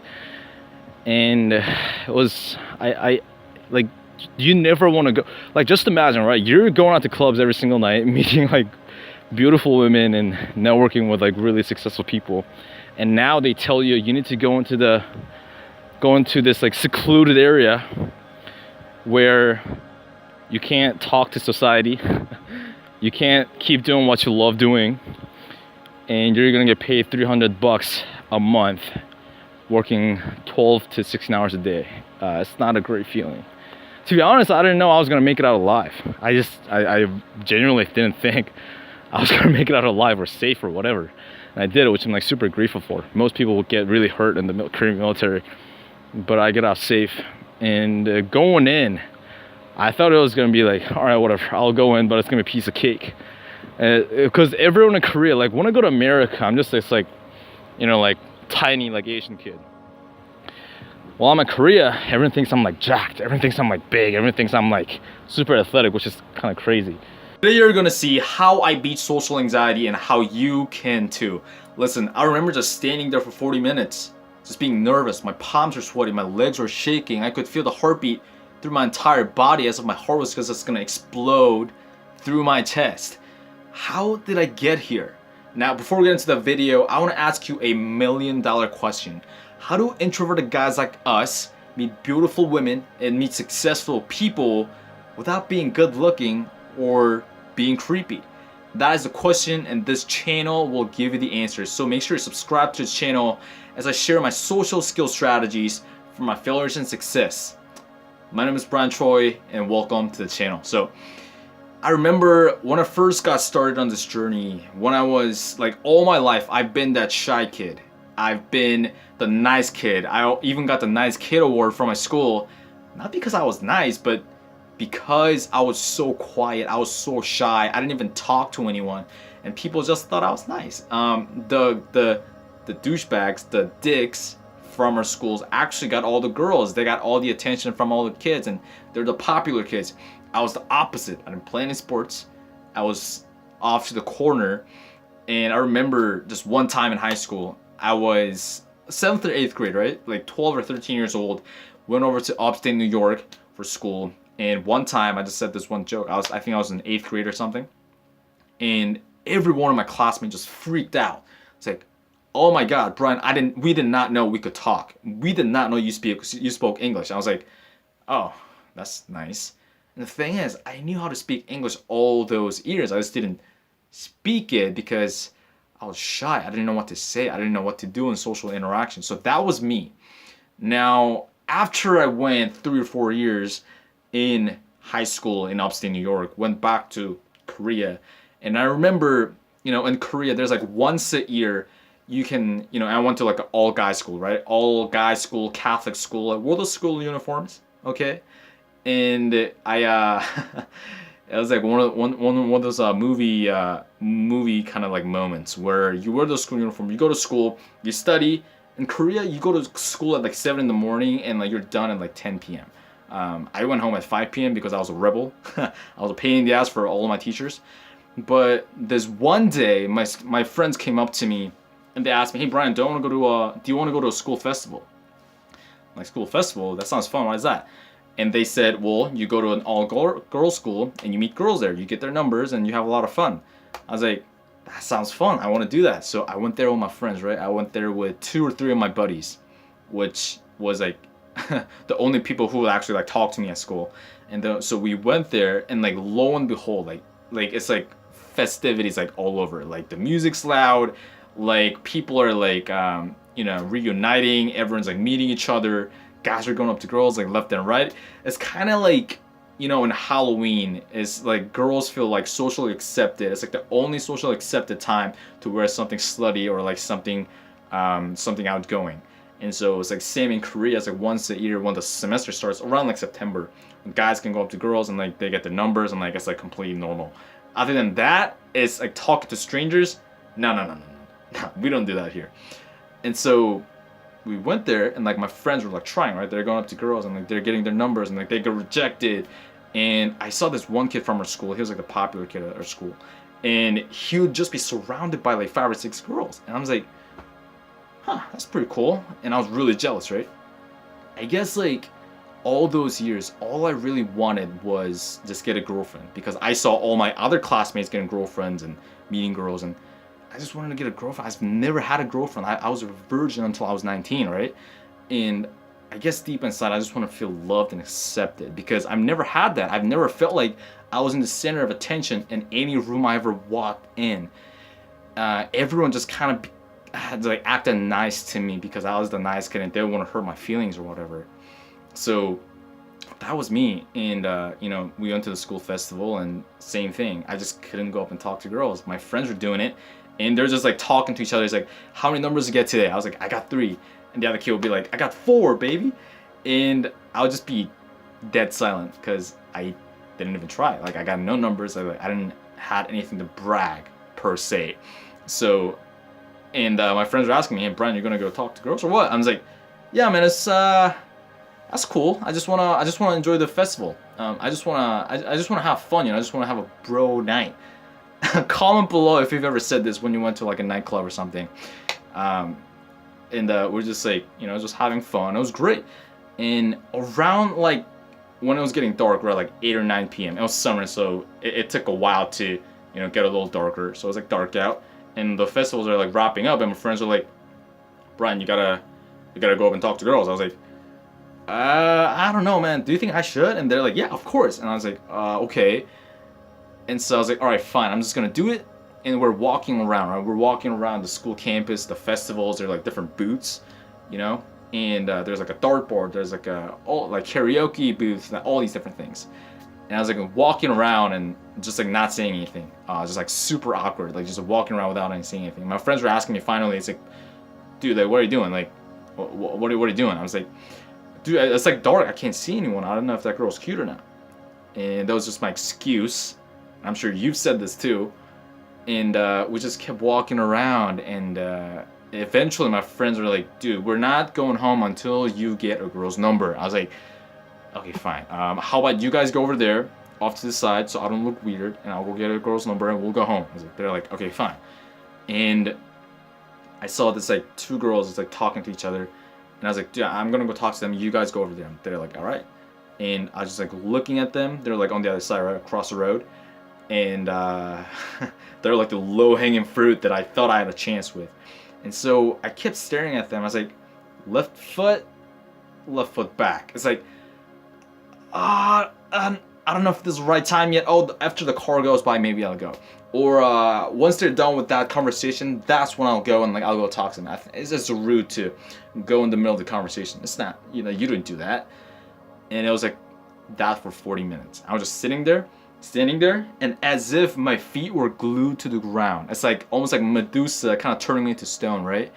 And I'm sure like they kind of saw me, like they're trying to ignore me. Like, just imagine like how creeped out they were for 40 minutes. I was just like there for 40 minutes. I don't know what they were doing for 40 minutes, just talking there. And eventually my friends were like, dude, like if you don't do it now, then we can't go home because there are going to be no subways or buses. I was like, okay. And we're broke, so we couldn't afford taxis or cabs or anything like that. So I was like, okay, I got to do it, I guess. And so that's what made me like finally go, and like I like kind of like went up to her and I was like, hey, and like they look, and I was like, do you have a boyfriend? And the girl kind of looks at me. It's like awkward. The girl kind of looks at her friend, and she kind of looks at me back, and she's like, no. Then I said, okay, thanks. And I run back to my friends. It's like running away from the situation. And I come to my friends, and my friends are asking me like, dude, how'd it go? I was like, you get a number? I was like, not exactly. And they're like, well, what did you say to her? I said, well, I asked her if she had a boyfriend. And they're like, that's good, okay. And what did she say? She said no. And they're like, okay, then what happened? I said, well, I came back to you guys. And they're like, bro, what are you doing? She said she didn't have a boyfriend. That was perfect. Why didn't you do it? I was like, I don't know. I was, I froze. I was nervous. And, you know, and like we got on the bus and we went home, and the whole bus ride home, I was just like, my friends were still talking about the girls' numbers they got and like how they were going to text them and stuff like that. I was just like there, like all silent, because I felt defeated. I felt like a loser. When all my friends were able to do it, I was not able to do that. And I didn't know anyone there. I had no friends there. And I just came home, like, I just couldn't sleep. I had school the next day, but still at like 2 in the morning, I was like not being able to sleep because I was thinking too much. It left such a huge impression on me that I couldn't just forget about it. So I remember going onto my laptop here. I searched on YouTube, how to meet girls, or something along the lines. And that just shows you how desperate I was. You only search it on the internet if you were like rock bottom, if you're like really desperate. And so I searched how to meet girls, okay? And because I felt so defeated that day. So I searched on YouTube how to meet girls, and like all these like videos come out, right? And like all those like prank videos come up. Basically like these guys going up to girls and like doing these pickup lines and getting their numbers and stuff like that. And I saw this one video, and there's a dorky looking Asian kid, like super like, may I say this, very horrendous looking, and like 5'6", 5'8", very short guy, would go to these girls on college campuses and like say these things and like they'd get these girls' numbers. I was like, you can do that? You can just like, they were just laying there like studying or like reading their books. You can just go up and talk to them, and you can get their numbers and you can go on dates with them. I was like, no, it can't be true. And like I kept seeing more videos. It's like, dude, like, wow, this is crazy. Like you can do this. Like you can actually meet strangers. To me, that was a new reality, because all my life growing up, like it was just not a thing. Like I've never seen anyone do that, nor did I have anyone talk to me about that. In this video, you learn body language tips to make people chase you instead of you chasing them. Now, if you think good body language is sitting up straight, being confident, being alpha, then you're sadly mistaken, and I'm here to tell you the mainstream has lied to you. So by the end of the video, you'll learn the underground body language systems to make people chase you instead of the other way around. So my name is Choi, and on this channel, you'll learn the underground systems to meet people and network with people effortlessly. I've spent the last 4 years of my life intensively studying, dissecting, and implementing in the real world, and I'm sharing all those tips with you today. So if you want to learn more, smash that like button, subscribe to the channel, and let's get right into the video. So here's the thing. A lot of people will tell you good body language, well, bad body language first is crossing your arms, or you kind of hunched over and you just kind of leaning against things, right? And some things are correct, but here's the thing. What people, like what the folks from BuzzFeed or other people tell you, they say you need to look confident, you need to stand up straight, and those things are great, but that's just a cookie cutter method. They think that that just applies to everyone and every place, but actually good body language is negative body language. When it comes to social interactions, meeting and networking people, you always want to position yourself where other people are chasing you instead of you chasing them. So chasing people looks like this. You, sniper, approaching them, and you try to crack some jokes to make them laugh and try to get their numbers. That's you trying to chase them. Now, them trying to chase you is you position yourself as a local celebrity, as a niche, small scale celebrity where other people are chasing you. Now, you can do this on a micro scale and a macro scale. And if you think that I'm no one special and I'm not really famous, then that's okay, because I'm not either, and we're gonna be talking about how to do that today. Now, if you want to learn more about like how to flip the script, this is exactly what it is. You want to flip the script where other people are chasing you. Now, when I first went to America, I had the biggest crush on this blonde girl. Now, she was like one of the first girls I've ever met at school when I first got to America. And she was the first blonde girl I've ever seen in my life. And when I saw that as a kid from Korea, from Asia, that was so fascinating to me because, man, that's so cool how her hair color is like color of gold. Like, that's so cool. And for me, like, I had the biggest crush on the girl. And if you know anything about middle school, words spread fast, and basically the entire school knew that I had a crush on her, including that girl. And I kind of knew about it, kind of didn't. And I really wanted to get to know this girl better, and I didn't even know what I wanted out of that. I didn't know if I wanted to be friends with her. I didn't know if I wanted to be girlfriend or boyfriend. I didn't know if I wanted to, I was 12 at the time, so what did I know? So all I knew was like, I just wanted to talk to this girl, like text. And like texting was a big thing back then. Like we would just text people just for like hours on end because that was fun. And that was like, I don't know, that was like one of those like romantic comedy movies. But the problem was that I didn't know how to make the moves, right? I didn't know how to talk to people. I didn't know how to start a conversation or maintain conversation or where to take the conversation, which is very, very crucial. Oftentimes people just talk and they don't even know where the conversation is going. And that's the worst spot you want to be in, because it's good that we're talking and having fun, but like where is this going? Like, do you even know why you're in a conversation in the first place? I want you to think about that. How is social distancing different from social isolation? In this video, you'll learn the exact difference between those two. I just want to ask you a question really quick. Are you socially isolating yourself right now? Are you socially distancing? Or are you doing both? As the time we speak, March of 2020, most cities are in lockdown. People are not able to leave their houses. Governments are practicing something called social distancing, but a lot of people are also doing social isolation. So what is the difference between those two? So by the end of the video, you'll be able to distinguish the difference between isolating and distancing and know the exact smart step to take forward. My name is Choi, and on this channel, you'll learn the exact underground systems to meet and network with people effortlessly, even during social distancing. In fact, I spent the last 4 years of my life implementing, dissecting, and studying social interactions. And on this channel, you'll learn exactly that. So smash that like button, subscribe to the channel, and let's get right into the video. So a lot of people kind of freaking out during this time. They're kind of freaking out because they're doing social distancing. They're not able to leave their houses. They're not able to talk to their friends and meet their friends, and they're kind of freaking out. And they're feeling lonely. Even for introverts, we're humans, we have to meet people, and them not being able to talk or meet people or like even see human faces or have that FaceTime, they're starting to go down that dark rabbit hole. And I've been there. This isn't my first rodeo. In fact, when I was in the military, I was actually doing social distancing and social isolating even before the whole thing started. So I guess you could say that I was socially isolating before it became cool. Now, there's such a massive difference from social isolation and social distancing. So don't get it twisted, because one will lead to very harmful results when the other will make no difference at all. So let's get right into it. And before we get into the video, I just want to ask you a question. Are you socially isolating right now, or are you social distancing right now? Leave it down in the comments and let me know. So when I was in the military, as I was getting out, this was like December of 2019 when I was like almost transitioning out, and I had all these like vacations. I have all these days off where I was able to leave base and go home and kind of relax and do my thing.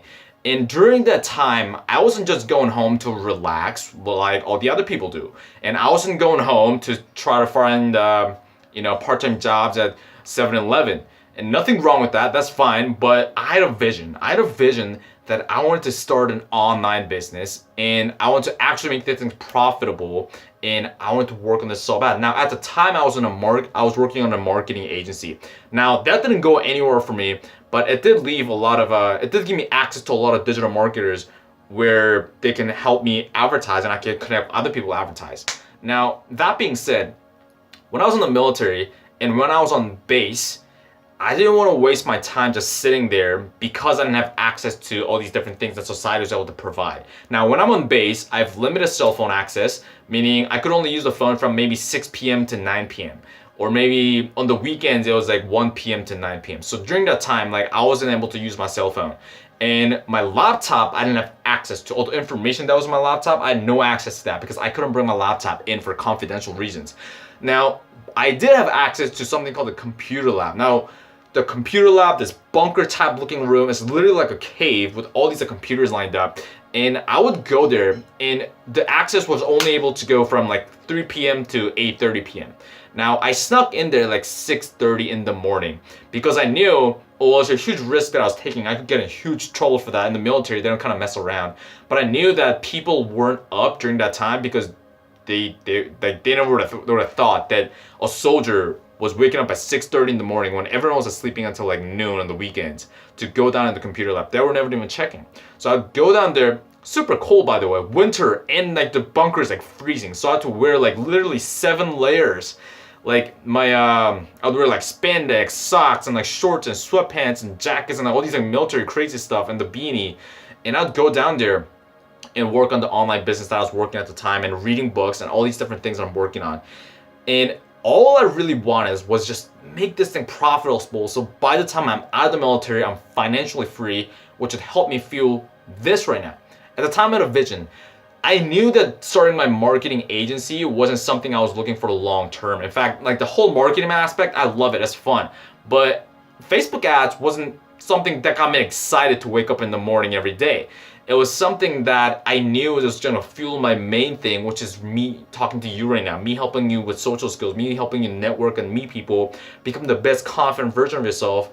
And this was something that I want to fuel this with.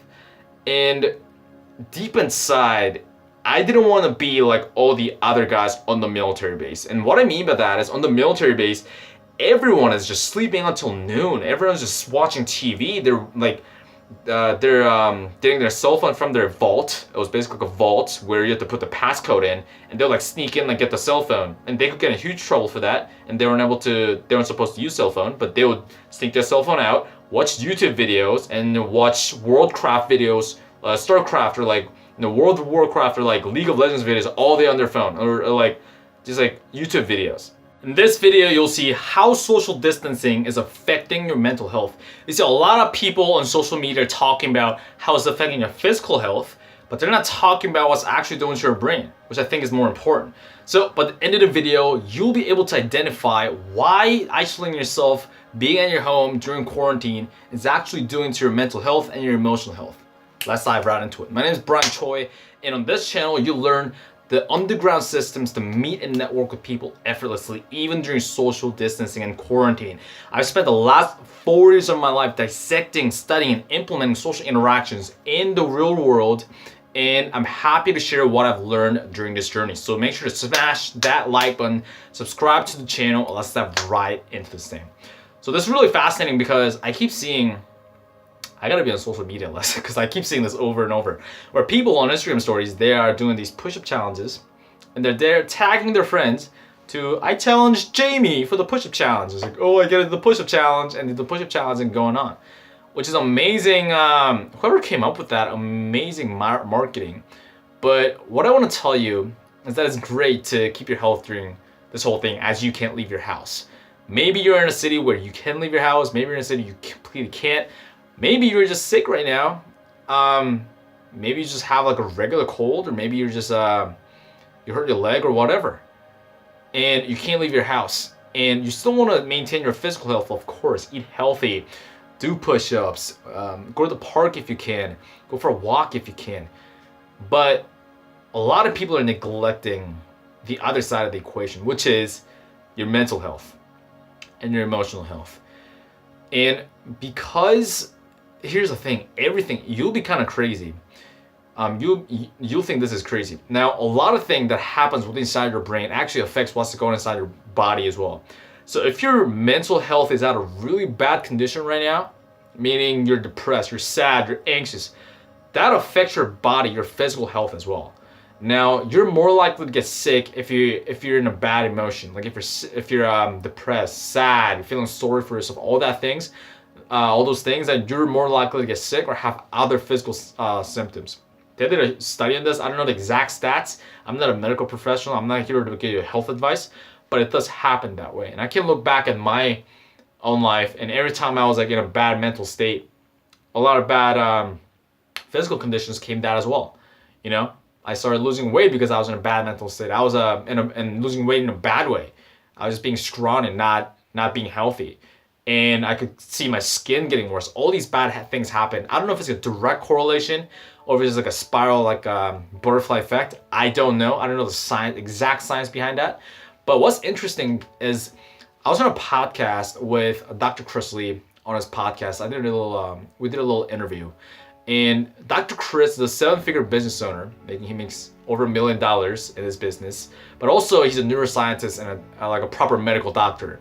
And what he said is when our brain doesn't get dopamine, then we start to be more depressed and bad things happen to us. Now, dopamine is a happy chemical in our brain. It's basically like a bunch of stand-up comedians having a party in your brain. Like whenever you feel happy, whenever you laugh, it releases those chemicals, and we need those chemicals. And that's why social media is so addicting, because they're designed to create dopamine spikes. Meaning, you watch an Instagram story, you open up a Instagram photo someone sent you, that you get a like on your Facebook post, you get the dopamine spike if you feel good about it. That's why they're so addicting.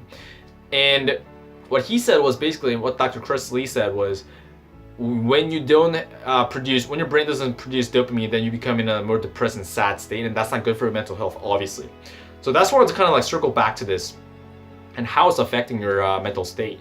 Now, for me, being isolated and doing social distancing, listen, I started doing social distancing before it was cool.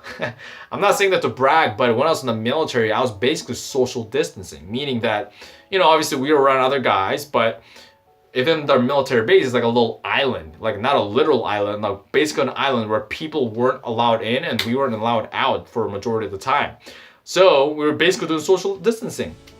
And even though I had like people around me all the time, I didn't want to associate with most of the people there, just because they're either lazy or really bad people, and they did a lot of bad things to me.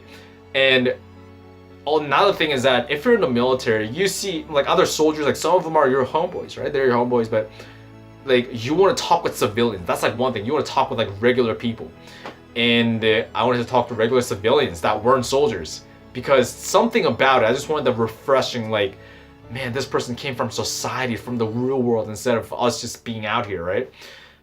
And when I was in the military, I just wanted to build my online business. So by the time I was discharged, meaning I was out of the military, I was financially free. I didn't have to worry about it. That way I can focus on my main mission is helping, reforming, socializing, and networking for introverted guys like you.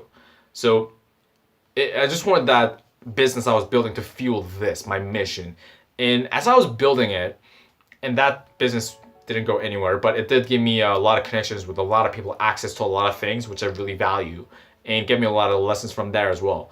Now, when I was building that business though, I knew by associating myself with most of the guys from my military base, I knew I was gonna be lazy because they were very lazy, extremely lazy. That's an understatement.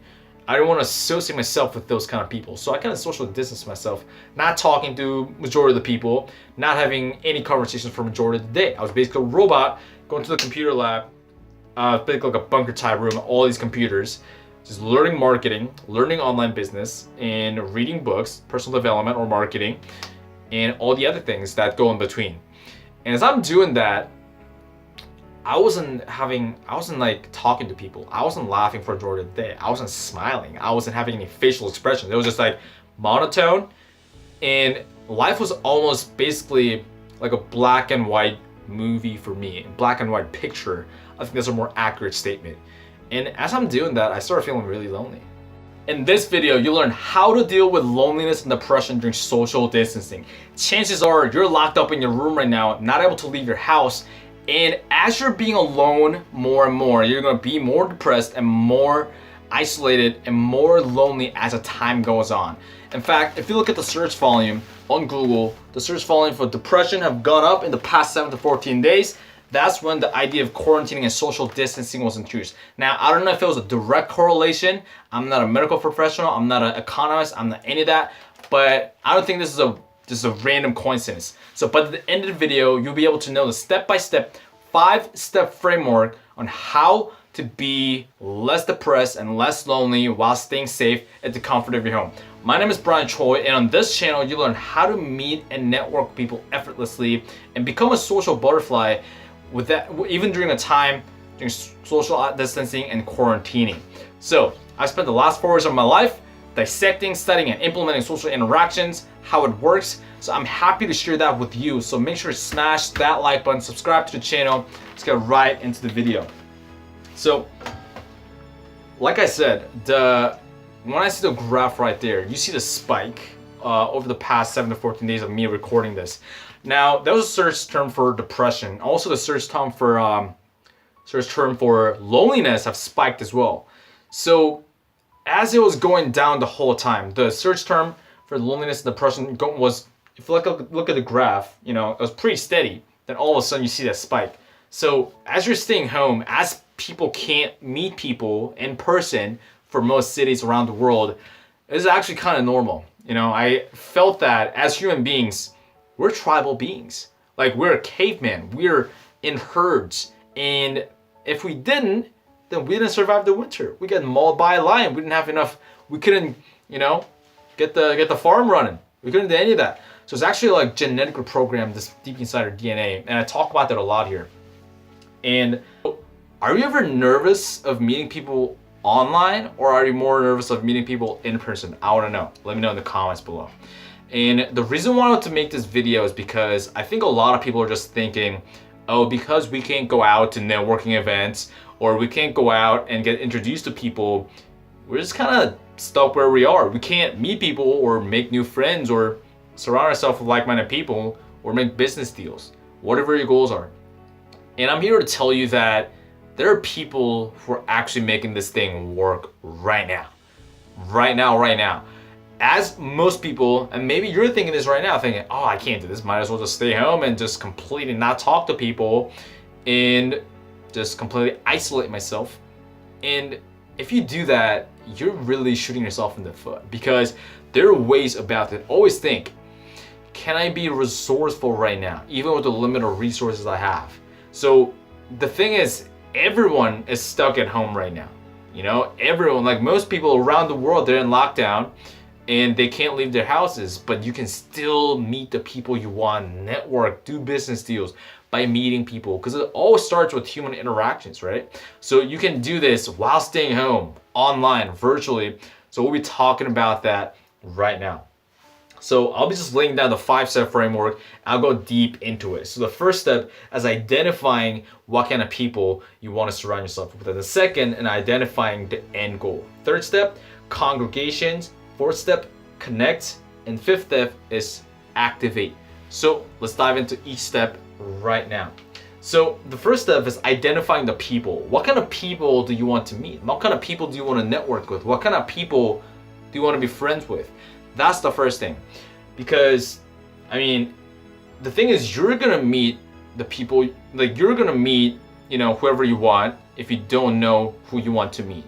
Because you'll get to, God, what's the quote? I'm gonna butcher this like so bad. It's like, you get to wherever you want to get to if you don't know where you want to get to because you don't know where you want to get to. Something like that, right? And it's like, oh man, you're a deep thinker today, Brian. It's like, no, like actually think about it. If you don't know who you want to surround yourself with, then you're going to end up with everyone. And if you don't know the goal, then you're going to get the goal because you don't know the goal. So if you don't have an end goal in mind, because like this is like the number one mistake people make. They think that just go out to random places, go to random events, go to random cities, just thinking, oh, like I just want to meet everyone. Or like, I don't know, like I want to meet cool people. No, like what kind of people do you want to meet though?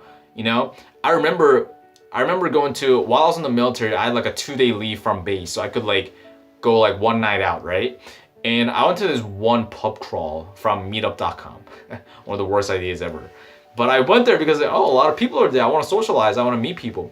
And I go there. It was one of the worst experiences I've ever been through.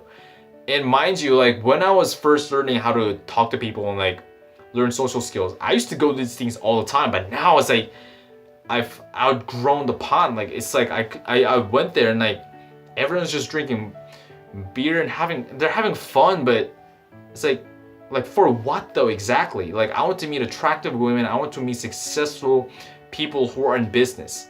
Because I just wanted to, this is the time where you become selfish, okay? Most people in society, they're gonna think like, oh, that's superficial, or that's selfish, whatever. Like, doesn't matter. Like, block out the noise. Like, this is a time you become selfish because this is your life, not your mom's life, not your sister's life, not your friend's life. This is your life, and everyone wants something different. Maybe you just want to be around people who do music. Maybe you just want to do people around who do sports. Doesn't matter. It's not superficial, it's objective. And we're not objectifying people about you're becoming objective, meaning that you're becoming rational, you're becoming logical on what you clearly want, okay? It's not like one's better than the other. It's not that, it's just you want different things. Some people like pasta better, some people like sushi better. Does it mean that pasta is better than sushi? No, it's just like preferences, right? So if you want to be around business people, then you gotta identify that first. If you want to be around people who do cooking, you got to be around those people. So you got to identify that first, okay? So you want to reverse engineer by your interest. What are you passionate about? Or like what kind of people that you want to be around? So that's the first step. Second step is identifying the end goal. So this is another thing that people mess up on. So, okay, now they kind of know what kind of people they want to meet, and they go there and they're having these conversations that are literally going nowhere. And they're in the conversations, and conversations fizzle out. They always will. And even though I've made videos about how to not run out of things to say, and if you want to check it out, you can go over here in the link in the description box below. But here's the thing, you're always going to run out of things to say. Conversations and interactions are always going to fizzle out because that's just the nature. Like, we can't keep the conversation going, the energy high the whole time for 24 hours, 24/7, 365 days of the year. It's just impossible. It doesn't matter what everyone else says. It's gonna have low points and high points. So you gotta understand, what's the end goal? Because if it's gonna fizzle out by just having a conversation, how can we actually get there? So even if it fizzles out, we can actually get to where you want to get to. So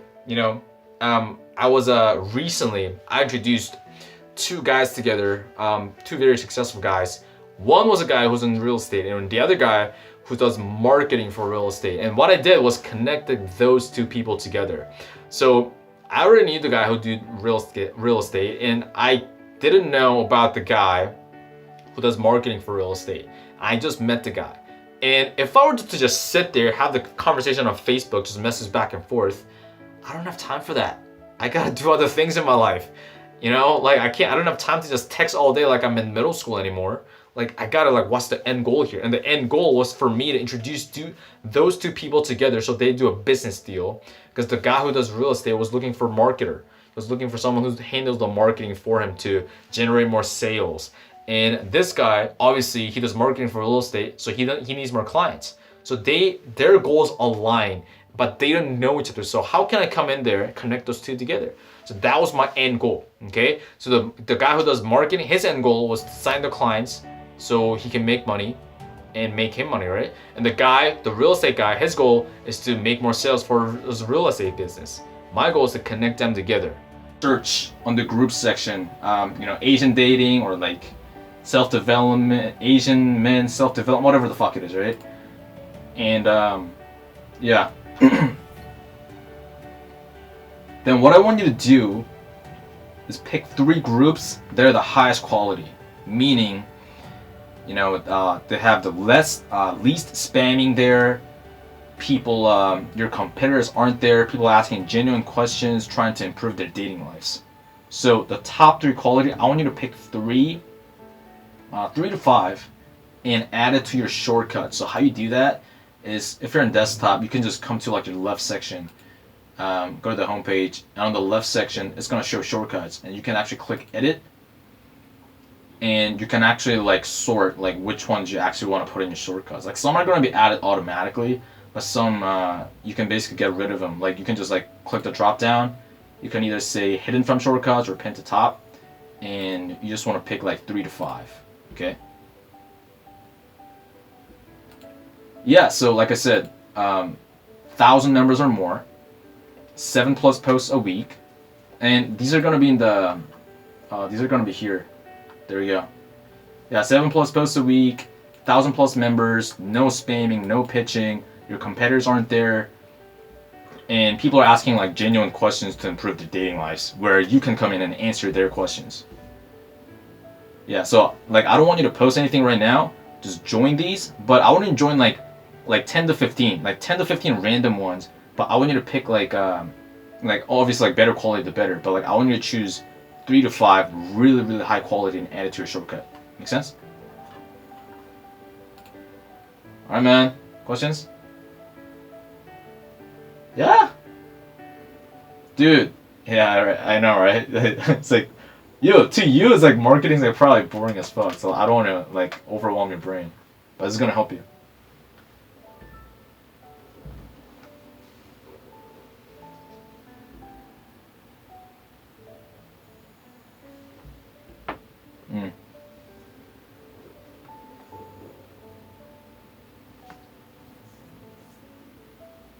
Mm-hmm.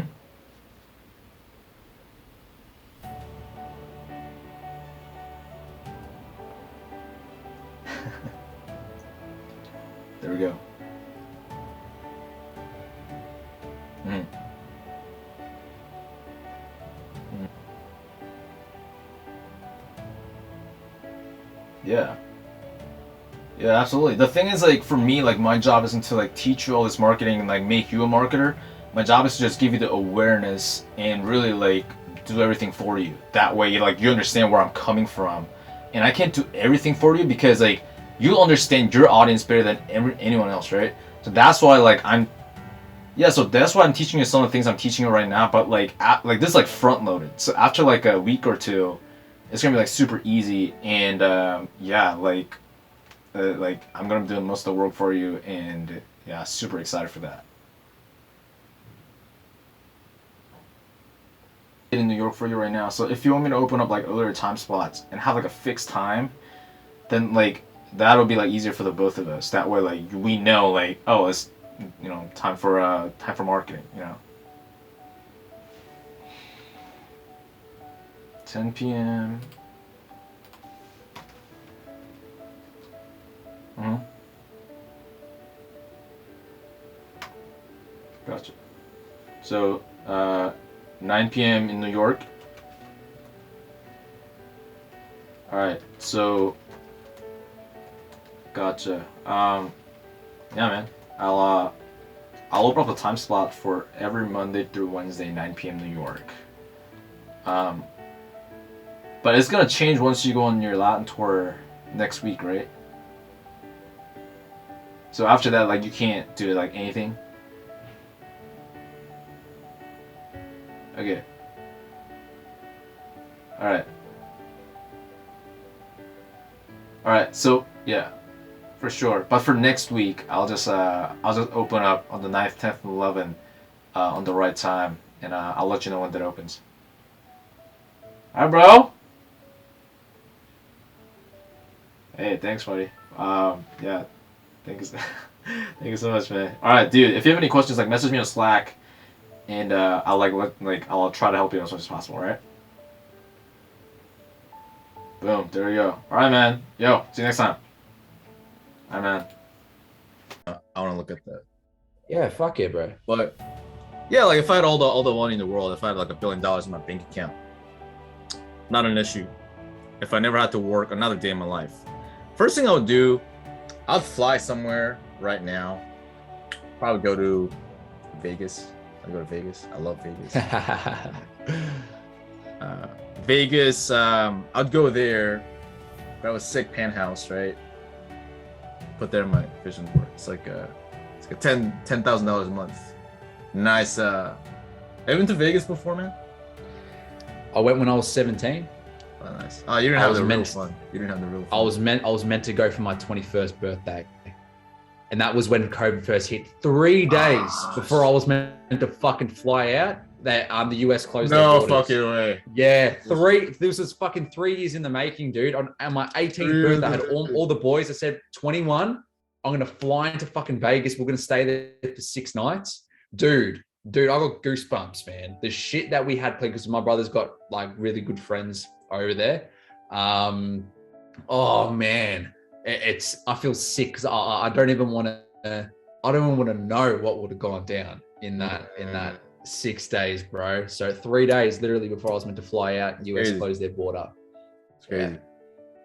We'll go there when things we'll go there one day. Yeah, but I was there. A month after I turned 21. Oof. I was in Vegas. I was in Vegas for like 2 weeks or something like that. That's probably my favorite city in the world. Europe was great because it's been like a dream of mine to go, but like I would go to Vegas, grab like a sick penthouse. What's Vegas? What attracts you to Vegas? So I had a mentor, and he had a saying. He said, "Vegas fixes everything." So he said, whenever like he's a dating coach, right? He's dating, and I think he teaches like personal branding nowadays. But he was like a really good dating coach, dating like those Maxim models, Playboy models. Like he was like really good. And then he would say, whenever you break up with a girl, it fucking sucks. You're like, fuck this, whatever. You don't want to get out of bed or whatever. You take a cheap flight out to Vegas, and then as the plane is landing, you see the window side and you see all the fucking, MGM Grand, right, with the fucking flashy lights coming at you, and you see the fucking the Paris, right, the fake Eiffel Tower and all that. You're still in the plane, but you see you already like hear it, right? So like, you already like get that fucking dopamine spike, and then like by the time you land, you're like, oh shit, like I can't wait to like get out of my hotel and like start doing things, and it's just full of options, right? Shit ton of things to do always. They're fun. Hot girls coming in like a conveyor belt. It's a good question that you brought up. I think what I'm looking for is like, how do you say, like vanity, right? Where like I want to feel like I'm important, right? And I want to feel respected, and I want to feel that attention, if I'm being honest, because, and this is my educated guess where this is coming from, is when I was going to school, my childhood upbringing, I was like super shy. I was like, I literally didn't know how to talk to people and all those kind of things. So super shy. Got bullied on, got all the racist shit when I was going through school in America. Didn't know how to stand up for myself. And because of that, and I never got attention from girls, right? I was always chopped liver, where like my friends, you know, we're on the basketball team, and like I'm this like 5 foot midget, and like my friends are like 6'5", 6'8", and then they're getting all the attention from the girls at school, and I think that's why, you know, I want that like Dan Bilzerian type lifestyle, right? That's what I wrote down, because I guess I didn't get that growing up. So I'm looking for that now, where like I'm getting all this attention from women and like you know, from these like, you know, high status people.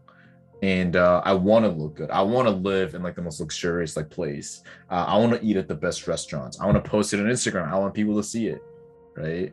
These are like more the deeper shit. So I think that's where it's coming from. You know, a lot there. But I guess like in terms of like the question of, do I want one woman who's like actually gives a fuck about me and there for me and takes care of me, as opposed to having dozens, hundreds of girls where they may not care that much. What I want at this stage, I want the latter, right? 100%, dude. I'm not saying what you want is wrong. For sure. Just saying it could be dangerous. I think these questions are good, just understanding what you want in the first place. But I hear you though, because I had a buddy, he's a dating coach, and whenever, and you know, he's like sleeping with like a lot of girls, right? And then, but when he's not sleeping with a girl, when a girl's not next to him in his bed, he would feel like what you talked about, that lack, right? He would feel that he's not enough when a girl's not there. And so, and he understood that he put a lot of attachment towards that. And I think it's good, because like I've had that, a little bit of that. But yeah, at the stage I'm in now, I'm sure like I'll roll into that phase where, you know, maybe I just want one girl next to me. But it's at this stage, I'm just like, you know what? Let's just have them all. Fucking line them up. Let's smash them down. I'm not saying like no emotion at all, because we're all humans, right? And like I think it's good that, you know, we have like the emotional connection.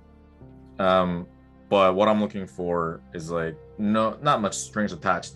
But most importantly, what I want right now is, because my priority is like, okay, let's get finances back up on track, because I did take a hit for a little bit.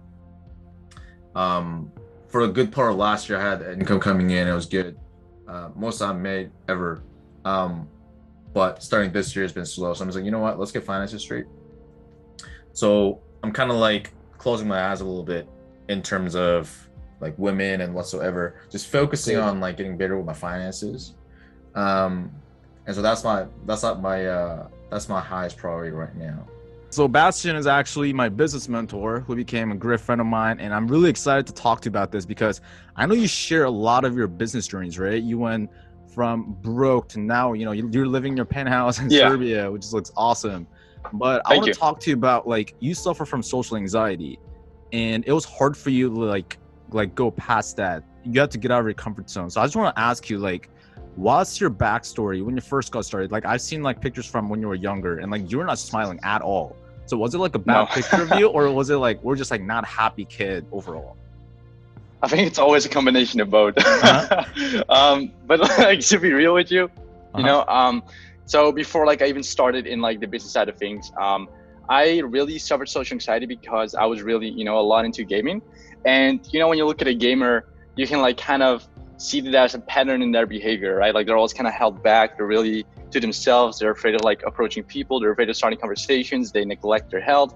And, you know, like I really had most of those patterns, right? And I guess like combination of all of that really caused me to have social anxiety at some point, right? Not being able to converse with people because, you know, like all I would know how to talk, like what to talk about was video games. And, you know, like that was probably the main thing, you know, like, and then not only video games, it goes really hand in hand with, you know, porn addiction. Right, it's like what I had as well, and that's like also some serious stuff that's plaguing a lot of people, right? Sure. And when you can get your instant gratification from that instead of like, you know, actually, you know, maybe a girl you're with that you're dating, or you know, your girlfriend, your wife, whatever, then you can literally in today's world you can get that, you know, kind of instant gratification just from the internet, and it's pretty crazy, and it just like kind of distances you from the real world, right? So what I had was just like kind of this virtual world I was living in with, going on the internet for like that side of the instant gratification with porn. And then like when I wanted to just distract myself, I had video games. And then doing that over and over just causes like massive, like social anxiety. And that was really like, I guess, the root of how I, started to develop that at a young age. There are different levels of a driver of human behavior. Okay, and there's like different levels to this, different levels to this game where there's like I don't know, like belief system, there's self-identity, and those are very powerful. But on the top of the pyramid, the number one driver of human behavior is purpose. Okay, so if you look at people like all the historical figures like Nelson Mandela, Abraham Lincoln, or Mother Teresa, Steve Jobs, Michael Jordan, all these people who basically accomplished superhuman levels of accomplishments, right? Moving the human race forward, these people had a very strong purpose. Look at Nelson Mandela. How many years in prison did he spend in his life? Okay, most human beings cannot do that. Mother Teresa, okay, Gandhi. These people, they had such a strong purpose that all the belief systems, all the self-identity, all the actions, they came as a byproduct. The motivation came as a byproduct, right? The happiness, fulfillment, whatever it may be. So that's the reason why, if you've been feeling burning out, maybe you're you're not really fulfilled in what you do. Maybe you're a 9 to 5. Maybe the type of work you're doing right now isn't really satisfying you. Or maybe just the point in your life, maybe the results you're getting. How do you feel about this year in 2020? So a lot of people are saying that 2020 was the worst year of their life. They're like, refund 2020, cancel 2020, fuck 2020. And so I just want to give my take on how 2020 was like for me specifically, evaluate how the year was, and then reflect on the upcoming year, 2021. Originally, I was just going to do it by myself. There's something I started doing this year where I go through my goals that I set earlier this year and set the goals for next year prior to the New Year's resolutions. But I thought maybe while doing that, share this with you so that way you can kind of walk away with a lesson or two that could help you go about your life and your entrepreneurship endeavors. So if you're new to the channel, my name is Brian Choi, and in this channel, we talk about entrepreneurship, marketing, and sales. So if you want to see more videos like this, then make sure to subscribe to this channel right now, the red button right there. Smash that like button. Let's get right into the video. So I want to start by talking about, I started this year by setting three main goals, just like a very high level overview. And then at the point of recording this right now, as I'm talking to you right now, it's December 31st of 2020 here in Korea. And so I want to go through the three high level goals, then we'll go into the more in-depth year evaluation, and then the reflection for the upcoming year. So first things first, this is something I wrote down earlier this year, is flipped, but it says 2020 goals. And then it says the year of focus, discipline, and growth. Okay. And there are three goals written on this. And the first thing is make $100,000 profit, okay, for this year. And the second one is screen time of 1 hour and 30 minutes a day or less. And the third one is move to, I first wrote Kiev, Ukraine, then I switched to Bali. So this is something I wrote down, I think around January or February of this year when I was just transitioning out of the Korean Army. So let's kind of break down one by one. Did I achieve this? How far did I fall short? How much did I go over? So on and so forth, right? So the first things first, make $100,000 profit. I didn't even come close to that. So I thought it would be as easy as, okay, like start a business and then you get to 10K in 30 days. Like it's easy. Like just start a social media marketing agency. And that's what I thought, right? Because the testimonials and the moonshine case studies kind of blind you, right? Quite frankly. And most, I'm not going to get deep into the success rate of these courses and these programs, but, when I saw, basically how I started this year was in January. I was still in the Korean Army at that time. I discharged on February 28th of 2020. And at that moment, I was kind of transitioning out of the army into becoming a civilian, right? And so at that point, I wasn't doing much. All I was doing is really setting up the foundations for my social media marketing agency that I was starting to start at the time. And then that included getting a domain name, setting up my websites, setting up my onboarding funnel, whatever, all these things that I didn't need to do. And so that's how I started this year, but I kept going, even though in the cold Korean winter, I kept going. But basic gist, for the first 5 months of this year, I didn't make a single, actually that's a lie. The 5th month, when I signed my first ever paying students and not a client, we'll be going deeper into that. But April of this year was when I made my first ever dollars online.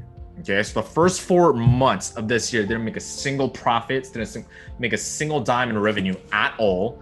And January I said 1 sales call, February I said 1 sales call, March I think I said 2 or 4, and April I think I said 7, so on and so forth, right? And so you can kind of see the evolution that happened there. Like it didn't start off as fast as I thought it would be, right? Because if you see the testimonials in these courses, or if you see like, oh, I saw my first client in 4 days, I got to 10K in 30 days, and what they don't tell you is that it's not really consistent of those results. It's not really duplicatable for most people. And so I think when you enroll into a course or program, I think the expectation needs to be set, and you got to understand that you have to take a leap of faith no matter what. Just because, obviously you gotta go with a program that you think might help. And obviously a shitty action is still better than no action, because you're at least learning something. I have no regrets of the thousands of dollars I spent in the courses that that simply did not work well for me. But I always take it as a learning lesson, right? I don't blame anyone for it. I take responsibility for my actions. And at the end of the day, you got to take a leap of faith no matter what, because at the end of the day, what are you going to do? Not try? Quit trying? No, right? That being said, though, so in the 4th month, I got my first ever sale online, and that was for $200. It was an affiliate commission from a previous company that I was an affiliate for called Real Social Dynamics. They're an 8-figure dating company, now transitioning into more self-help. But it was pretty cool, because they gave me confirmation, they gave me proof, the fact that, oh, like you can make money online. This is incredible, because it was something I was trying to figure out for the past 2 or 3 years. When I was making videos on YouTube more regularly, maybe that's where you know me from.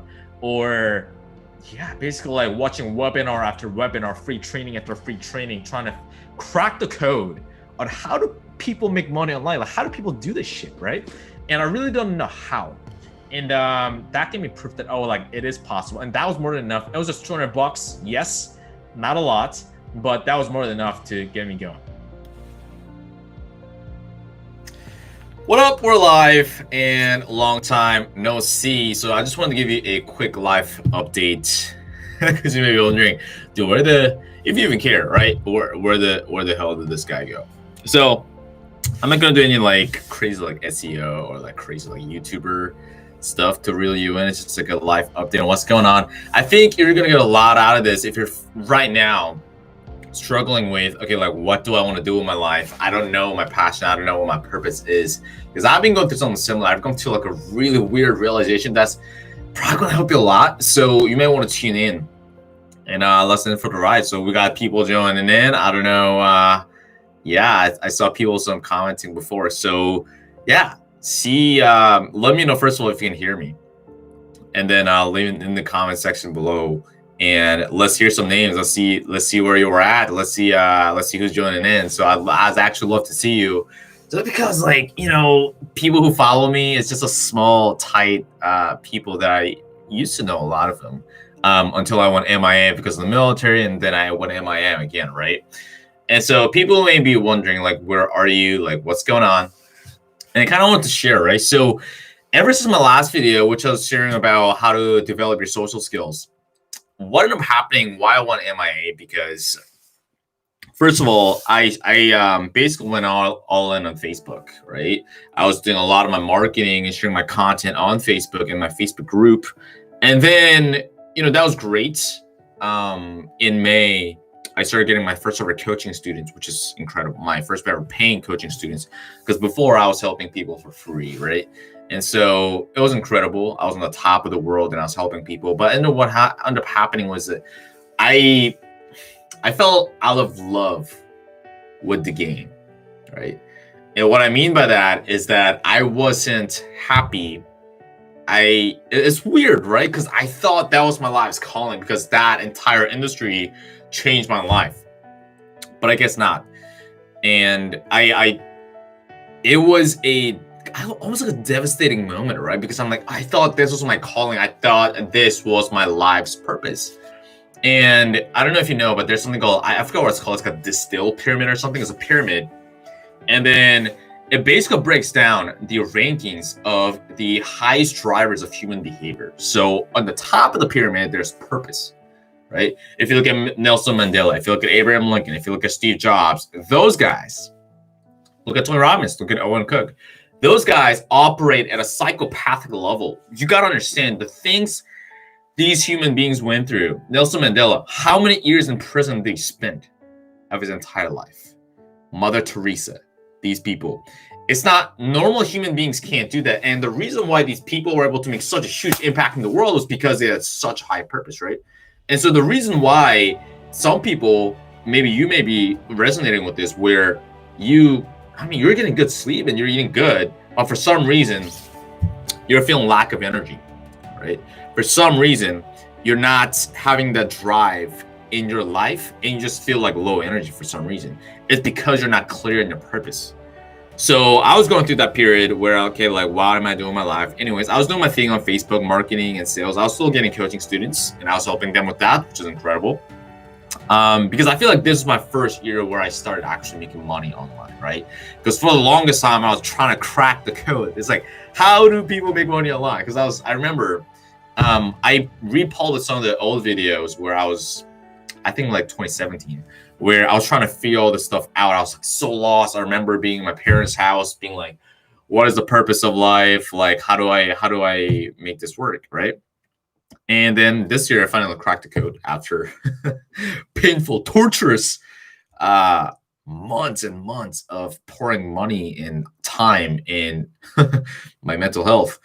So long story short, in the military, I would say it was probably one of the most hardest things I've done in my life. It's not like I had to do something crazy like go to Afghanistan, but I was working 6-7 days a week, about 14 hours a day, making $100 to $300 a month away from my friends and family. And the tasks I was given, I'm not gonna go into too much details, but put in a lot of mental pressure, I would say. I came in where all my superiors had no hope for me. They said, dude, you are the worst kid we've ever seen come into our division. You're just terrible at this.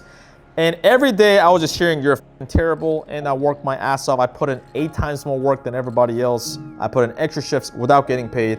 And soon enough, I became the best in my division, and I became a squad leader in the shortest amount of time in division history. And even while in the military, I was still trying to make this make money online thing work. I had limited access to the internet, like the computer and cell phone, but when I did get it, I was trying some shit. I even bought courses with 8 months of my salary saved up, trying to send out cold emails, trying to book sales calls and try to get a client. Didn't work out, couldn't figure it out. So when I finally got out of the military, I kept working, I continued working on my entrepreneurship journey. Let me try to make this thing work. So make a little bit of money here from, different coaching thing I was doing. And it was about, mindset coaching and social skills coaching, public speaking coaching. I was trying all sorts of stuff, and copywriting too. Made a few thousand, was able to travel a little bit, but not that much. And all the way to 2021, 2022, I pretty much lost all the little bit of money I've made, moved back to my parents' house, and even on Christmas Day, I had about $60 left in my bank account.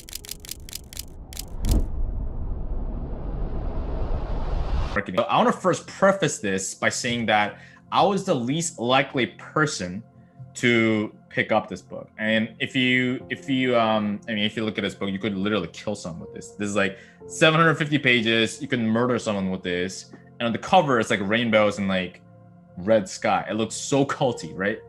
And so this is basically what this is like a law of attraction. It's like a new spin of law of attraction using quantum physics. So if you've read The Secret or like watched the movie, like I haven't checked out any of those, but I think like from what I've heard from other people who have also read this book and also went through the traditional way of law of attraction, it's more like, you know, like hope that it'll happen, or like it'll happen, or like want it really bad and it'll happen. It's really the reality transurfing concept is really like the opposite of manifestation and law of attraction, which is kind of weird. And so you may be new to law of attraction, you may not be new to attraction. For me, this is very new to me, very foreign concepts. And I was always about the tactics and the outcome. And I was okay, like, what is a step by step? Like, we're here to get a certain type of result. Like, let's get the results. Like, what are the tactics? What's the outreach method? Like, what message do I send? What post do I need to make? What sales script do I need to follow? And that's got me, I never came to the conclusion that that was the result where I was not able to get the results that I was after.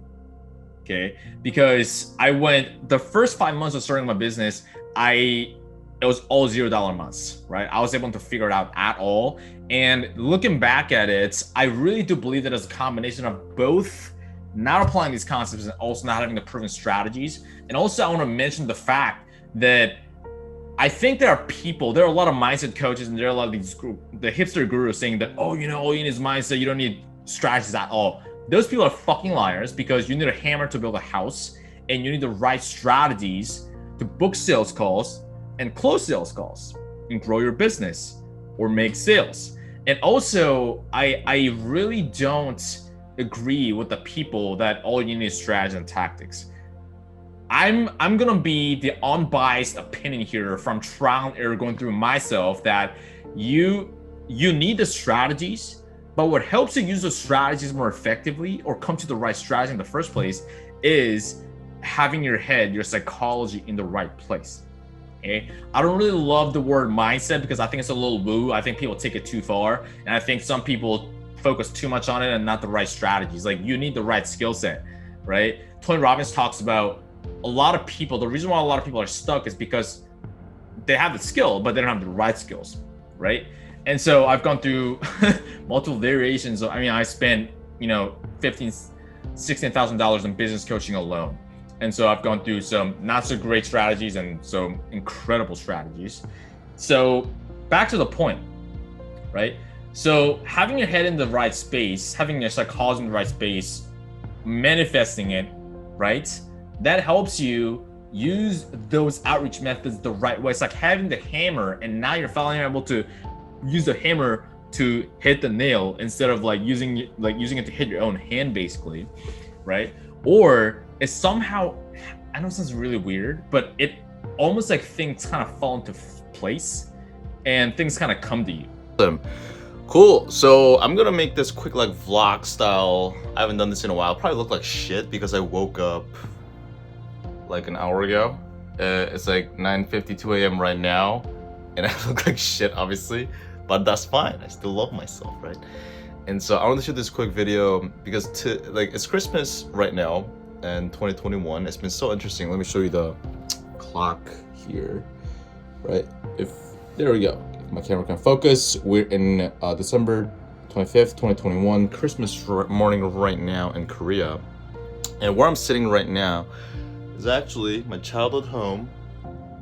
It's pretty much all what the room is. It's my childhood home that I grew up in since I was 8? And I'm 25 years old now, right? So I'm sitting here. What happened was at my parents' house, right? So what happened was this year, I think around March or April or so, I started my bank account around 30K in my bank account, right? Maybe 30 to 40K. And obviously in my business, I made more money, right? Not a shit ton of money, but throughout the year, I had multiple 5 figures in my bank account. And then it's so interesting how I checked my bank account this morning. Let me kind of show you, okay?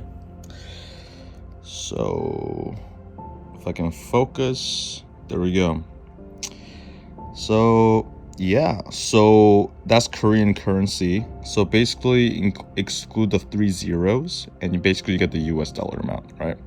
So that's around 180 bucks. Actually, with the currency exchange, it's probably like 160 bucks or something like that. When I woke up, it was actually like just 80, so it's like 60 bucks.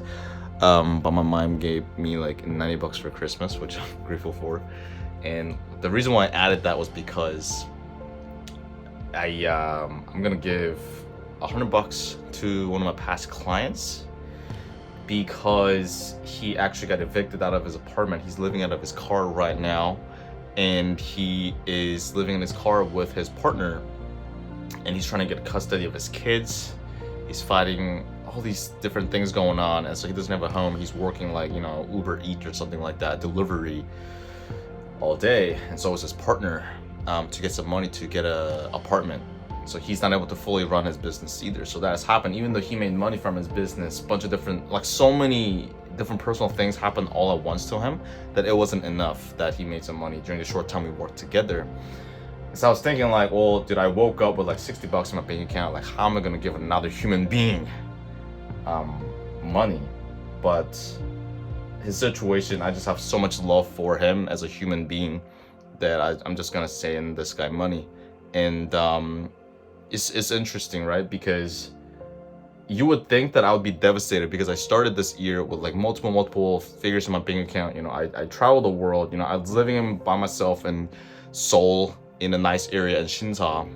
I've had girls over. I was going on like 3 to 5 dates a week, hooking up with girls, going on fun dates and things like that. Like, not even looking at my bank account, just spending money, traveling, going to Busan, which is like a beach city here in Korea, going to Poland, Warsaw, right? Not even looking at my bank account, just spending money, like going to clubs, getting bottle service, and, you know, having all these experiences, traveling the world, seeing different cultures, then going to Barcelona, Spain, having the time of my life there, you know, being on the beach, going on the boat, and staying in these hotels, and going to Kiev, Ukraine, right? And going to strip clubs and making it rain, all this kind of things. And now I'm here, and during the summer I wasn't even working that much, right? And then now I'm working a lot. At one point I was working like 10 hours a day, now a little less than that.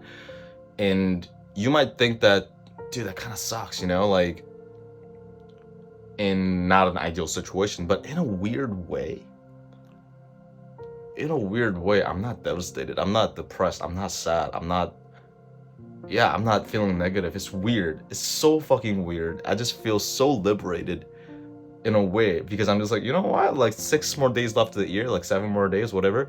And then it's 2022, this January 1st, might as well start from scratch. It's kind of like a mission. It's kind of like a Mission Impossible mission. It's not impossible, but it's like a fun mission where I start over from maybe like 0 in my bank account, and then maybe I get this 7 figures cash profit in 2022. You know, so it's kind of like a liberating feeling in a way, and I just want to give money to, it's not a lot, right? I'm gonna send him maybe 100 bucks, and it's not gonna be a whole lot of money, but, you know, maybe he can treat him and his partner to a nice Christmas dinner, because it's Christmas evening for them right now in America, right? And so, yeah, it's more than half of what I have in my bank account, right? But still, I just going to do that. And yeah, it's just weird. I just feel not sad. I feel liberated. I almost feel, so today I don't know what I'm gonna do because it's Christmas for me, right? And I don't have many friends here right now. Like my best friend, he's kind of sick with the virus, and he's kind of recovering from that. So I'm probably gonna spend Christmas by myself, right? I'm just gonna, like, I don't know, go ice skating. I really want hot dogs. So I'm gonna get a hot dog. It's gonna be amazing. So I'm gonna do that for myself. Maybe see some Christmas lights. I don't know. But I haven't celebrated Christmas actually in like 4 years, because last year I was in Jeju-do by myself. I didn't celebrate Christmas. Year before that I was in the military. Year before that I was also in the military. Year before that I was in Vegas in 2017. So I celebrated with my best friend at the time, Ryuji. He came over from California. That was pretty fun in Vegas. But yeah, it's been like 4 or 5 years since I celebrated Christmas, so why not? Even if it's by myself. Go to an amusement park or something. I mean, I have a lot of money right now, and yeah, that's another thing too. Like, in the external reality right now, like, it may not match like my ideal situation, right? But in a way, internally, I feel almost peaceful and liberated. It's so weird. And I have a lot of people to thank for that. Like, Simone and Tom mainly, and Christina, who I've been learning from a lot of like the manifestation, spirituality, inner love, inner peace, a lot of internal work, which has been life-changing. And so if I hadn't done that, I would have felt devastated by now, but I'm so grateful for that. And so yeah, this, I'm probably gonna not release it now, but looking back, it would be kind of funny. Maybe I'll upload it on my YouTube channel, or maybe I show it to people on a presentation on the stage or something like that. And I think people will get a lot of inspiration from this, and for myself as well. So yeah, I don't know, I'm hopeful for the future. Not in a way like, oh, I hope this happens, but it's just like, no, I have like faith.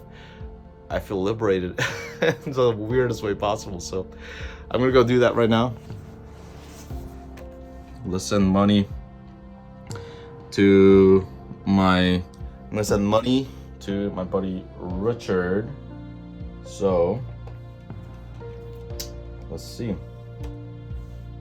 I'm gonna first check. It's like probably too close for you right now, but I'm gonna check what his PayPal thing was, and then I'm gonna send him $100.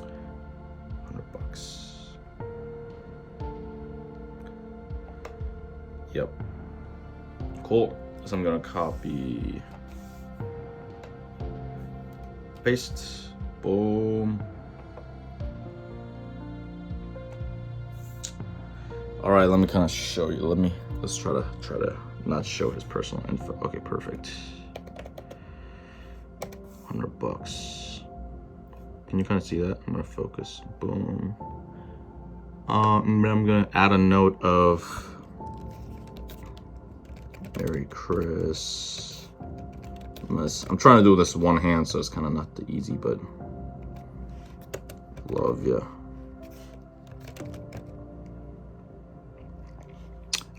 It would be nice to send him more, but you know, it's more than what I have on my bank account at the moment, so maybe next time I'll send someone $1,000, but this is for now. Boom. All right, confirm, send $100. That's it. That's it.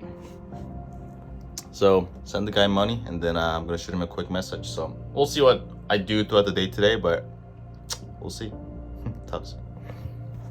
I'm trying to make this business thing work. I don't want to do it anymore. It's just, I can't figure it out trying to run a business. I stumble across this thing called high ticket sales. And I said, listen, I hate what I'm doing anyway. I feel miserable. What else is there to lose? And I get into it. And 2022 really was my breakout year. I had my first 15K a month, my first 23K a month. I got recruited to the top sales agency in the high ticket sales space at the time. And then later on recruited to 7th level, which is one of the largest sales training organizations in the world and the most competitive sales environment you could be in as a salesperson.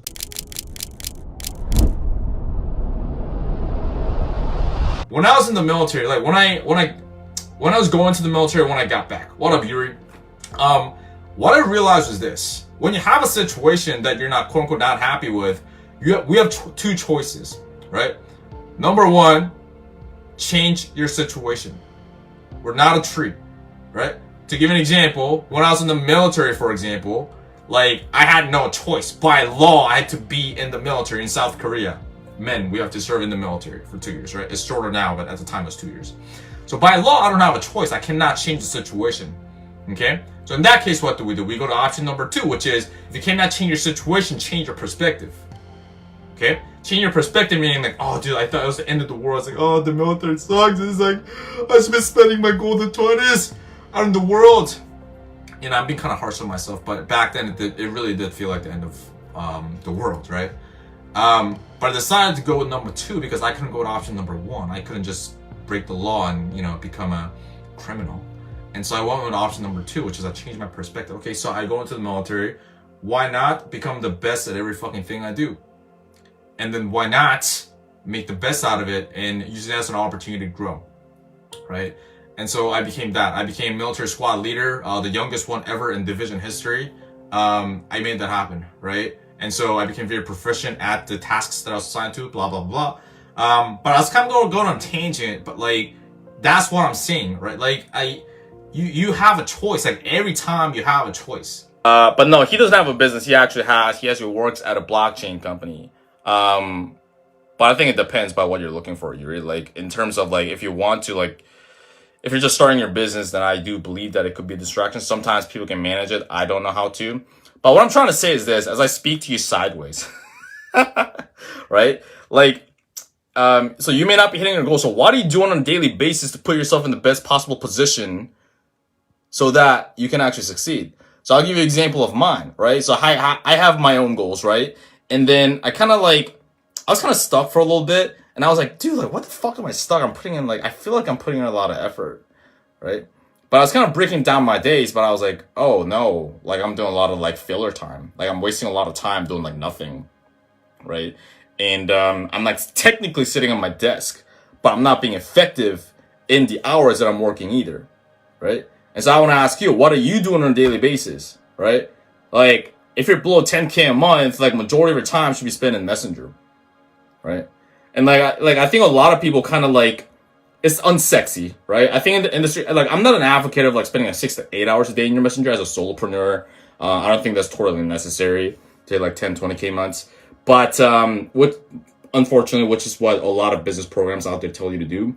But the thing is, like, it only takes maybe like 2 to 3 hours a day, right? And like sometimes people are like, oh, that's a lot.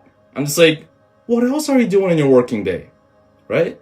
And so if you kind of break it down, you only need to spend like 2 or 3 hours a day in Messenger, maybe like 20 or 30 minutes adding people and like taking calls with clients and prospects, and that's it, right?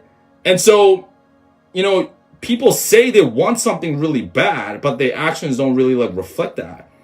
And so when I shifted that, I had to kind of sit down with myself, set myself down and have that conversation with myself. And then I realized like, oh dude, like your actions don't align with what you say you want so bad, right? Because I said the same thing that my buddy said, right? Like, I want this goal so bad too, but my actions didn't align that, right?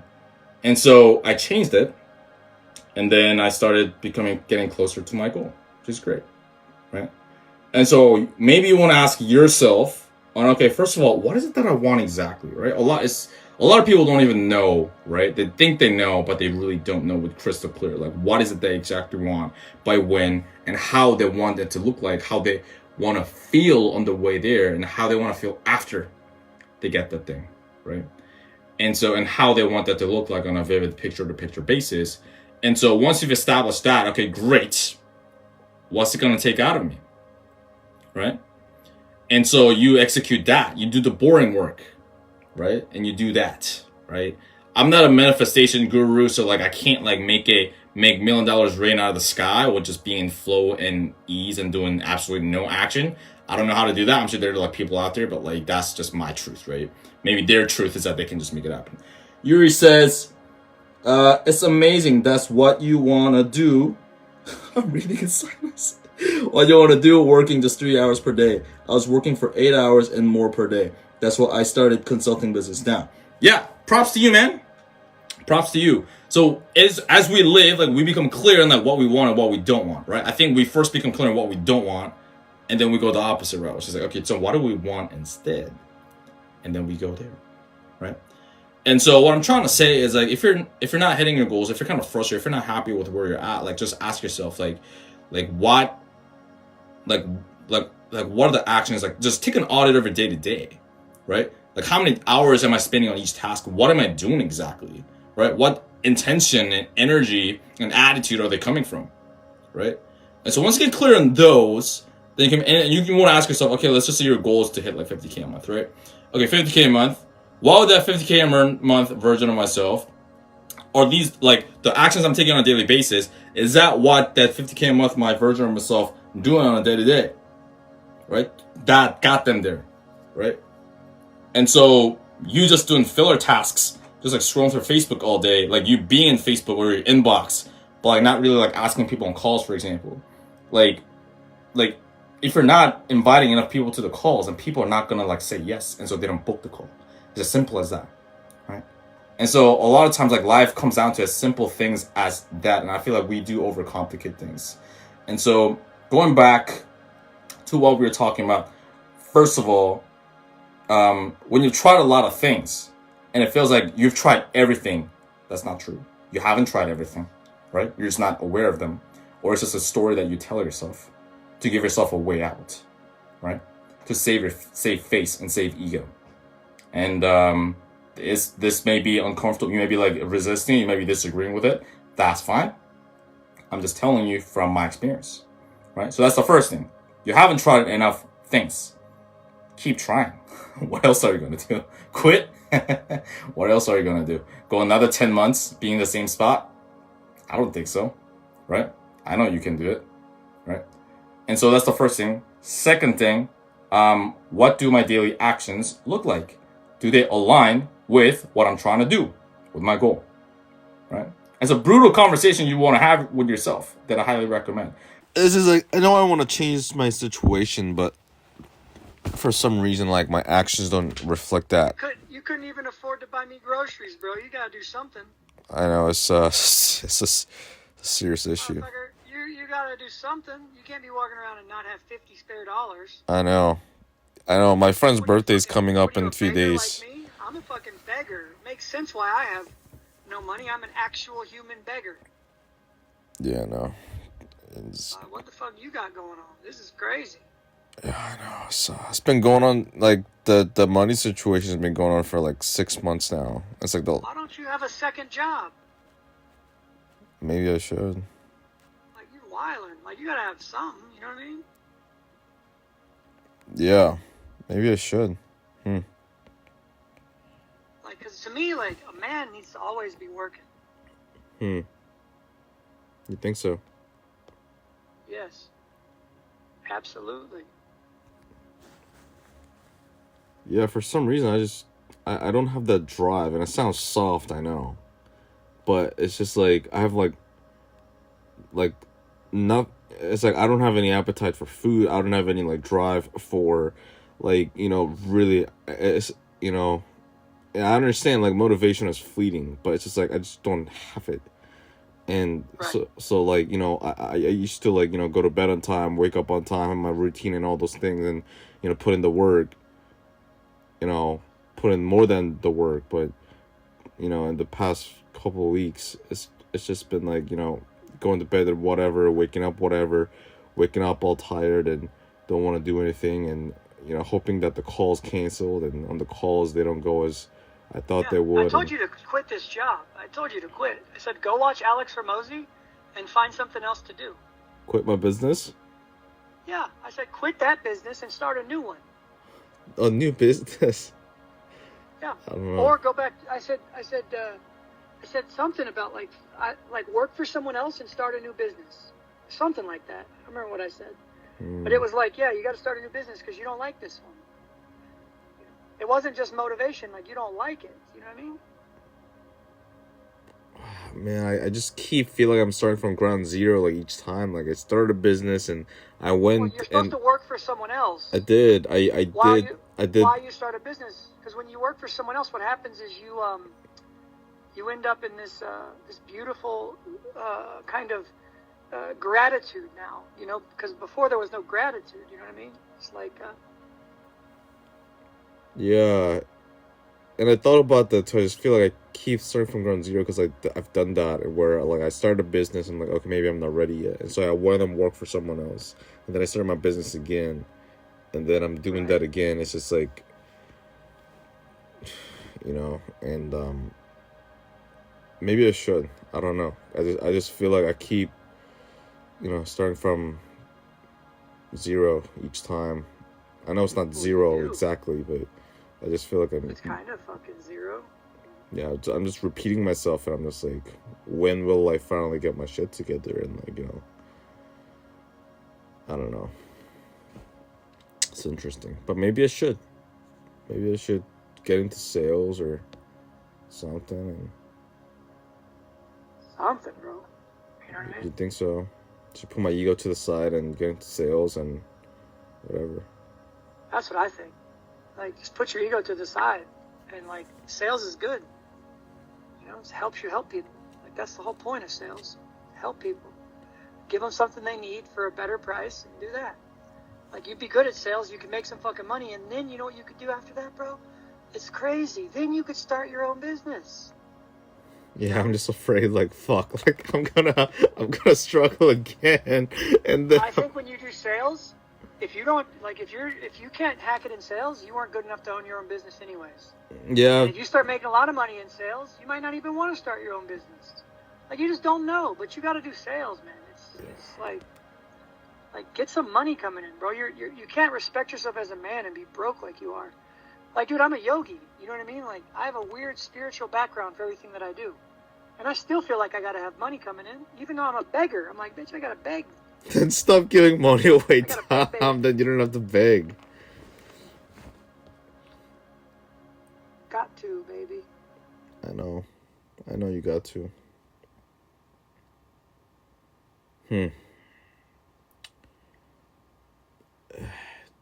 I remember Alex in one of his videos talking about, he was suggesting one person who had a marketing agency for real estate agents, and then that person was kind of talking to him about, hey, I'm kind of struggling getting some cash flow coming in. How can I scale this? My clients aren't getting results either. And Alex said, well, you shouldn't scale, and you should actually get good at the thing first. So how about you go start your own real estate business? And by the time you get good at it, you can actually start teaching people, they'll get results. But by that time, you'll get so good at it and you'll make decent money that you don't even want to teach people. So pretty much the same thing you said. And maybe I'm just Be like that. maybe I'm just being too picky, too prideful, to kind of take a step back and go into a company and like work as an employee. And maybe work more hours, I don't know. And not have as much flexibility in my hours, so on and so forth. But you think you sound like such a princess right now. I know.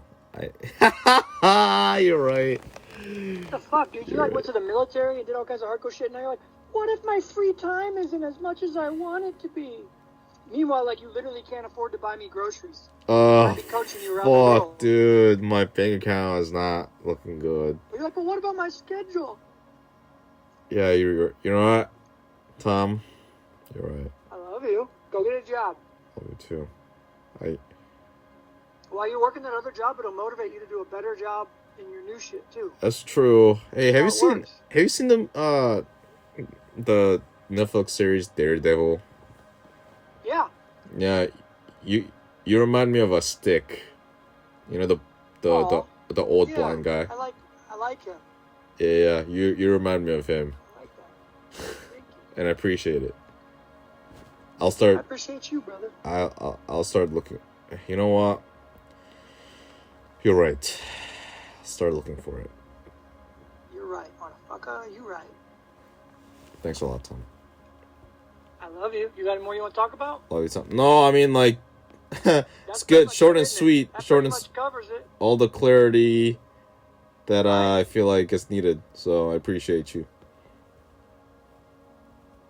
I appreciate you. Shit. Life is fucking good. Yeah. Much love, Tom. Okay, buddy. We'll talk in a few days. Sound good. Thank you, Tom. Let me know how it goes. Let me know how it goes with the new jobs. I will. Applying and stuff.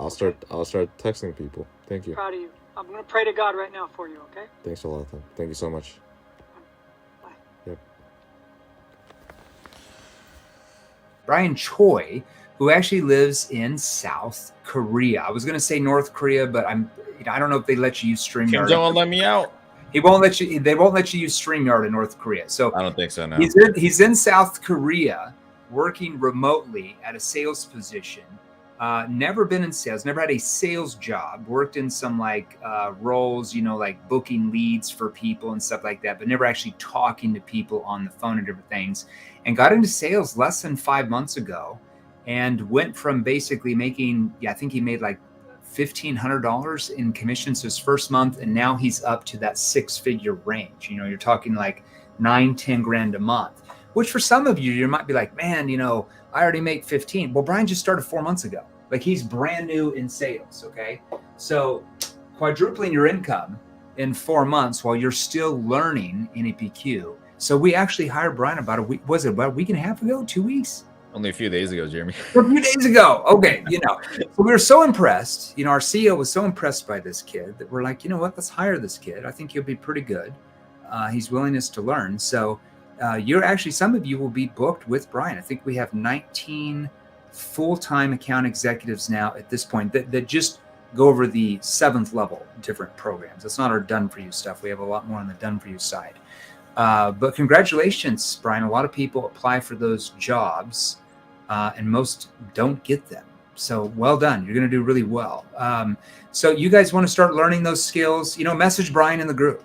Brian can help you for sure. He's a product of the product. He's still going through the training right now. He's still a client.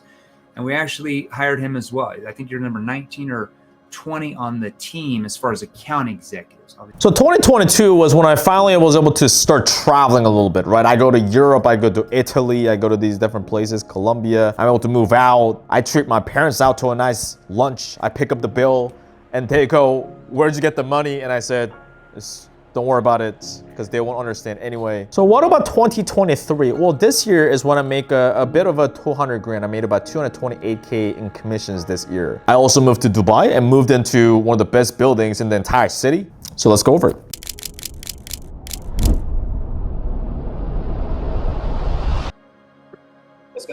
So I just saw my commission tracker for last month, and I just realized that my commissions went from 15K a month to 36K a month within a 3-month time frame. And so I was kind of debriefing on, okay, what I did well and what I need to improve on, like I always do, on a daily basis, weekly basis, monthly basis, and a quarterly basis. And I was kind of like writing that down. I just thought maybe you can take away something from it too, right? So I'm not perfect. I'm not saying this is the way to go, but this is what I've realized, and this is just an excuse for me to document kind of my progress, and maybe you can take away something from it too, right? So I'll kind of share my screen, and we'll kind of break down what happened here. So as you can see on the screen, from 15K a month to 36K a month in commissions in 3 months, what it took and what it'll take to get to 50K months.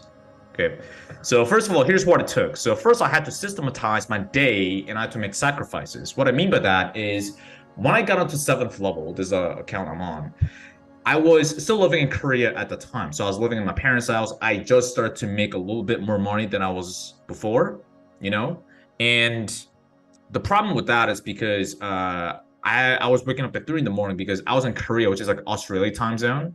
And then I was selling to US market, which is like the opposite time of the day. And so I was waking up at 3 in the morning and then, just do my thing, get ready, confirm calls, follow up, whatever it may be. I started my first sales call at 4 in the morning, and then I went to about 12 p.m. Right. And after that, I'll do admin and things like that. The problem with that is, first of all, it limited the amount of calls I could take, obviously. And the second of all, while I was sleeping, people would reschedule, or cancel. And by the time I wake up, like, I'm fucked. Right. It's like too late for me to like get another person in the slot, whatever it may be. So I was losing out on opportunities. And also I was not able to have a regular social life, because I remember one time going to the amusement park with my friends, and by 1 p.m. I was drained, right? Because my day's upside down. And so biologically, my body just breaking down. So I was like, okay, I'm doing this now. I'm willing to do this now, but it's not sustainable. So I got to figure something else out. So I was like, I tried to go to America or Canada, but at the time, COVID and paperwork situation didn't work out. So I'm like, what can I do? So I went to Europe. It was better, not the best. And I was like, okay, what else can I do? I can't go to North America. What about South America? So that's what I did. I'm in Colombia now, and that gave me more opportunities to get more calls in. And so I just left behind my friends, family, everything, life, everything. I just came here, and that's what I did. I chose to do that, right? So that was good. And also, once I got here, I ordered the same food every day on work days, right? So instead of me having to think like, oh, what am I gonna eat today? I have to cook whatever. I'm just like, you know what? Order the same food every day. It's like saved on my phone, on my delivery app. So I just click one button, they come. I was like, all right, perfect. So that was good. And also, I only went on 1 to 2 dates a month, right? And so for me, that's a lot less than what I'm used to, right? I'm used to going about like 3 dates a week, and then I condense it down to about 1 to 2 dates a month, right? So instead of like me spending time and mental focus and bandwidth on texting girls, it's like, oh, I'm gonna get this, whatever it may be, what restaurant we're gonna go to, all that. I reduced it, remove it out of my brain, out of my day, right? So just the bare minimum. Great, I did that. And also I hung out with and talked with friends less. While my friends out here was going to like boating and like going kayaking and things like that, I just didn't go. And that's what I did, right? and the only content I was consuming was sales related, unless it was on my off day, right? So throughout my workday, instead of listening to Drake while I was working out, I was listening to Matt and Jeremy talking about objection lending, tonality, things like that. So I did that instead of, didn't watch any Netflix, any entertaining YouTube videos. Only thing I was watching was Jeremy and Matt. Only thing I was doing.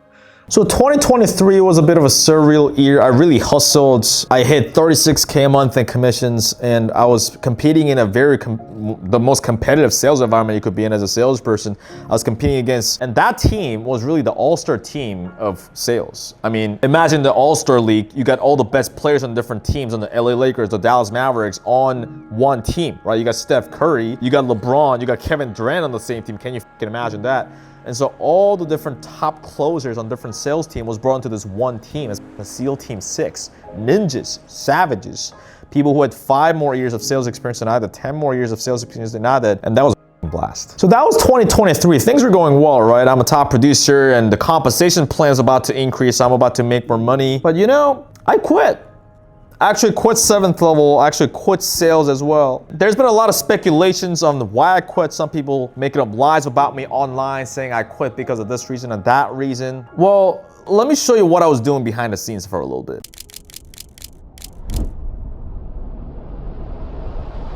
A lot of people think they want the 30K a month, 50 grand a month, whatever it may be. They want to become a millionaire, but they don't know why, right?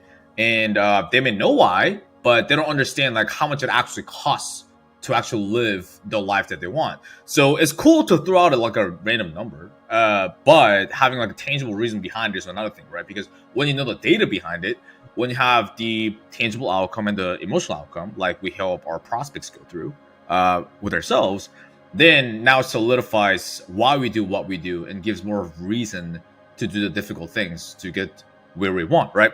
So that's why I did that. I was talking about this with different people in Sniper. And it's one of the things like Matt talked about as well. I was like, oh, like it would be awesome if I went to Dubai. It would be dope. It sounds dope. But I never actually did it until I was like, how long am I going to keep talking about this? Or like, am I actually going to actually do the thing, right? So finally went to the website, the airline website, booked the ticket. And then I looked at different hotels in Dubai. I just knew that Dubai is expensive, but I didn't know it was this expensive. But I was like, okay, which one's the dopest hotel? I was looking at different things on Instagram. I found one. Looked like a lot of cool people, hot girls go there. I was like, okay, let me go that one. And then I look at that, and the cheapest hotel, was $1,600 US per night. Okay, the cheapest one. I think one of the more expensive ones was like 10, 20 grand a night. Some were like 50 grand a night. I was like, okay, I'm not there yet, so let me go with the 1,601 because, you know.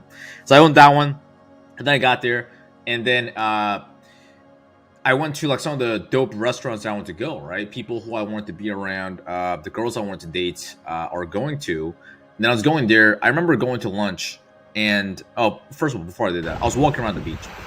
I saw ice cream. I got hungry. I got the ice cream. It was like a red velvet cheesecake ice cream, and they put like this like paper gold thing on the ice cream. And it turned out to be about $30 US. So this ice cream was $30. It's red velvet cheesecake with golds on top of it. For an ice cream. I was like, okay. All right, Dubai. I see you. It was pretty damn good. But nonetheless. And I did some jet ski thing. Got a photographer to take some photos. Nice and things like that. The whole thing came out to about like $700 to $800 US. For 30 minutes of jet skiing. It was fucking dope, not gonna lie. People say money doesn't buy happiness, but show me a sad dude on a jet ski. I've never seen it. And then, you know, I went to different places. The lunch place I went to, it was dope. And then I got some sushi and some appetizer. And then that was $100 for like a light lunch, right? Like 10 pieces of sushi and like 6 things of like this like small appetizer things. $100. I was like, all right. And so the total came out to this day. I spent about over $3,000 USD. And so I calculated in order to live my ideal life, I need to be making at least 90 grand a month. In the life of a dude starting a business while having a full-time job.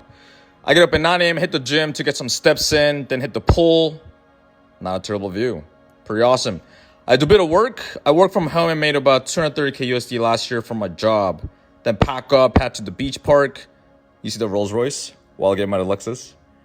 We'll get in that Rolls Royce one day. So, I'm staring outside my window and see the sunset. Pretty damn soothing about the sunset. I love it. And then I get to the beach park to try to get some work done, but mainly I get distracted by the chicken Cheeto burgers, and I remember why I don't work from outside. And it may seem like weird that I'm starting a business because I made a decent amount from my job last year. And reason is because I don't have much time freedom in the industry that I'm in. And I came to the realization that what I really want is to have freedom to have dope experiences with my friends and dope people without being chained to a desk. So I'll be documenting my journey on this page, not just the highlights, but also the failures. So follow along. Here's how I'm going to make 20K USD a month profit while working 6 hours a day or less by the end of 2024. I was making about 20K USD a month last year, but I was working until 2 a.m. every day and I'll feel miserable. So now I'm trying to do it while also being able to enjoy my life. So here's the plan. Step number 1, I partner up with an influencer with a big enough audience. Step number 2, I help them monetize their audience. Step number 3, influencer and I split the revenue 50-50. Influencer makes more money because they're monetizing the audience. I'm making more money and their audience is getting value from the audience's expertise. So, bad news is that there will be challenges. I get that. Good news is that I already have a set of skill set that I've developed over the last several years. I already know how to do market research, copywriting, and sales from a previous business, also from what I do. So, will I get to 20K USD a month by the end of the year? Follow and see what happens next. This is day 14 of building a 40K a month online business. I'm gonna keep saying in my video, building 40K a month business, because that way we have a North Star we're aiming for. And the reason why 40K a month is because we'll be doing a profit share with me and the creator. So he'll be taking 20K a month, I'll be taking 20K a month, theoretically, right? So which is the goal for me, 20K a month profit in my pocket by the end of this year in 2024. So let's go over what we worked on today. So the creator and I went through 2 hours on a Zoom call writing this video sales letter. I actually wrote about like 80% of it, but we wrote it together because we had to use his brain and his genius to finalize it. So we sat there and now he's gonna use Loom to record the video sales letter, and then we're gonna start driving traffic to that sales letter. It'll be initially charged at $97 per month, and the goal is to retain the customers over and over again so we get repeat monthly recurring revenue coming in. Biggest challenge right now is that we don't have enough traffic, but I'll be working on that tomorrow for the next week or so to drive more traffic to the social media channels and then make it happen. Follow to see what happens next. Day 15 of building a 40K a month online business before end of 2024. Today we're mapping out the paid school community. So the checkout page we're mapping out. Okay, so different slides. We're gonna put the VSL and then the offer breakdown sheets, the classroom sneak peek and result screenshot number 1, 2, 3. The description box, the copy here.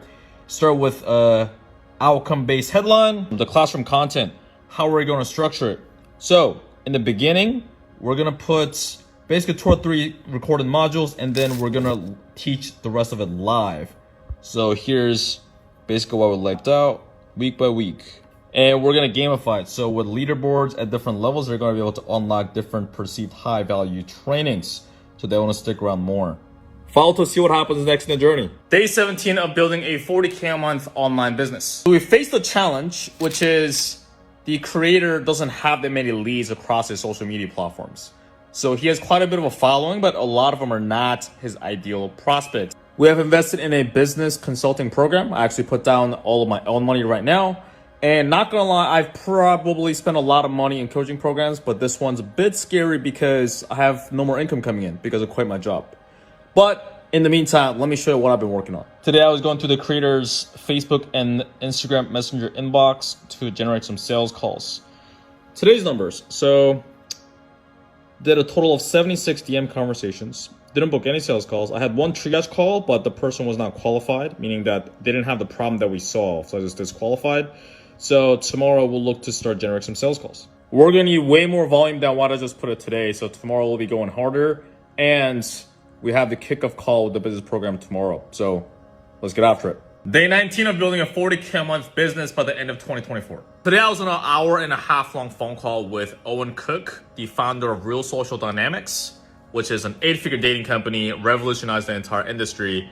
And I was basically asking him some advice on how to build a business like that while still having a social and dating life so you don't go crazy. I quit my job. And yeah, he told me about this. It's pretty wild. How do you feel about it? The main advice he gave me was that, well, if you just work all day long and just your analytical brain the whole time, then at least for him, he says, well, I was tending to lose my swagger and I was not enjoying my work as much. So what he suggested me to do, because I was pretty much saying the same thing, is that focus on your work for majority of the day and then go out for maybe 30 to 60 minutes a day to nearby lounge, club, whatever it may be, socialize with people, right? Meet some women. And that's the whole reason why I left full-time selling in the first place, is that I don't want more money. I don't want more time. I want those things as a means to an end to have the social and dating life I want. So here's to another day. Day 20 of building a 40K a month business by the end of 2024. The biggest challenge the business is facing right now is just a sheer lack of leads. So what I've been doing is having the influencer give me all the lists of different leverage points we can leverage, such as people that booked a sales call but didn't show up, people that showed up to a sales call but didn't buy, people like past clients, current clients, what about this, what about that, email list, give me all of that. And we're able to pull some leads from it. Also asking every lead for referral. Not every client for referral, every lead for referral, right? So I actually learned from Marco Cortese from a previous company I used to work at, 7th level. And Marco, as a full-time sales rep, he was bringing $1 million a month in revenue just by himself. And this is what worked for him. So we've been doing that and we're actually generating more leads and we're having some more opportunities. So we'll see what happens. Oh, and also someone from my audience reached out today asking if I could help them with their personal brand and documenting their journey. And they said they're willing to pay me $1K a month for it. So it's pretty cool. I only have like 79 followers at the time of this recording. And I imagine that would be monetizing this personal brand, but I don't know if it's gonna be like this quick. So pretty cool. If you're gonna give me money, I'm not gonna say no. Who is it? Oh, hello. Welcome to my $5,700 a month Dubai apartment. Please, come on in.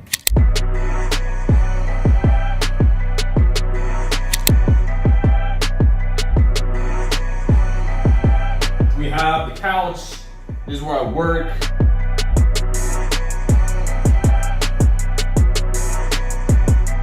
Let me give you a bit of a house tour, okay? So over here, we got the half bathroom, okay? And we have the kitchen, which people describe as the tiniest kitchen they've ever seen in their life. I never cook here. I just have the meal plan, which is by the way, a cheat code. Instead of you having the cooking and clean, I just do that. Here's the living room. We have the couch. This is where I work. But what I love about this apartment is it has this big window, right? So when I moved here, well, before I started making some money from sales, like my biggest goal was to have a window where I could actually watch the sunset. Because when I was living in my parents' house, there's like no window. I could never see the sunset. I was like, this kind of feels miserable. So I want to live in a nice place, and this was my dream apartment, and I actually got it. So each time, you can't see the sunset right now, but each time I'll see like the sunset, like red circle going down. It felt beautiful, and it felt amazing. So over here you have the Sheikh Zayed roads, which is like the main road here in Dubai. You have those kind of crazy looking things, and you have this building, which is very cool to see. Let's go over here. This is where the magic happens, and when I see magic, I'm just like passing the out like a baby. So this is a bedroom. I like it, decent size. And over here we have the TV that I never watch, it's just for decoration purposes. And we have the balcony, and I like this balcony. When it's in the summer, I don't really go out, but typically in like October, that kind of places. Then I like to just kind of sit here, look at the view, it's pretty nice. This is my favorite chair for reasons that I will not disclose here. So there's the closets here. You gotta put this here, it's pretty nice. Let's go to the balcony. Come on. Don't be shy. Come on in.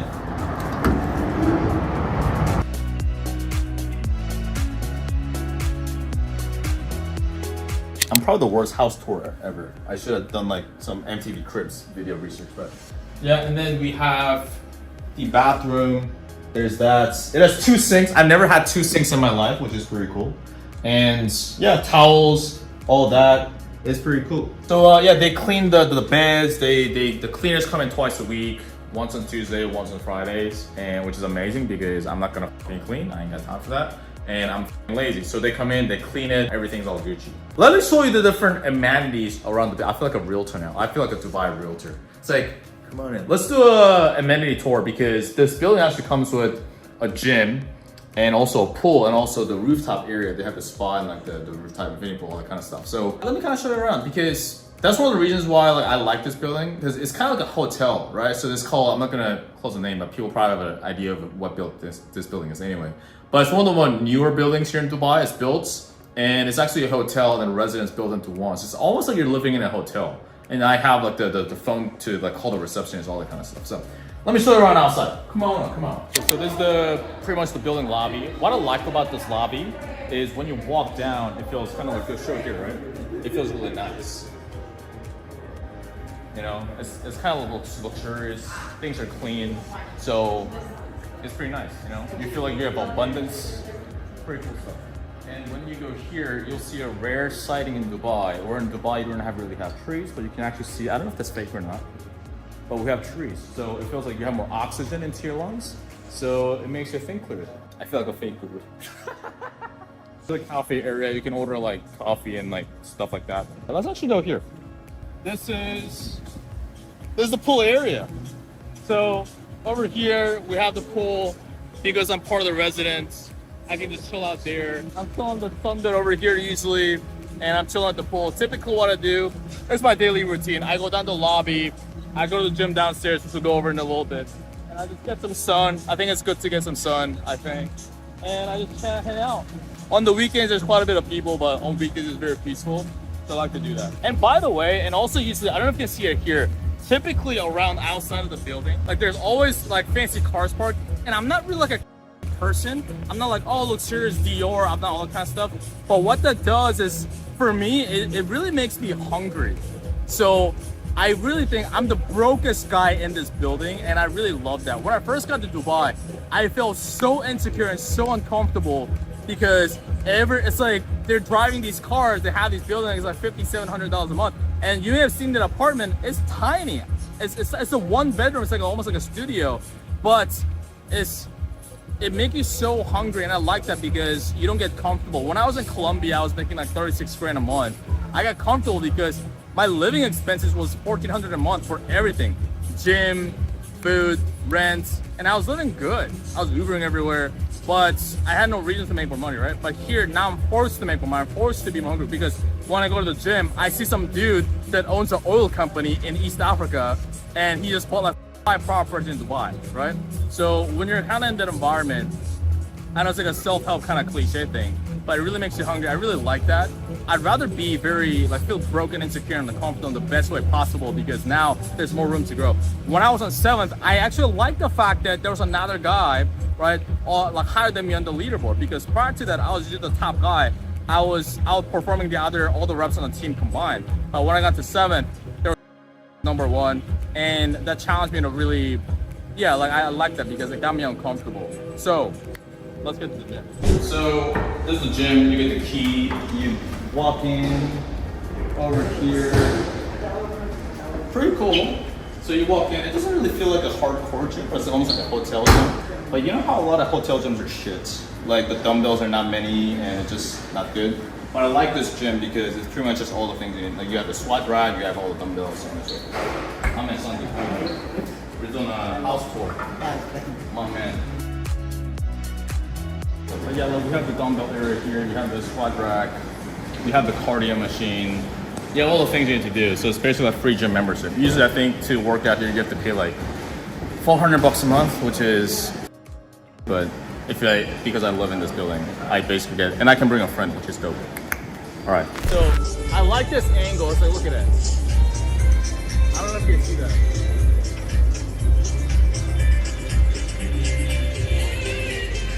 Well, I like this building. I like this building because it looks like the Stark Tower if you ever seen the Avengers. That's awesome.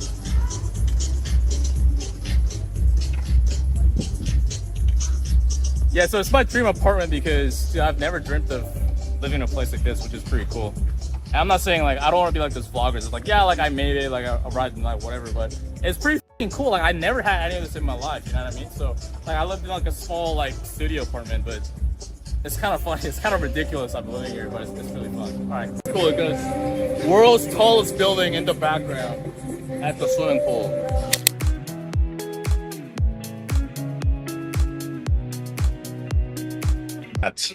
Choi. Thanks for hopping on. Hey, buddy, how are you? Doing good. How you been? You know how it is. Same old, same old. I wanted to talk to you about something because I want to get out of sales. And I know I talked to you about that a few times over the last year or so. But Alrighty. yeah, I've been feeling miserable being on sales calls. And You got that Korean misery face thing. hey, MF now. Yeah.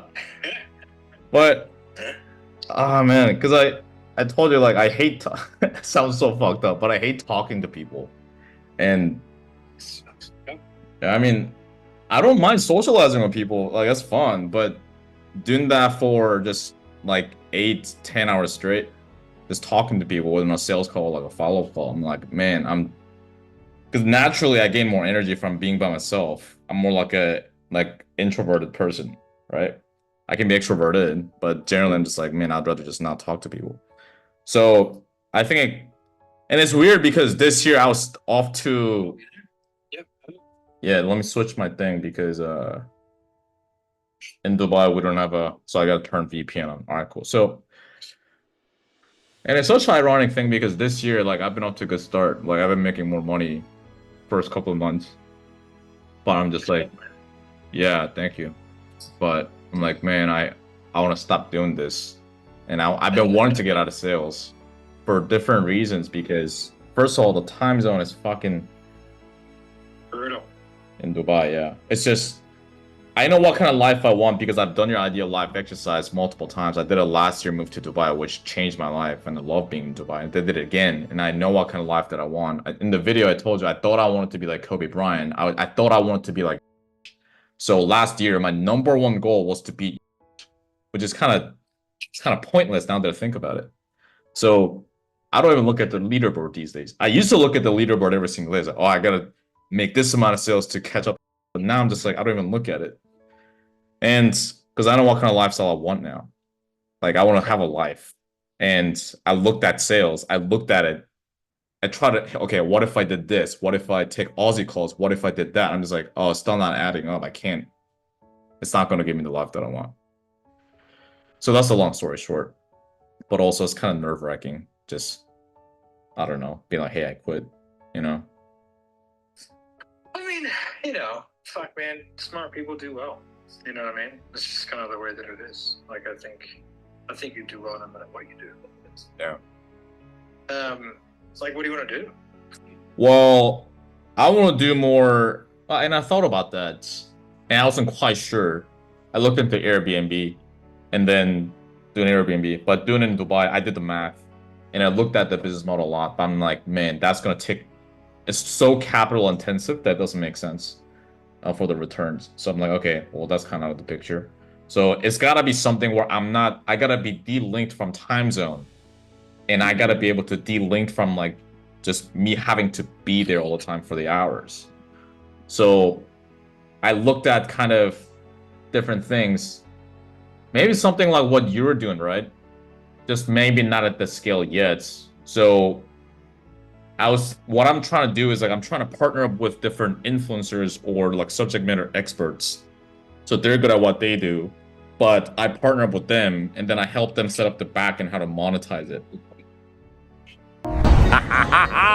Your boy's back in Seoul.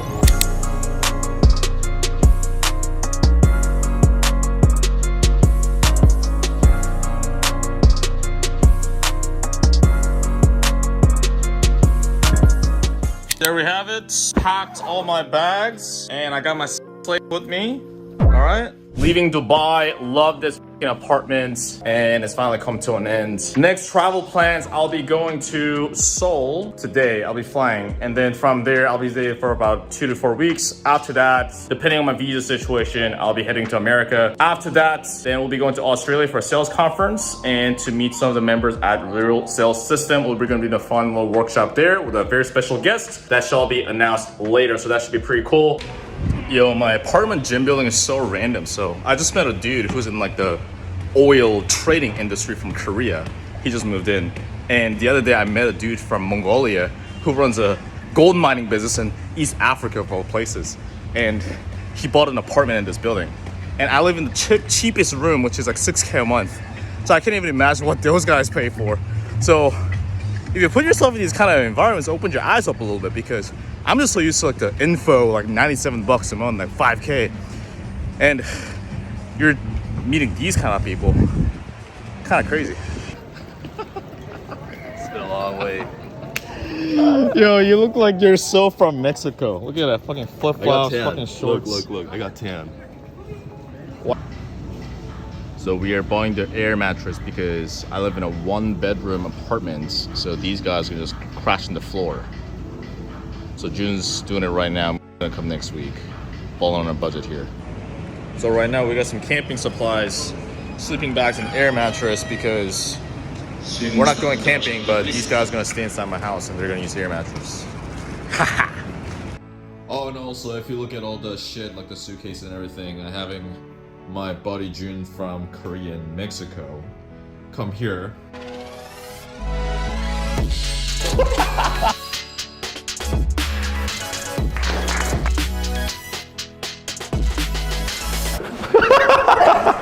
So, take a seat, brother. Cool, take a seat. Hey. How you doing, bro? I'm good. Welcome in. Yo, take a seat. We got more. How you doing? There we go. You're a lot tanner than I thought. My man. How you doing? Good, man. Yeah. Take a seat. We'll get started in a little bit. Matt's just like wrapping up with something, so. Yeah. Exactly. What's going on? He's 16. Are you? I would have guessed 11. Nice one.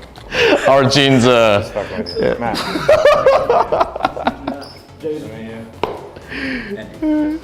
Anthony, nice to meet you. Alex, nice to meet you. You ain't Matt. What's going on? How you going? Good to see you. The giant has arrived. Big fella, Kobe, how's it going, man? White June. I've replaced June with white Rupert.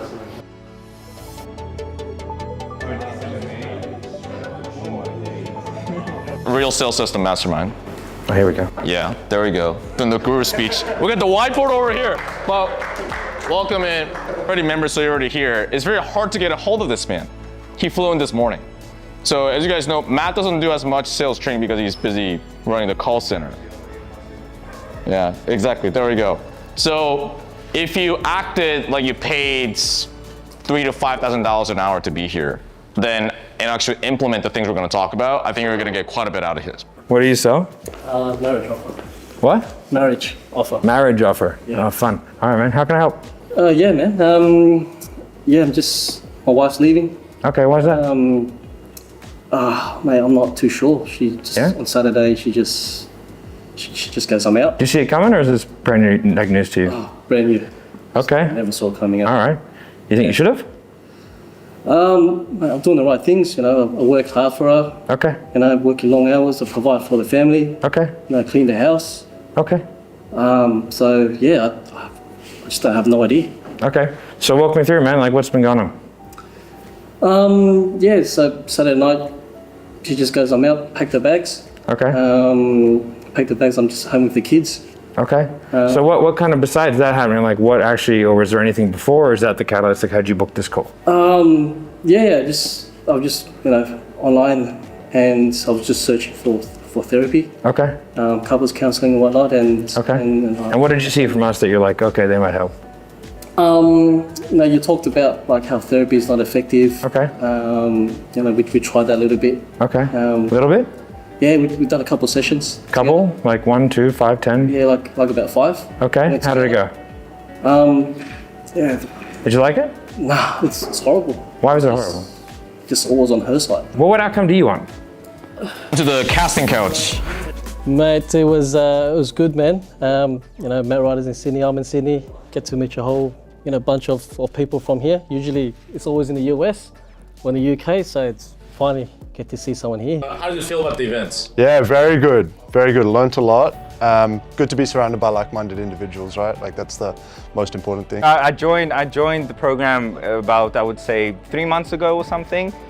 Started setting at a real estate offer, flipping, investing. I would be honest, my show rate was terrible. It was at about 30%. There's a team of 4 setters at the moment. I was the last, but as soon as I implemented the systems that you teach, not only have I closed about 250K in revenue for the company in about 3 months, but my show rate stays at a consistent 70% plus. And I would say, if you had to ask me why, it's because the way you teach, Brian, in the sense that, like I mentioned before, finding the outcome you're looking for with the questions you ask, but more importantly, understanding why we are asking those questions. I thought it was incredible.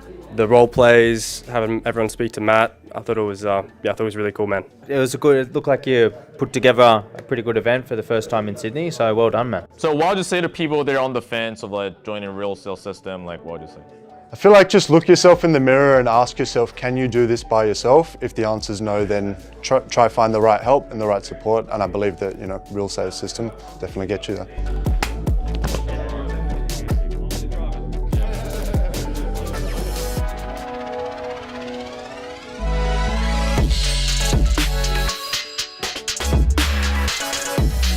All right, that's a wrap for the first ever in-person mastermind for Real Sales System. If you weren't here, what the fuck are you doing? I'll see you in the next one. So yeah, it was a bit of a scary year in 2024, but it all evolves, right? Most people don't want to stay in sales forever, and that's fine. A lot of the students that come to us, they eventually start running a sales agency. They become a sales manager. They become a fractional sales consultant. They go into sales operations, whatever you want to call it. They invest the commissions they was making into real estate, trading, crypto, whatever it may be. That's really the next evolution, and that's also the next evolution I took. And I kept saying into videos right after I quit, I'm gonna make 40K a month, and I hit it. So what happened the following year in 2025? Well, in 2025, I've made the most amount of money I've had in my entire life, but I also have one of the lowest lows of my entire life also. And even to the point where I want to shut down my fucking business. So what happened?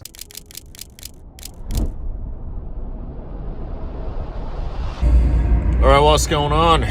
In the back of the Uber, I've been invited to speak at Eric Cavalier's mastermind. Eric, if you don't know, he's in the MMA space. He's popping off there. But yeah, they've been inviting me to speak at their event about sales. And so I'm on my way to his villa right now, the back of the Uber. I'm bringing Choi with me. I'll meet him there. But yeah, for whatever reason, people in SMMA have been inviting me to come speak in their group and stuff like that, which is cool. I was speaking at Jared Curry's group the other day. That was fun. And selling agency services and lead gen is a pretty interesting thing because you see the same thing over and over again, which is prospects are very skeptical. So you run into a lot of I've been burned before objections, trust objections, especially in a done for you offer like that, or in an environment or a market where the prospects have tried different solutions, but the market is very, very sketchy, or the solution is very weak. Then you tend to run into them a lot because, quite frankly, a lot of agencies are really shitty at what they do. Most industries in general, but especially agencies. I know because I've used different agencies myself before. Not ads agencies, but content agencies. And even to this day, I haven't found a solid one that I'm really, really happy with. And a lot of them are just not completely satisfied with. That's how the agency space is in general, right? Especially in the ads agency space, like SMMA. Because when Iman Ghazi came out with his course, not just Iman Ghazi, but a lot of big SMMA gurus, I think the issue was that people are teaching a lot of lead gen and sales. Well, sales not that well, but they're focusing a lot of their efforts on lead gen and marketing, but not necessarily the fulfillment aspect. And the problem with that is, I think, is marketed. I'm not just talking on one guru in particular, but in most of the market, it is marketed as like a very beginner-friendly business model. And so these 16-year-old, 18-year-old kids would start a social media marketing agencies, but with no skills and no training prior to that. And so because of that, there's like, well, let me just sign the clients and find out. Yeah, but also a lot of these businesses or a lot of these people in this market they're just getting deal with a lot of bad services, right? And on the sales call itself, what I started doing was I started learning their lingo. Because if I'm talking to a real estate agent, the lingo and the terminology I'd use to a SaaS person would be different. Because as an example, real estate agents, they don't call them sales calls or even sales appointments. Most of them call them listing appointments. Now, I did not know that, and so going into the sales call with the real estate agent when I was new on that offer, I would keep using, hey, so how many sales appointments are you getting? And I'll see these people's faces like, what are you talking about? Like, they're getting confused. And so because of that, they felt like I didn't really understand their situation, which is what triggered the, hey, will this work for my industry, or let me think about it objection. And it was until later I found out, oh, this is called listing appointments. To a SaaS person, they call them demos, right? It's just a terminology, it's very subtle things. But if you can speak their language, they trust you more, they open up to you more, and you're more likely to close more deals, okay? So it's not necessarily about like the product knowledge. Yes, learn the product knowledge, but it's more about prospect knowledge. Okay, big difference there. Instead of going like too deep into the features and the benefits of the things you sell, but understanding what is the person's problem, what is the prospect problem, the language they use, the aspirations and the dreams they have. If you can speak that, then they're gonna trust you more, right? Bit of a side tangent there. So not only for will this work for my industry objection, but all those kind of things, right? So we are going into the palm here. Maybe we can see that. I remember when I started getting into sales and I started making more money, right? And at one point, I remember living in my parents' house, and then I finally started making some money. And at one point, I actually flew to Poland, right? So I flew to Poland, Warsaw, because all I wanted to do as I started making more money was, dude, I want to go travel. I want to go travel in Europe and stuff like that. The typical stuff. And I remember taking a layover from, I think it was Doha Airport to Warsaw. No, I think it was Dubai Airport. And then as the plane took off, I looked outside of the window, and there was this like crazy, like it looks like this, and there's like a circle around it. And then I'm like, dude, that's like the coolest thing ever. And then turns out later I found out it's called the Palm. And then I told myself, man, once I start making more money, maybe I should go to Dubai one day. And last year, no, two years ago, year and a half ago, I moved to Dubai. And I'm standing here on the Palm. I don't live here, but I'm here. It's pretty interesting how life comes full circle. Pretty interesting. Not paying attention. Saw you this microphone. Anyways, so yeah, we're gonna pop in a little bit. Inside here, we're gonna talk about business. We're gonna talk about sales. We're gonna talk about all kind of stuff. So there we go. What do you like about it? And then you run the rest of the payment. That's how you collect more cash up front. Gives you guys more resources to run more ads, hire people, and things like that. Yeah. How much have you found that actually increases your cash collected by? By a lot. I mean, before I think my cash collected was maybe 40-50%, and then it got to 70-80%. Wow, okay. Yeah, so collect more cash up front. So we're going jet ski, and last time I went jet ski is actually with one of our students, Nick. So when I flew him out here. He was out in Oklahoma or whatever town in America. And I flew him out because he went from 2K a month in commissions, and he went past 10K a month. He said, hey Brian, if I get past 10K a month, can you fly me out? And I was like, all right, do that and give me 3 referrals and you got a deal. And then he did it. And I flew him out. That was the last time I went jet skiing. Probably gonna drop my phone in the water, but it's okay. Life goes on. Such is life. All right. We're gonna hop on one of these puppies and we'll get after it. Woo! We out here. We out here. So we're just warming up and then we're gonna get it. Let's go. All right, we out here. And here you'll see Burj Khalifa, world's tallest building. Hold up. World's tallest building over there.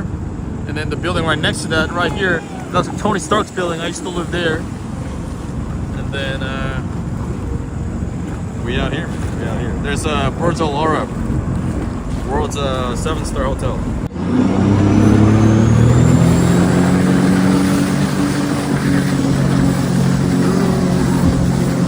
Are taking our ass back. All right, we go. I actually like this one better than the other ones I've been to because the other ones, the waves were quite a bit, so you end up with a bunch of salt water in your eyes, then money shots, which is no bueno, right in your eyes. not in my eyes. So, and here, basically no waves. So I was just chilling, going at full speed. So that was good. That was peaceful. So we out here, and now we go back home. All right, so there we have it. They say money doesn't buy happiness, but look at a guy on a jet ski. There we go. The first time I ever went jet ski was when I was living in upstate New York, and that was like a cow town. There's like maybe 3 stoplights in the entire city, town, almost a village, and people go to Walmart and McDonald's for entertainment. Is that kind of place, and everyone just gets drunk and just does drugs. That's how they fill their time. And so that's where I used to live. It's funny because in high school I wanted to fit in and I wanted to just be like the cool kids. I wanted to play sports, I wanted to be good at it, but I wasn't. And everyone at that time, it seemed like they had a girlfriend or they're popular with girls or good with sports. I just felt like an outsider, and it was like 99% white people and 1%, like I was one of maybe 3 kids that were not white. And I had people that are just saying a lot of racist shit to me. Back then, I was like, I want to fit in so much. But looking back, you know what they are now? Those popular football kids in high school, the hockey kids, you know what they're now? They're a high school substitute teacher. And they're probably making like $2 or $3 grand a month, maybe $4 grand a month max. Yeah, so now they have a fat wife, and then they have kids that they did not want, and they're stuck with that. And it's in that small town where people get drunk and high every day for fun. So, and nothing wrong with that. It's good for them, but it's just not what I wanted, right? So if you're living in a small town and if you want to do bigger shit around amazing, incredible people, then it's something what Jeremy Miner told me ever since I was being trained by him, and when I started working for him, something he would always say: Brian, success is simply a choice. Choose wisely.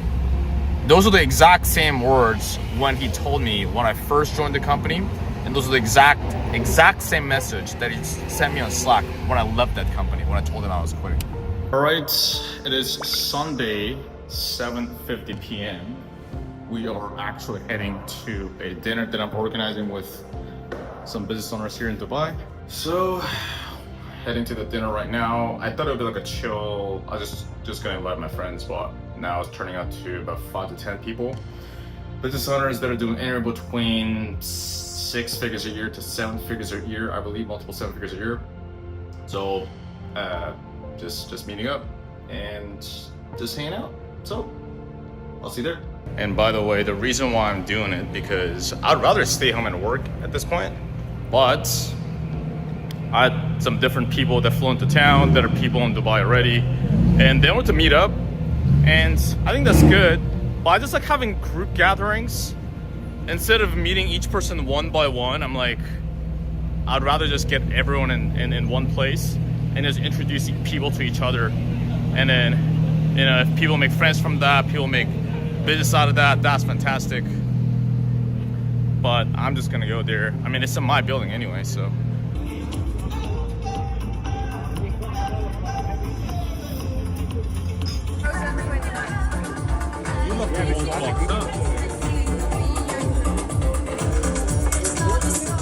All right, dude.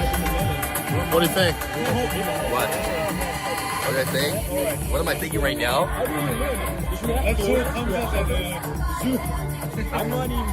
We should join back. What do you mean join back? We should mix bodies. So how's your day today? Huh? How was your day today? What did I do today? So Jun bought a pen for how much? 1.7K US dollars. US dollars. Yes. Now, what do you say to people that think it's fucking stupid? It is kind of stupid, honestly. So why'd you buy it? Huh? Why'd you buy it? Because I'm stupid. The sales guy pressured you into it. He twisted my arms. Did he actually? He did. No, talk about the sales tactic that the guy used. What happened? FOMO, actually. FOMO selling. So I went with a budget of $200. So did he go like, why would you need a pen for? No, he didn't actually ask me that.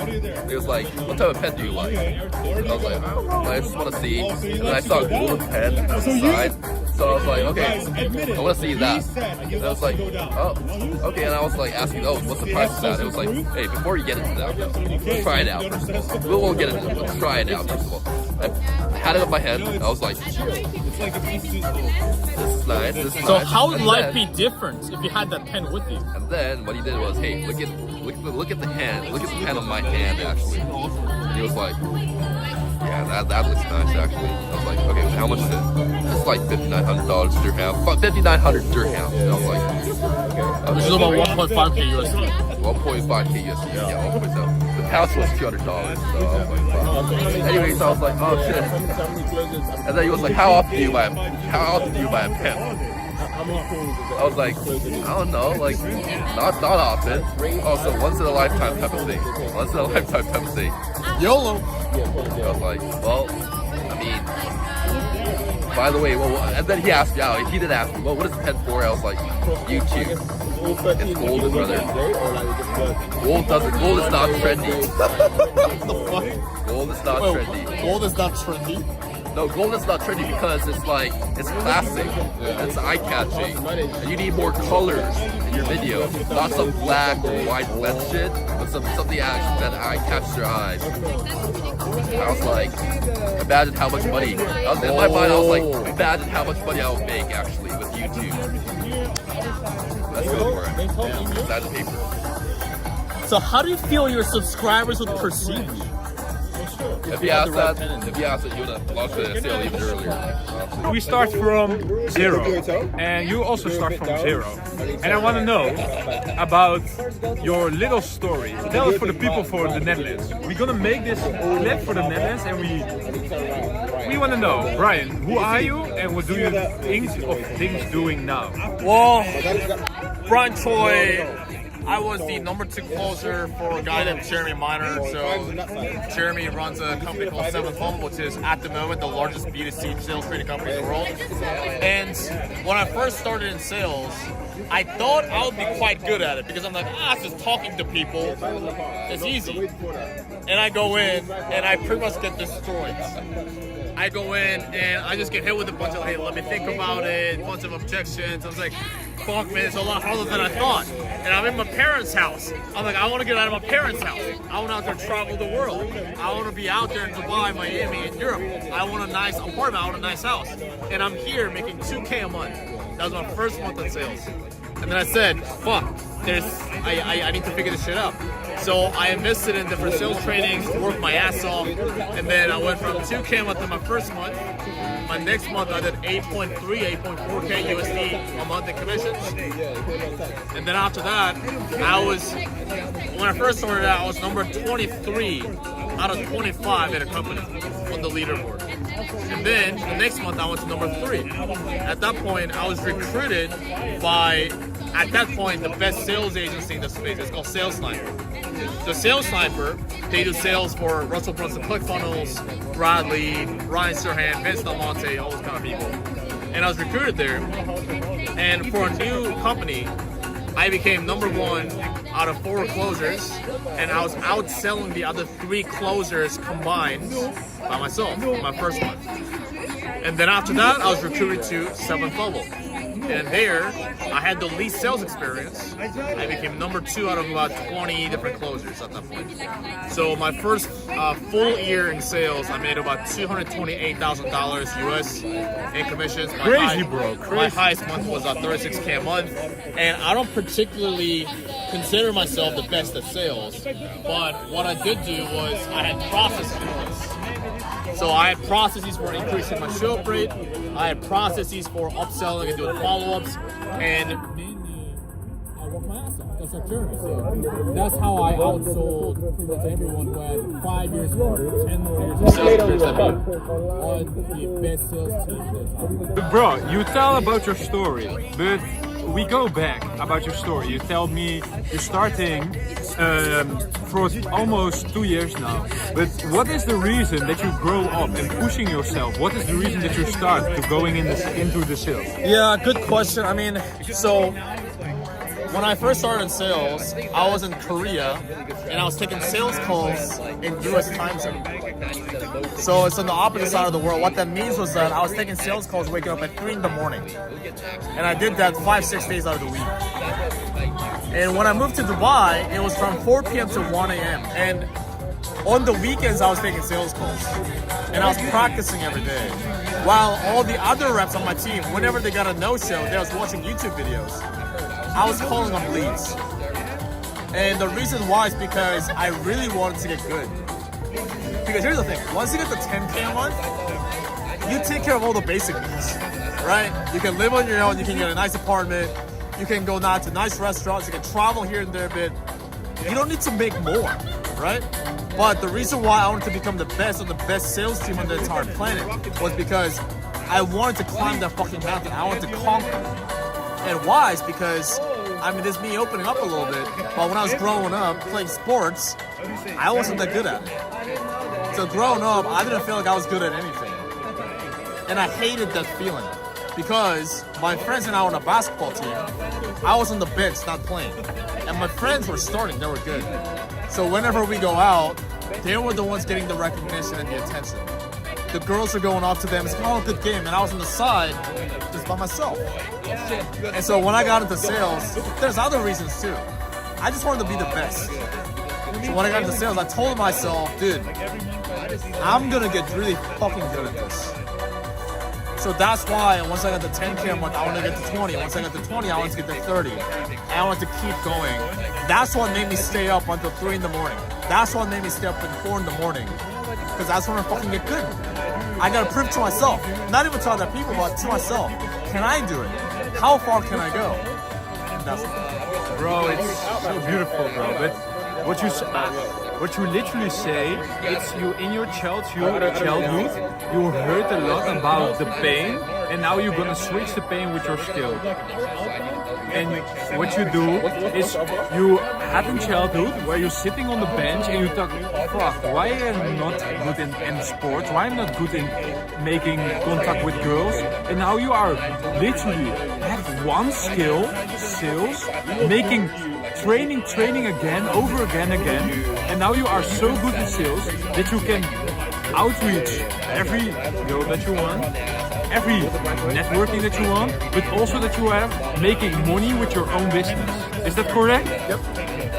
Bro, this, what is your advice for people that heard a lot in our, in people that look this video now? They see only online. I think we agree at that, bro. But we see only the Lamborghinis, the fantasy shit or something. But bro, I think it's more to share. It's better to share more value, and better to we talk real stories about childhood, about what's going on. What is your advice about this? What is the skill that you can learn to make more money online and that you make more money in your entire life? Yeah, I mean, I'm a bit biased, but I would say if someone wants to start a business or they want to be successful, I'd say get into sales. And this is coming from somebody that's tried different businesses, and I didn't become as successful as I wanted to be. I first tried starting a social media marketing agency. I was not great at it. And because you have to do so many different things, you gotta learn marketing, you gotta learn leads, and you gotta do sales, you gotta do service delivery, you gotta learn admin, finance, and it's just too much. Right? Unless you have previous experience. I'm not saying not do it. I'm just saying it's me personally thinking about it. And then I also tried copywriting. I also tried other businesses. Then I got into sales. And then when you do, what that allows you to do is just get better at that one skill. Not to sound cliche, but just get better at the one skill, is just selling. And then working inside of an organization, you can learn the skill and also make money while doing it. And so while you do that, now you can learn, first get good at your job, which is probably appointment setting. After you get appointment setting, then it's closing. Then after that, maybe you'll learn how to do trading, managing, or operations, whatever it may be, right? And so I learned different things working inside of an organization, right? I learned like sales process. I learned how the buying journey works from a complete stranger into becoming a paying client. I saw how that works, right? And I learned it from people that are really fucking good at what they do. And I made money and I had money saved up while doing it. And so for anybody that wants to make something of themselves, I would say get into that. And it's not an easy job at all. I'm not gonna say like all the other YouTubers that say like, oh bro, you can master sales in 90 days. You'll be in your pajamas. You'll take sales calls from the beach. No, fuck that shit. Like, no, it's a grind. It's hard. But it's hard either way. But you just gotta choose your heart. Because you staying where you're at for another 3 months, 6 months, 12 months, 10 years. That is hard. You taking the red pill and then you working your face off. That is also hard. Either way, there's a consequence. Which consequence are you going to choose? That, my friend, is up to you. In the meantime, let me show you around a little bit, okay? So this is our nice 2-bedroom apartment in one of the, what people call the best building in downtown Dubai. Let me be Brian Serhant for a little bit. We'll get the couch over here. Again, maybe we'll get next time we'll get a proper camera guy, aka June. But here's where I take my sales calls and where I sell you guys, okay? So this is when I talk to you and you hand me your credit card details. I'm sitting over here. So let me show you a little bit. So we got the mic over here. We got the lighting over here. That's my whiteboard that I ordered that I still haven't opened. Actually, I did open it, but what happened was there's too many things to put together, like the drills and whatnot and the sticks, that I said, yeah, I can't be fucked right now. So I didn't end up doing it.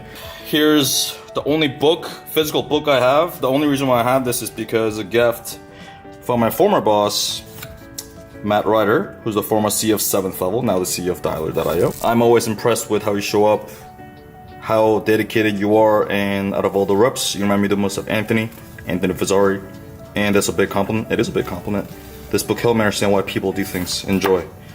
I actually read this book when I was in the Korean military as well, the Korean version, but this is in the English version. Here's the couch, here's another couch, here's more lighting. So yeah, whenever I have let's say a guest over, they always ask me, so do you do OnlyFans or something? Because we got this, you know, suspicious lighting and camera, because my camera is usually, you know, over there, you know? People tend to ask me, do you do OnlyFans or something like that? So I just agree and nod, yep. So we got the view of the world's tallest building right outside the window. You know what I'm saying? So I don't know if that does it. I think it's the fog. Yeah, I think it's the fog because Dubai is a bit hot right now in the summertime. So you cannot, it's too fucking bright. Anyways, just believe me when I say there's Burj Khalifa right there. And then here is when I look out the window, like an eagle in their eagle nest. Yeah, it's funny because I put this exact apartment on my vision board. Let me see if I can actually show you for proof. This is my POV, okay? This is my coffee. I like this coffee. Pretty effective. So yeah, this apartment, I got it during their low season, so which is about 100 grand a year. I had this exact apartment on my vision board, as you see, and it has come true. So coincidentally enough, everything I put on that goddamn vision board has come true. Now, is it because everything you put on your vision board does come true? Is it that the vision board that doesn't work? No, but it's the first step of everything. Because how are we supposed to achieve something if you can't see, if you don't know that exists and what you want, right? But once you can see it, then you can start to believe it. And now at that point, you can start to take necessary actions necessary to get that thing. Sometimes I sit here, I mean, it's been about a month or two since I moved into this apartment, but sometimes I sit here and think, man, that's wild, man. Like people die for this shit. And in the evening, it looks nice too, because it all glows blue and shit like that. It is really a dream come true. Obviously, I have taken extraordinary amount of risks and insane amount of actions to actually get here. A lot of sacrifices. So we are here with our rolls. There we go. Hey boss. You didn't open the door for me. We do this, watch this shit. This is what happens. Because you're a peasant. I guess so. You know what concerns me is, what if people find out where we are and come find us and stalk us and show up at our house? That's what I'm concerned about. That's the world's tallest building, ladies and gentlemen. Okay, that's the world's tallest building. Oh, right there. And that right here is called Dubai Mall. All right. It's pretty dope. Even to this day, I go in there, I get lost these days. We are headed to Bali. We're at the airport right now. I'm waiting for my alleged twin brother, June. He literally booked his flight last night because he's supposed to go to America, but fuck it, why not? YOLO. So we'll be on our way. And this is the smallest gates I have seen in my entire life. So typically, you know how when you go to the airports, there's like a bunch of chairs you can sit down. But this is literally just a sign. And just people are sitting just down on the floor. Interesting. So I think this is alluding to the scale of Bali. Anyways, so as you can see, I'm very enthusiastic about going to Bali. I don't know. I haven't been to Bali. I have very low expectations. But the only reason I'm going to Bali is because I got invited to a business mastermind. So I'll be going there. So might as well, why not? So I'll stay here for about 2 weeks because I don't like the whole travel hopping thing. Stay 3 days in one city, 3 days in another city. I'm not a huge fan of it. When I go to a new city, I like to stay there for at least 1 month. So I can at least have a bit of a routine. So, but also at the same time experiencing different cities. So I think it's good to experience different cities and different cultures while we're still young too. Because that's the only thing we're gonna have left, right? So work hard when you work hard. Typically, I like to work hard for about 8 to 9 months out of the year. So just lock in, just work. And about 3 to 4 months out of the year, I travel and experience different cities, kind of get out of the daily routine and things like that. The only problem is whenever I see people where they're not happy with the life that they have right now, they're not happy with the amount of money they're making right now, but yet they still go book holidays. I don't understand. I was talking to a person the other day on a sales call, and then they didn't have that much money, right? And they said, yeah, man, dude, I really want to do this training. I know I need to do this training, but I just don't have that much money right now. And then they're also telling me they booked a holiday. And that's one of the reasons why they didn't have much money. I'm like, bro, we got to set your priorities straight. And I said that to his face. And this is one of the biggest mistakes that people see is that they don't have their priorities straight. If you're not happy with the amount of money you're making right now, if you don't like where your life is at right now, lock in, king. That's exactly what I did. I sacrificed everything else. So that's me going on a tangent here. It's also 7 in the morning, so we'll board this for about an hour or two, and I'll probably just go chill in the business lounge, and then I'll see you there. So that was the business lounge. Nothing too crazy. Just sit down. People smoking cigarettes next to you. Breakfast buffet, but your boy does intermittent fasting, so we don't really care about that. Plane takes off in like 40 minutes, so we'll see. Anyways, team, I'll show you around the villa a bit more. All right, so here's the outside area. Let me show you. We go through this door, we open, and what do you find here? You have seating areas, chair. So you can sit down here, maybe take a sales call with less efficient internet. And then, is that a gym? I didn't know there was a gym. There's a gym right there, I guess we could go to. And then there's a pool that we'll probably never use. But I mean, it would be dope content if we jump from here all the way over there. Remember the video when Dan Bilzerian one time flew a stripper off of a roof into the pool, and then the stripper broke her ankle or something like that, and the stripper sued him or something. Maybe we reenact that. Anyways, so yeah, there's the pool that we're probably never going to use because who knows what the previous people are doing in the pool. Never trust people. And then there we go, a bunch of trees, a bunch of other roofs, and then there's a street that we were in last night. Very ratchet. Man, it's a very different scene, man. Oh, okay. And there's a garden with Buddha. And then I guess when the sun comes down, you just look at the beautiful sunset. All right, chat. Yeah, I'm gonna retire from sales training and then go into professional streamer. All right, chat. We got a little bit of a problem here. So, but you know what? There's a saying, right? Ain't no mountain high enough, ain't no valley low enough to keep it from getting to you, baby. Oh, the current is stronger than I thought. We keep going. We made it. So you see, if you try hard enough, there's no obstacle that you cannot overcome. That's all I'm gonna say. So okay, so we are going through the beach. Hopefully we don't step on some poison jellyfish or something like that. But yeah, it's funny, man. I think we all dream of those moments of, in the beginning, all your goal is you just want to make some money online. It's like 3K, 5K a month, and just being able to have location freedom, and that's your dream. And then you hit that, okay, what's next? And you hit 10K a month, and what's next? Or 20K a month, and things like that. You know, I had a student ask me, because he went from 4K a month to 20K a month after 30 days. And then after that, he just didn't know what to do with the money, man. Right? He's like, dude, it's like silly money. I've never made this money in my life. You know, I mean, number one, that's what you get for putting in the work, right? Because obviously, for our students, we provide them with the framework and the accountability and to support this system and things like that. But obviously, it's our responsibility and the student's responsibility to actually execute it and stay consistent with it. But what ended up happening was after he hit 20K a month, he said, yeah, Brian, I don't know, I'm getting a bit complacent. I'm like, why are you getting complacent? He's like, well, you know, I don't know.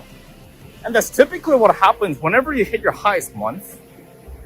It's almost always, whenever I look at reps, sometimes for myself too, whenever they hit their highest month, the following month is usually they go back to the default state. Sometimes some reps can sustain it for sure. But a lot of times it's because they've conquered one mountain, so they lose sight. They lose vision of like, okay, what's next? Not to be cliche, but video doesn't do it justice. We out here. Can I get 2 top feet? It's a nice place. Top feet. With the wave hitting. You can hear the waves. ASMR in real life. And you see, Bali also has clouds. With a palm tree like this. And in Dubai, we don't have clouds because of the air pollution. Yeah, but it's pretty nice. It's got open water. I like these places. Good house music playing. It's great. It's like a natural infinity pool. We got a little tour in the gym, so we got group class, cardio. We go downstairs. And then we got the weight room over here. The standard. We go outside. There's an outdoor area. Just a nice little stroll. And then we got the nice little cafe area there. Let's get the sauna over there too. Maybe I'll show it to you later. So we go here. And with the outdoor gym area. There we go. Let's not get stuck here. From there we go. And then that's the outdoor gym area. Pretty sick. So you got the weights, you can do squats, you can do bench. It's sick. You got the nice fucking clouds up there. Life is good. How's your workout? Workout's good. Best gym ever. Best gym ever. I'd agree. Wouldn't you like to take this to Dubai? Well, why not be set up business like this? So we can lose money. You'll lose a lot of money. So, yeah, long story short is do the work. Do the work. Right now it may feel lonely. Right now it may feel like nobody really understands. Your parents don't get it. Right now you may feel like your friends don't get it. They're like, hey, why don't you go get a normal job? Hey, why are you even doing this? It's a scam, all those things. It's gonna have self-belief. Not just naive self-belief that keep doing the same things and over again expecting a different result, but understanding that go seek the right help, do the fucking work, and do not become a fucking quitter.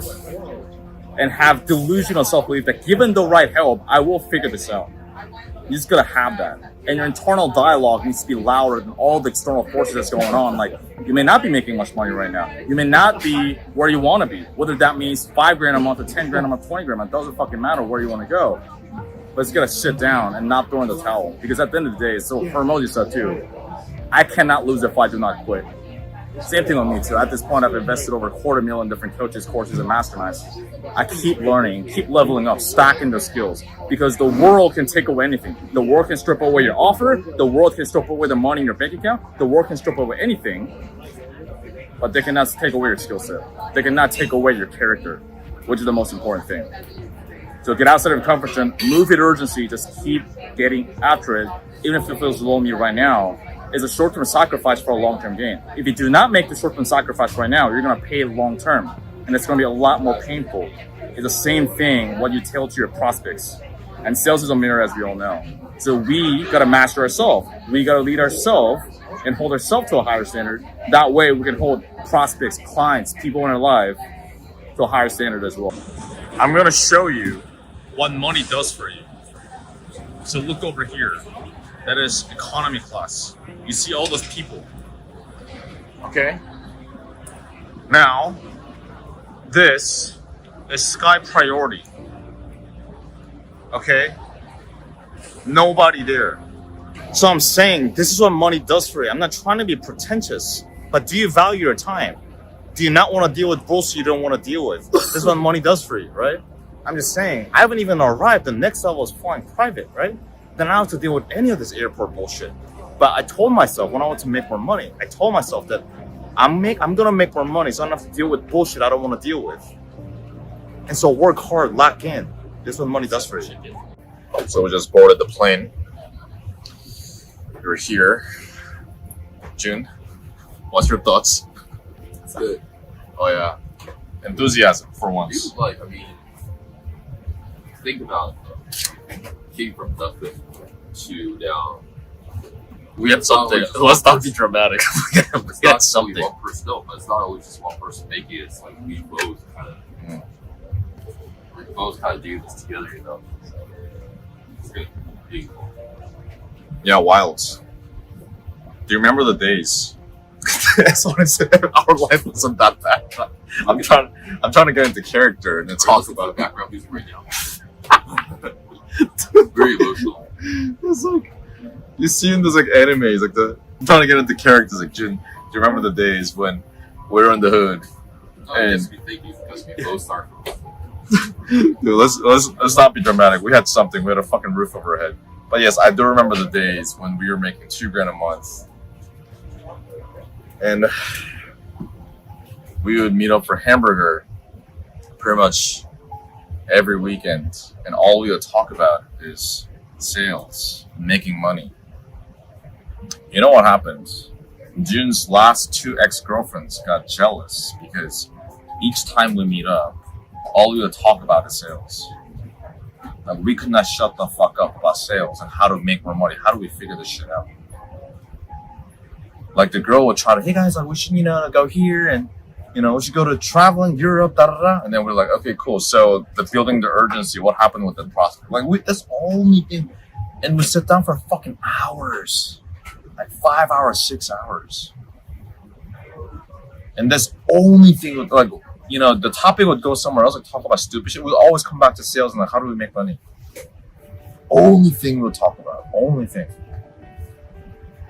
That's wild, man. But yeah, I mean, I do remember the days. I remember making like $2,000, $5,000 a month. It means something, we're doing it together, right? People say success is, I mean, it is kind of lonely, but at the same time, it's like, it's less lonely when you're doing it with friends, because the reason why success is lonely, I'm not successful in any means. The reason why it's lonely is because if you see stuff like, for example, some of my best friends in Korea, they say things like, oh, like. Okay, that was interrupted by technical difficulties. But yeah, you're right. People say it is lonely getting to the top. I mean, I think we're very, very far away from getting to the top. If you're doing everything on your own, I think it can be a bit more lonely. Now, both of us are introverts, meaning that we gain more energy by being by ourselves. So it's fine, but still though, just like bouncing different ideas, because at times, right, when you're trying to figure this out, you may have your friends or your family saying that, hey, why won't you go get a real job? Why are you even doing this? Why do you even bother? All those things, right? And sometimes you may doubt yourself. You may like, am I even going the right direction? What am I even doing?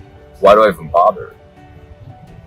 And yeah, obviously you just want to have the radical self-lead, but also just having another person that's just going on the same mission, just getting after it. That's cool, man. But I think the biggest thing is just like looking back at where we were before and looking at where we are now, and compared to like also like where we want to go as well. But we just sometimes laugh, right? When we're at Urla, for example, in the Dubai, just like that lounge with Burj Khalifa, the world's tallest fucking building in the background lit up. We're having like a $400 dinner, you know, or like $1,000 dinner. It was just like house music playing. It's just like, dude, it's just so fucking funny looking back. It's like we were shaking at a $15 hamburger. You know what I mean? They're looking for like discounts. Like, hey, like we gotta save money, da da da. And I was like, we don't even know that like 1K is gone. It's like, fuck. Jun just spent 8K, okay, on an hour hypnosis session with some random dude he met at the gym that he talked to for 40 minutes. You know what I'm saying? That's what money buys you, right? It's cool. Like you can sit in economy class, you can sit and just sit in a chair, or you can just fly business for first class. You can lay down on the sky. You can have good food.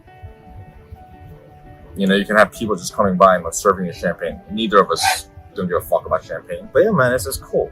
In the back of the cab right now, heading to the Airbnb. Another thing to be grateful as well is before, whenever I'd land back home or whenever I land in the country, I wouldn't have money for taxi. And so what I would do is I would just get in the subway, carrying my suitcases just down the stairs and up the stairs, just carrying the thing around. And like by the time I get to the Airbnb, I'm already pretty drained, right? Why even waste that unnecessary energy if you don't have to? But what do I do now? I get up to the airport, my suitcase, I roll it up, I give it to the driver puts it in the trunk. I just sit in the car, and next thing you know, I'm at the Airbnb. It's all good, right? When you're doing these things, why waste unnecessary time and energy if you don't have to? So that's what money does. Something to be grateful, something to look forward to. So let's keep working out. It's funny. I just spent $2,000 US on 2 shirts. So one was a long sleeve and one's like a polo shirt. No, not even a polo shirt, it's like a t-shirt. And I spent $2,000 US on it. And it's called Loro Piana. It's interesting. But it's hilarious, man. Because I've been going shopping in like 5 years, a very, very long time. Because I just putting my head down and working the whole time, right? But it's just funny. Last time, I think we spent $3K on the table and bottles. And we just went there. Not even to pick up chicks because we're not even the Korean girls anyway. It's funny because the promoters would keep bringing girls into our table. And then we just kept saying like, we just shook our head because we're not even into them, right? So we just threw them to our friend who is into Korean girls. But yeah, life's just fucking funny, man. I remember when I was at my parents' house and I was trying to get a discount, like a $5 discount on food delivery app. When I was ordering fried chicken, I was trying to get a $3, $5 discount. And I was sweating over that. And we just spent $3K last night on the table, the weekend before with a $2K. And I just spent $2K on 2 pieces of fucking clothes. And it doesn't hurt me. It's like fucking whatever. So, and it's almost like right now I just want to go buy like a Rolex or something, like an AP. It's funny. Just gonna lock in, get the 300 grand a month, 500 grand a month. Let's get it. Growing up, I wish I could say I was this naturally charismatic guy who was born for sales, but I wasn't. I was the opposite of that. You know how in middle school, there was a shy Asian kid that never talks to anybody, sits by himself, never says a single word? Yeah, that was me. So I didn't even know where to sit in lunch because I had no friends. I remember just trying to squeeze in with the popular kids and trying to sit at the lunch table. One day, one of the popular kids just looked at me and said, "Hey, can you just go sit somewhere else?" And I was like, "Oh, okay." And I picked up my plastic tray, threw away the buffalo chicken sandwich. I didn't even take a bite out of that. I just headed to the nurse's office, tried to hide myself, pretended that I was sick, and in the cold room just laying down and watching the ceiling and just feeling so embarrassed and so lonely. I didn't get good grades. My classmates and teachers didn't think I'd amount to anything. My family wasn't rich. We weren't poor. I was great for everything I got, but at the same time, what I hated was how frugal we were. My mom would always say, "Hey, we can't buy this, we can't buy that. Try digging a hole, let me know if you find 50 cents. All she was trying to tell me was that it's hard to make money. And I just wore Walmart brands and those cheap clothes. I just wanted to have normal clothes and have a normal life. That's really all I wanted. I wanted to fit in, I wanted to have a normal family. And I didn't know how I was gonna make more money, but I knew I didn't want to have to say no to things just because of money, like having the money tell me what I can and cannot do. I just didn't know how or when or what I was gonna do. At one point, I went to an all-guy high school, and I just see my friends just being able to have girlfriends, and it seemed like they're getting ahead in life, they're getting accepted to good colleges. And one day, there was something called a school festival. So what a school festival is we're an all-guy school, and then we would go to an all-girls school, or the girls would come to our school, we just kind of mingle. Now, I saw my classmates just having fun with girls and just they're laughing and have a good time. It just seemed like I was like that outsider looking at them. I was like, man, like I want to do something like that. I want to be able to fit in. I want to be able to talk to girls. I want to be able to have a good time. And my classmates looked at me and said, hey, why don't you go get that girl's number? Why don't you go talk to her? I was like, okay, I'm going to do it. And my feet is almost like they're glued to the ground that I couldn't even move forward and go talk to her. And 10 minutes would go by, 30 minutes would go by, which felt like 3 hours. And I still couldn't do it. On the bus ride back home, I was just silent. And I was like, man, why couldn't I do it? And getting home, it was midnight, 1 a.m., 2 a.m. I'm just looking at my ceiling in the dark. It was like, I still couldn't get over the fact that I just couldn't do that. Like what normal people were able to do, just being able to talk to people. And I don't know why, but I pulled out my laptop, I opened it in the dark, and I typed in how to talk to girls. Now, you need to have some level of desperation to type those keywords into the internet. And what I found was so shocking, but also gave me a lot of hope. So you know those prank videos and the pickup line videos where people go up to college campuses or just in the middle of the street and just go talk to girls and get their number? Yeah, so those came up. And while a lot of people would look at that and say, oh, that's a cool video, what I saw was, man, you can go and talk to people. You can do stuff like that. You can have a good time. It was such a foreign concept to me that it blew my mind. And I thought, man, what if I can do that? What if I could go talk to people and just be able to just do that? That would be amazing. And so I started going out into college campuses into the middle of the street, trying to approach girls. And it was so hard, and somehow muster up the courage and start doing that. And I'll just get rejection after rejection after rejection. So girls would be like, they'll do this. They'll be like, sorry, I have a boyfriend, so I gotta go. And some girls would just look at me like, just giving me the dirty look. And I just feel so rejected. I was like, am I ugly? Am I that bad? Or is it the way I'm talking? What's wrong? And one day I was in the middle of the street trying to cold approach people, and like I just couldn't breathe for whatever reason, like a fish out of water. And I was holding on to this glass building in the middle of a busy street. I was like holding on for dear life. You know the scene in the movie where everything around you just slows down and you just feel dizzy? It's like the world just spinning. It felt like that. Some people call that an anxiety attack. I don't know what it's called, but I was just collapsing into the floor. Like, man, why am I even bothering? This is so hard. Why am I even bothering trying to go? This is weird too, going up and talking to people. Why am I like this? And then I thought to myself, no, I can't give up. I can't stop here, because if I can't even talk to people, how am I gonna be able to have a girlfriend? How am I gonna be able to have a family? Why would anybody even hire me and get anywhere in life if I can't even talk to people, look them in the eyes? So this is the moment I decided, okay, I'm gonna figure this out on how to talk to people. So such a simple task that most people are able to do. And so I keep going out and I start watching these videos. I started learning from people that I met from forums, as sketchy as it sounds. I was like, okay, cool, I gotta do this, I gotta do that. On the way back home in the subway, because I was too broke to take a cab, I would do something called a field report. Now, in the pickup and dating community, they'll call it a field report, which is, okay, what did you do well? What do you need to improve on? And what's the one thing you're gonna do tomorrow? And I'll do that every day on my notepad. Okay, I gotta do this, I gotta do that. And through this process, I'm like, okay, they're not even paying attention to me. I gotta talk louder. Okay, I gotta be able to stop saying out of the filler words. Okay, I gotta be able to hold firm eye contact. And the skills that I develop here and the habits develop here would come in very handy and set the foundations for when I would just see faster progress in sales. And you'll see why later. So for the entire summer, for the 3 months, I'm going out and approaching girls and just random people in general. I'm in the streets, cafes, nightclubs, music festival, for the entire 3 months, going out 6-7 days a week for the entire summer. And by the time I got into college, I didn't know what I was gonna do. My mom just said I should study for physical therapy. So I just said, okay, I'll be a physical therapist, because my mom said that's like being a doctor. That's a good career. And I didn't know what I was gonna do. So I got into college. At that point, I'm making friends pretty quickly at that point, because for the entire summer I was cold approaching people. And so I'm making friends, I'm going to parties, and then I got a girlfriend. Typical college life. It seems like life's good, right? And one day, I get a text from one of my friends that I met at one of the pickup forums in the local city. And then he said, hey man, Gary Vee and Tony Robbins are doing a seminar. Let's go. And so I've heard of Gary Vee from the pickup community, because in the pickup community, they would say, yeah, you should get into self-development and you should get into entrepreneurship. So I was reading the self-help books and I saw Gary Vee online. It's like, okay, cool. And then I go to the website, and I remember the ticket price was around $80. Now, $80 right now is nothing. It's like, okay, like I don't even notice it's gone. But back then, I was some broke college kid, right? All right, so it's February 13th to Thursday, midnight 49 a.m.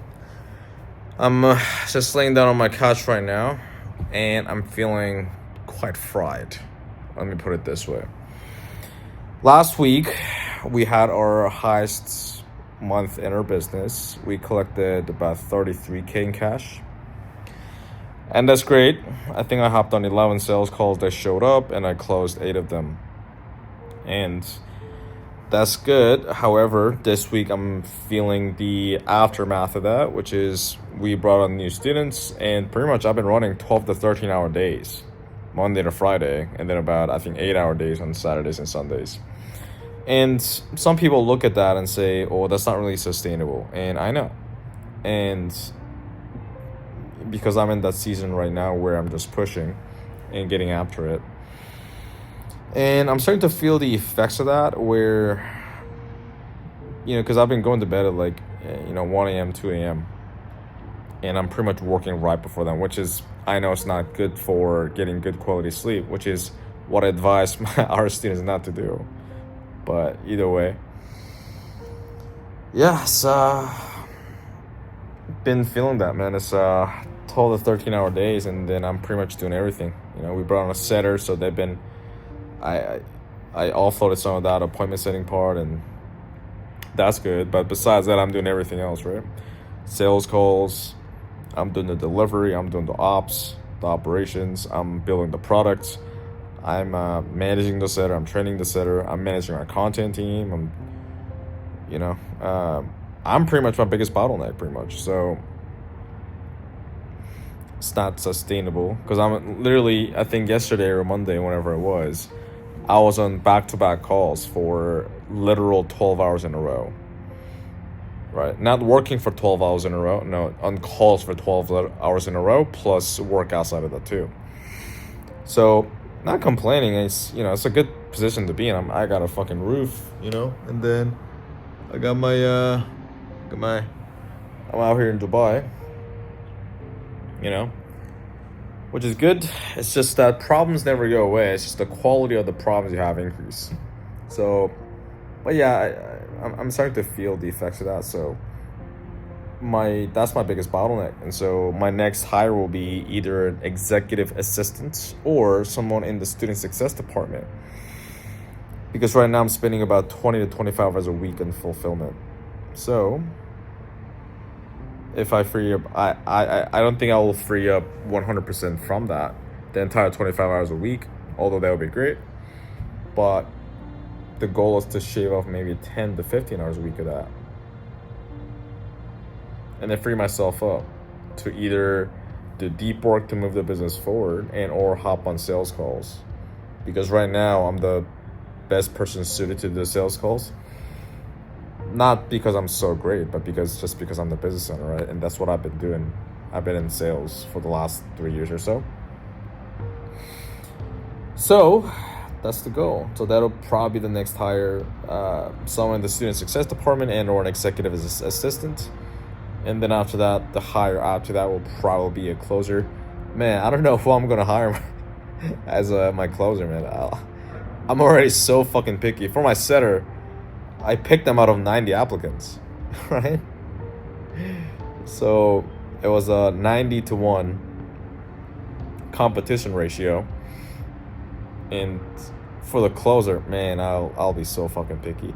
Even with the reason why I'm hesitant and reluctant about hiring someone in the student success department is because I value student success so fucking much. Even when I was a closer, I was paying out of my own pocket to learn student success and fulfillment and delivery. That part really fascinated me. And because I also believe that number one part of any business, especially this type of the coaching training business, is student success. So like last month we could have scaled more, right? Last month we did 87K in revenue and 44 in cash collected. We could have done more, but we just didn't because I was putting that time and effort and focus more to student success, right? And I believe that, you know, that needs to be the right foundations. But yeah, action plan from here is looking for that person, and I don't know how exactly, but I'll figure it out. So yeah, I'll one day I'll look back at this and I'll laugh my ass off. Of man, you're you're struggling with that tiny problem. It's an easy fucking problem. Just like how whenever I look back at myself from 1 year or 2 years ago, 5 years ago, whenever I look at my debriefs or my journals or whatever it may be, I'm like, man, you're struggling with that. That's nothing. And that's really it. It's Hormozy calls it adjusting to the altitude, right? When you're climbing a mountain in Korea, we have a lot of mountains. You're climbing the mountains. Your lungs have to adjust to the new altitude. You know, so we'll figure it out. Why do stupid people make more money than you? You see these idiots on Instagram making more money, being out in Monaco, Dubai, Miami, being on some yacht, and it pisses you off. And you're wondering why. And you may be wondering, what are these people doing that I'm missing? And I'm here to tell you, it's not that they're doing something that you're missing. It's that they're missing something that you are doing. It's called mental masturbation. Most people have this, where they just sit in the starting line and overthink every single possible scenarios that holds them back from taking the action they need to take to actually make more money and become more successful. So I'll give you some different examples. So I've been in your shoes. You probably just like me, where you did everything you were supposed to do. You did the studies. Listen, I come from an Asian parents, right? Asian family. So you probably did all the studies. You probably got into a good school. You probably got a good, stable job. And you saved up, you became frugal like your parents and your teachers told you to do.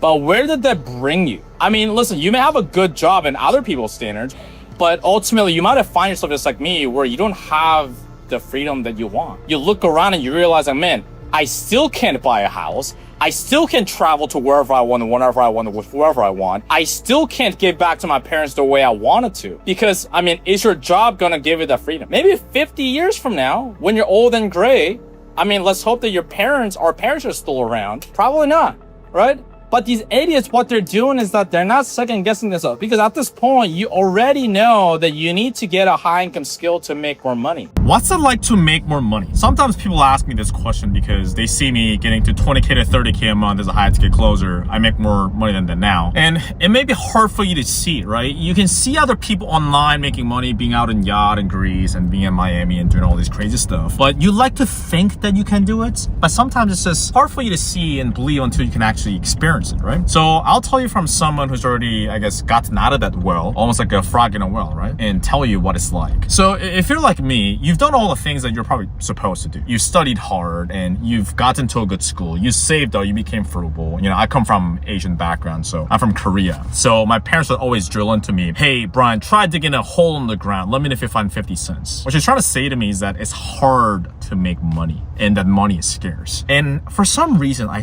fucking hated that. Don't get me wrong. Listen, I have a roof over my head and my parents are their best. I'm grateful for my parents and love them and provided me with the best experience I could have. At the same time, I believe that that is probably one of the most detrimental things you could say to a child all their childhood, because you're drilling into their brain that, hey, it's hard to make money, money's scarce. So what's it gonna do to the person? Well, they're gonna believe that it's hard to make money. And it's just, man, the biggest thing I hated when I didn't have that much money is just having to use your brain capacity and your brain energy for things that didn't fucking matter, right? I remember when I didn't have that much money, I was just scrolling through my delivery app trying to order a Korean fried chicken. And I was trying to save that $1, $5 for the delivery fee. And I would just use my brain power for that. After that, my brain's more exhausted. Or whenever I go out to a restaurant with my friends or on a date or whatever it may be with my parents, and I'm looking at the right side of the menu, looking at, oh, how much does that cost? How much is it? And I wouldn't go for the cheapest thing because, you know, I just don't want to go for the cheapest thing. It doesn't look good. But also at the same time, I can't go for the things I really want to order either. So I end up going for like the second cheapest option every single time, whether it be like a wine bar, restaurant, whatever it may be. Or even when I'm traveling, picking out Airbnb, I'd go for the cheaper option. And yeah, I mean, you have a roof over your head, but it's not that fun. And I fucking hated that. And so when I got into the make money online space, and especially when I got into high ticket closing, I told myself, you know what? I'm gonna make so much money that I don't have to deal with all this bullshit. That was the biggest thing. You know, people talk about they can buy a car, they can buy a watch, and you know, they can travel and all those things. Or they want to show their hometown people that they're wrong and all those kind of things. And you know, part of me had that too. But the biggest part was I just didn't want to deal with bullshit that I didn't want to deal with. I didn't want to deal with the people that I hated. You know, at one point I was working an office job in the military, you could kind of call it that. And the people that were in the, you know, that I was working for, my bosses and my superiors, I just didn't respect them from a competency standpoint and from a life standpoint. I don't respect these people. I don't think these people are better than me, but I just have to obey and just follow what they tell me to do. They're yelling at me and I just have to say like, yes, sir. I fucking hated that, man. Just having to deal with that, man, fucking hated it. And another part is, like I said, like just whenever you're traveling, if you can somehow get the money together, you're looking at the Airbnb, you're looking for the cheaper option. And I hated that, man. I'm just like constantly looking over the Airbnb. Is there like cheaper options? And having to do things that I didn't want to do. You know, my mother would always say, maybe your parents did that too. Or they say, hey, you gotta make your bed and you gotta clean and all those things. Now I don't do any of that bullshit. Because you know why? I have cleaners coming into my house. So they clean it. I don't even leave my house. I got a haircut today. I didn't even leave my house. The barber came to my house. I got a haircut on my balcony, looking over Burj Khalifa, tallest building in the world. So same thing was cooking and cleaning, right? I don't do any of that because I hated those things. Sitting down in economy flight, I fucking hated that. Listen, I've been in the military for 2 years. I'm no stranger to hard work and doing more difficult things. I was not in Afghanistan or something crazy like that, but I'm no stranger to difficult things. But me sitting my ass down for like 7, 9 hours, 12 hours, getting food in a paper box, I'm like, I don't want this. I want nicer treatments. I want to lay down in the sky. I want to have better food served in a plate. That's what I did, and I can do those things now. And you know what? I want to be driven around in nicer cars. Growing up, we had like some Toyota or something, like a car that's breaking apart. I remember one time I was living in upstate New York. It's very, very cold in upstate New York. It's basically southern Canada. And when it snows, it fucking snows. And at one point, it was like snowing up to people's knees. And people don't believe when I say this. My friends don't believe when I say this. But sometimes the snowstorm gets so bad that people break out their skis and they ski in the street because they cannot walk in the street because of the snow. People don't believe when I say this. But I used to live in that kind of town. And one day, the snowstorm hit. And, you know, I was playing basketball at the basketball court, which is about like a 1.5 hour walk from my house. And I was playing with my friends, and my friends, his parents came. He's like, hey, Brian, we're gonna go. Do you want to ride? I was like, nah, it's all good. My mom's gonna come. After I was done, I called my mom. I was like, hey, mom, can you come pick me up? She's like, okay. And then she called me back. She's like, hey, listen, you're gonna have to walk. I'm like, why? Well, because the car's not starting. This year, I have made the most amount of money I have in my entire life in a single year. I've surpassed $1 million in earnings. Shout out Matt Ryder, yeah. Congrats, the harder you climb, the better the view. Also, the bigger the target you become, actually. You become a threat, you become a bigger target.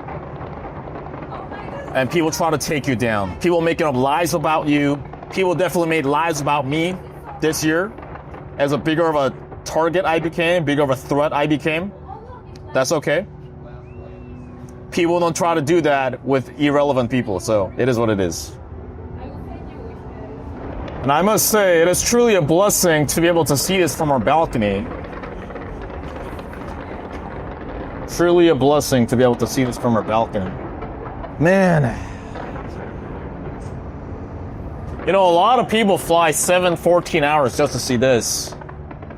And definitely not from their balcony. Definitely not this close. Definitely not this close. Did you quit sales because of...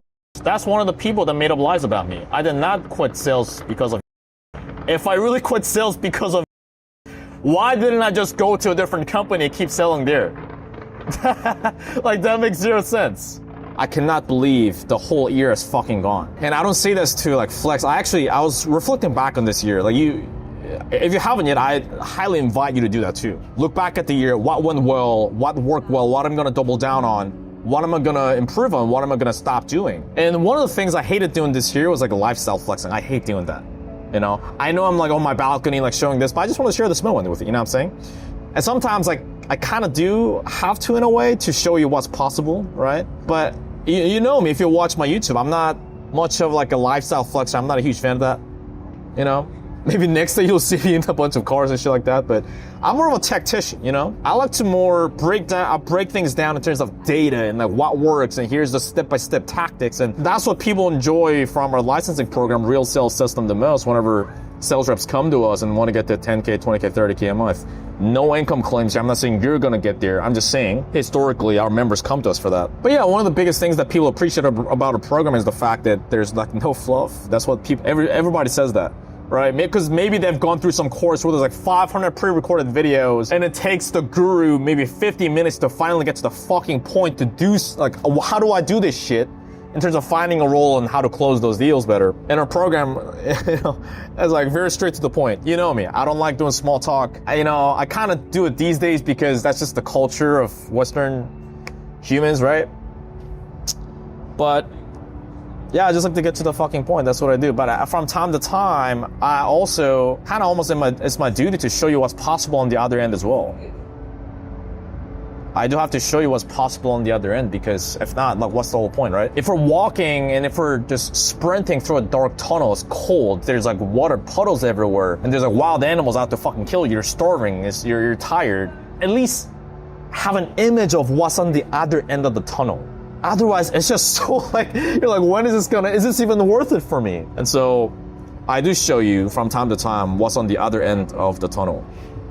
But this year, I've gotten to learn really valuable life principles and life philosophies. Not to get too woo-woo or too airy-fairy, but yeah, I mean, I'm glad that only lasted 9 minutes. Can you imagine? 9 minutes, just once a year. But if it lasted like 20, 30 minutes, at one point people are gonna be like, whatever, okay, we get it, right? But the truly valuable part is that it ends when you're still yearning for it. You know what I'm saying? You're still, man, I wish there was more. That's when you end it. If we lived forever, we would not get to truly appreciate the time we have on this planet. We really wouldn't. And for you, it could be 80 years, 90 years. It could be a lot shorter than that, knock on wood. But, my best friend from high school, he only got to live until 20 years old. And so we all hear these news and we hear about these stories until someone very close to you, someone you love, you care about, they're not around you anymore. And so same thing with yourself, your parents, or people that you love. Yeah, what makes it beautiful is the fact that we don't have eternity, and it is not permanent, it is temporary. That's what gives it value. I mean, we're all in sales, so we all know the concept of scarcity, right? If there's limited amount of things, right? What do we always say to prospects? Limited spots, right? What causes something to be valuable is if something is very scarce. Scarcity causes value. Now, for example, diamond isn't very abundant in today's world, and it is very scarce. That's what causes its price to be such a high rate. Same thing with death, is that it creates life to be scarce. I don't say that, but a lot of people say that in like marketing and stuff like that, right? But that's what makes it beautiful. That's what makes it more valuable. Whenever you go to a watch store, whenever you go to a car dealership, like a luxury car dealership, what gives value to those watches is the fact that it's very hard to get those watches. And there's only a few. Same thing with those cars, like limited edition, right? The fact that there's limited life, we have limited life, is what makes life beautiful. This is my second year in this building. My first year, I had a 1-bedroom, and I was on the other side of the building, so I couldn't see Burj Khalifa. I was on the other side, and it was a 1-bed. And then I worked my way up to a 2-bedroom, right? And then now we are on the side where, from our balcony, I didn't even have to leave my house to see this shit. Sometimes we take things for granted. I don't think that's kind of wild until, my barber was cutting my hair here yesterday, and he was like, brother, he's from Egypt, right? It's like, brother, you can see Burj Khalifa from your balcony, fireworks, New Year's Eve. I'm like, yeah, I guess so. He's like, yeah, that's fucking crazy. I guess so. Man, wild. Yeah, I had this year I had my highest months ever in terms of income, but I also had the lowest months ever income. I mean, overall it worked out. Made the most amount of money I have this year. Am I satisfied with that? No. Do I know it all? No, not close. And I had my highest highs this year. I had my lowest lows this year. I don't know about the lowest lows, but one of the lowest for sure. The lesson I learned from that is this, right? I'll talk about it in maybe a separate video also, but here's what happens in life. Oftentimes, our highest highs are followed by our lowest lows. And oftentimes our lowest lows are followed by our highest highs. It is very funny. Just look back at your own life right now. Look back at your own life. Man, what were some of the high moments I had, like some of the low? It almost comes right after. It's not like after the high, like you go back to default. It just come crashing down. And that's a very interesting phenomenon in life, don't you think? I think that's a very interesting phenomenon in life. And so I always say to our members inside a real sales system, as our members, like, let's say a student is hitting their highest commission months, right? Oh, dude, whatever, da-da-da. I always try to calm them down. I don't try to like bring them down, but I try to calm them down. Because I don't want them to get too excited. I don't want them to get too emotional. Because then, if they get too emotional, they're gonna let that get to them and they're gonna come crumbling down. Right? I'm just like, hey man, just understand there are ups and downs in life. There's ups and downs in sales. So I try to get them anticipating and getting ready. When they first join the program too, like I tell them the same thing. In life, in sales, there's ups and there's downs. Embrace the journey. Because when you zoom out, you'll realize that, oh, when you see the bigger picture, when you're in like the trees right in front of your face, you're like, oh man, this tree fucking sucks. But when you zoom out, it's like, oh, the forest actually looks good. It's green, it's beautiful.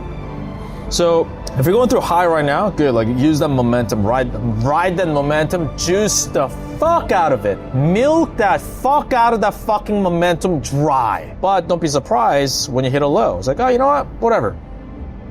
Happens, let me just go back to high.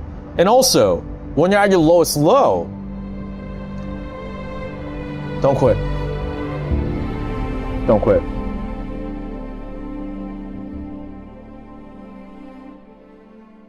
So the last 9 years flew by just like that. At one point, I was a 19, 20-year-old clueless kid.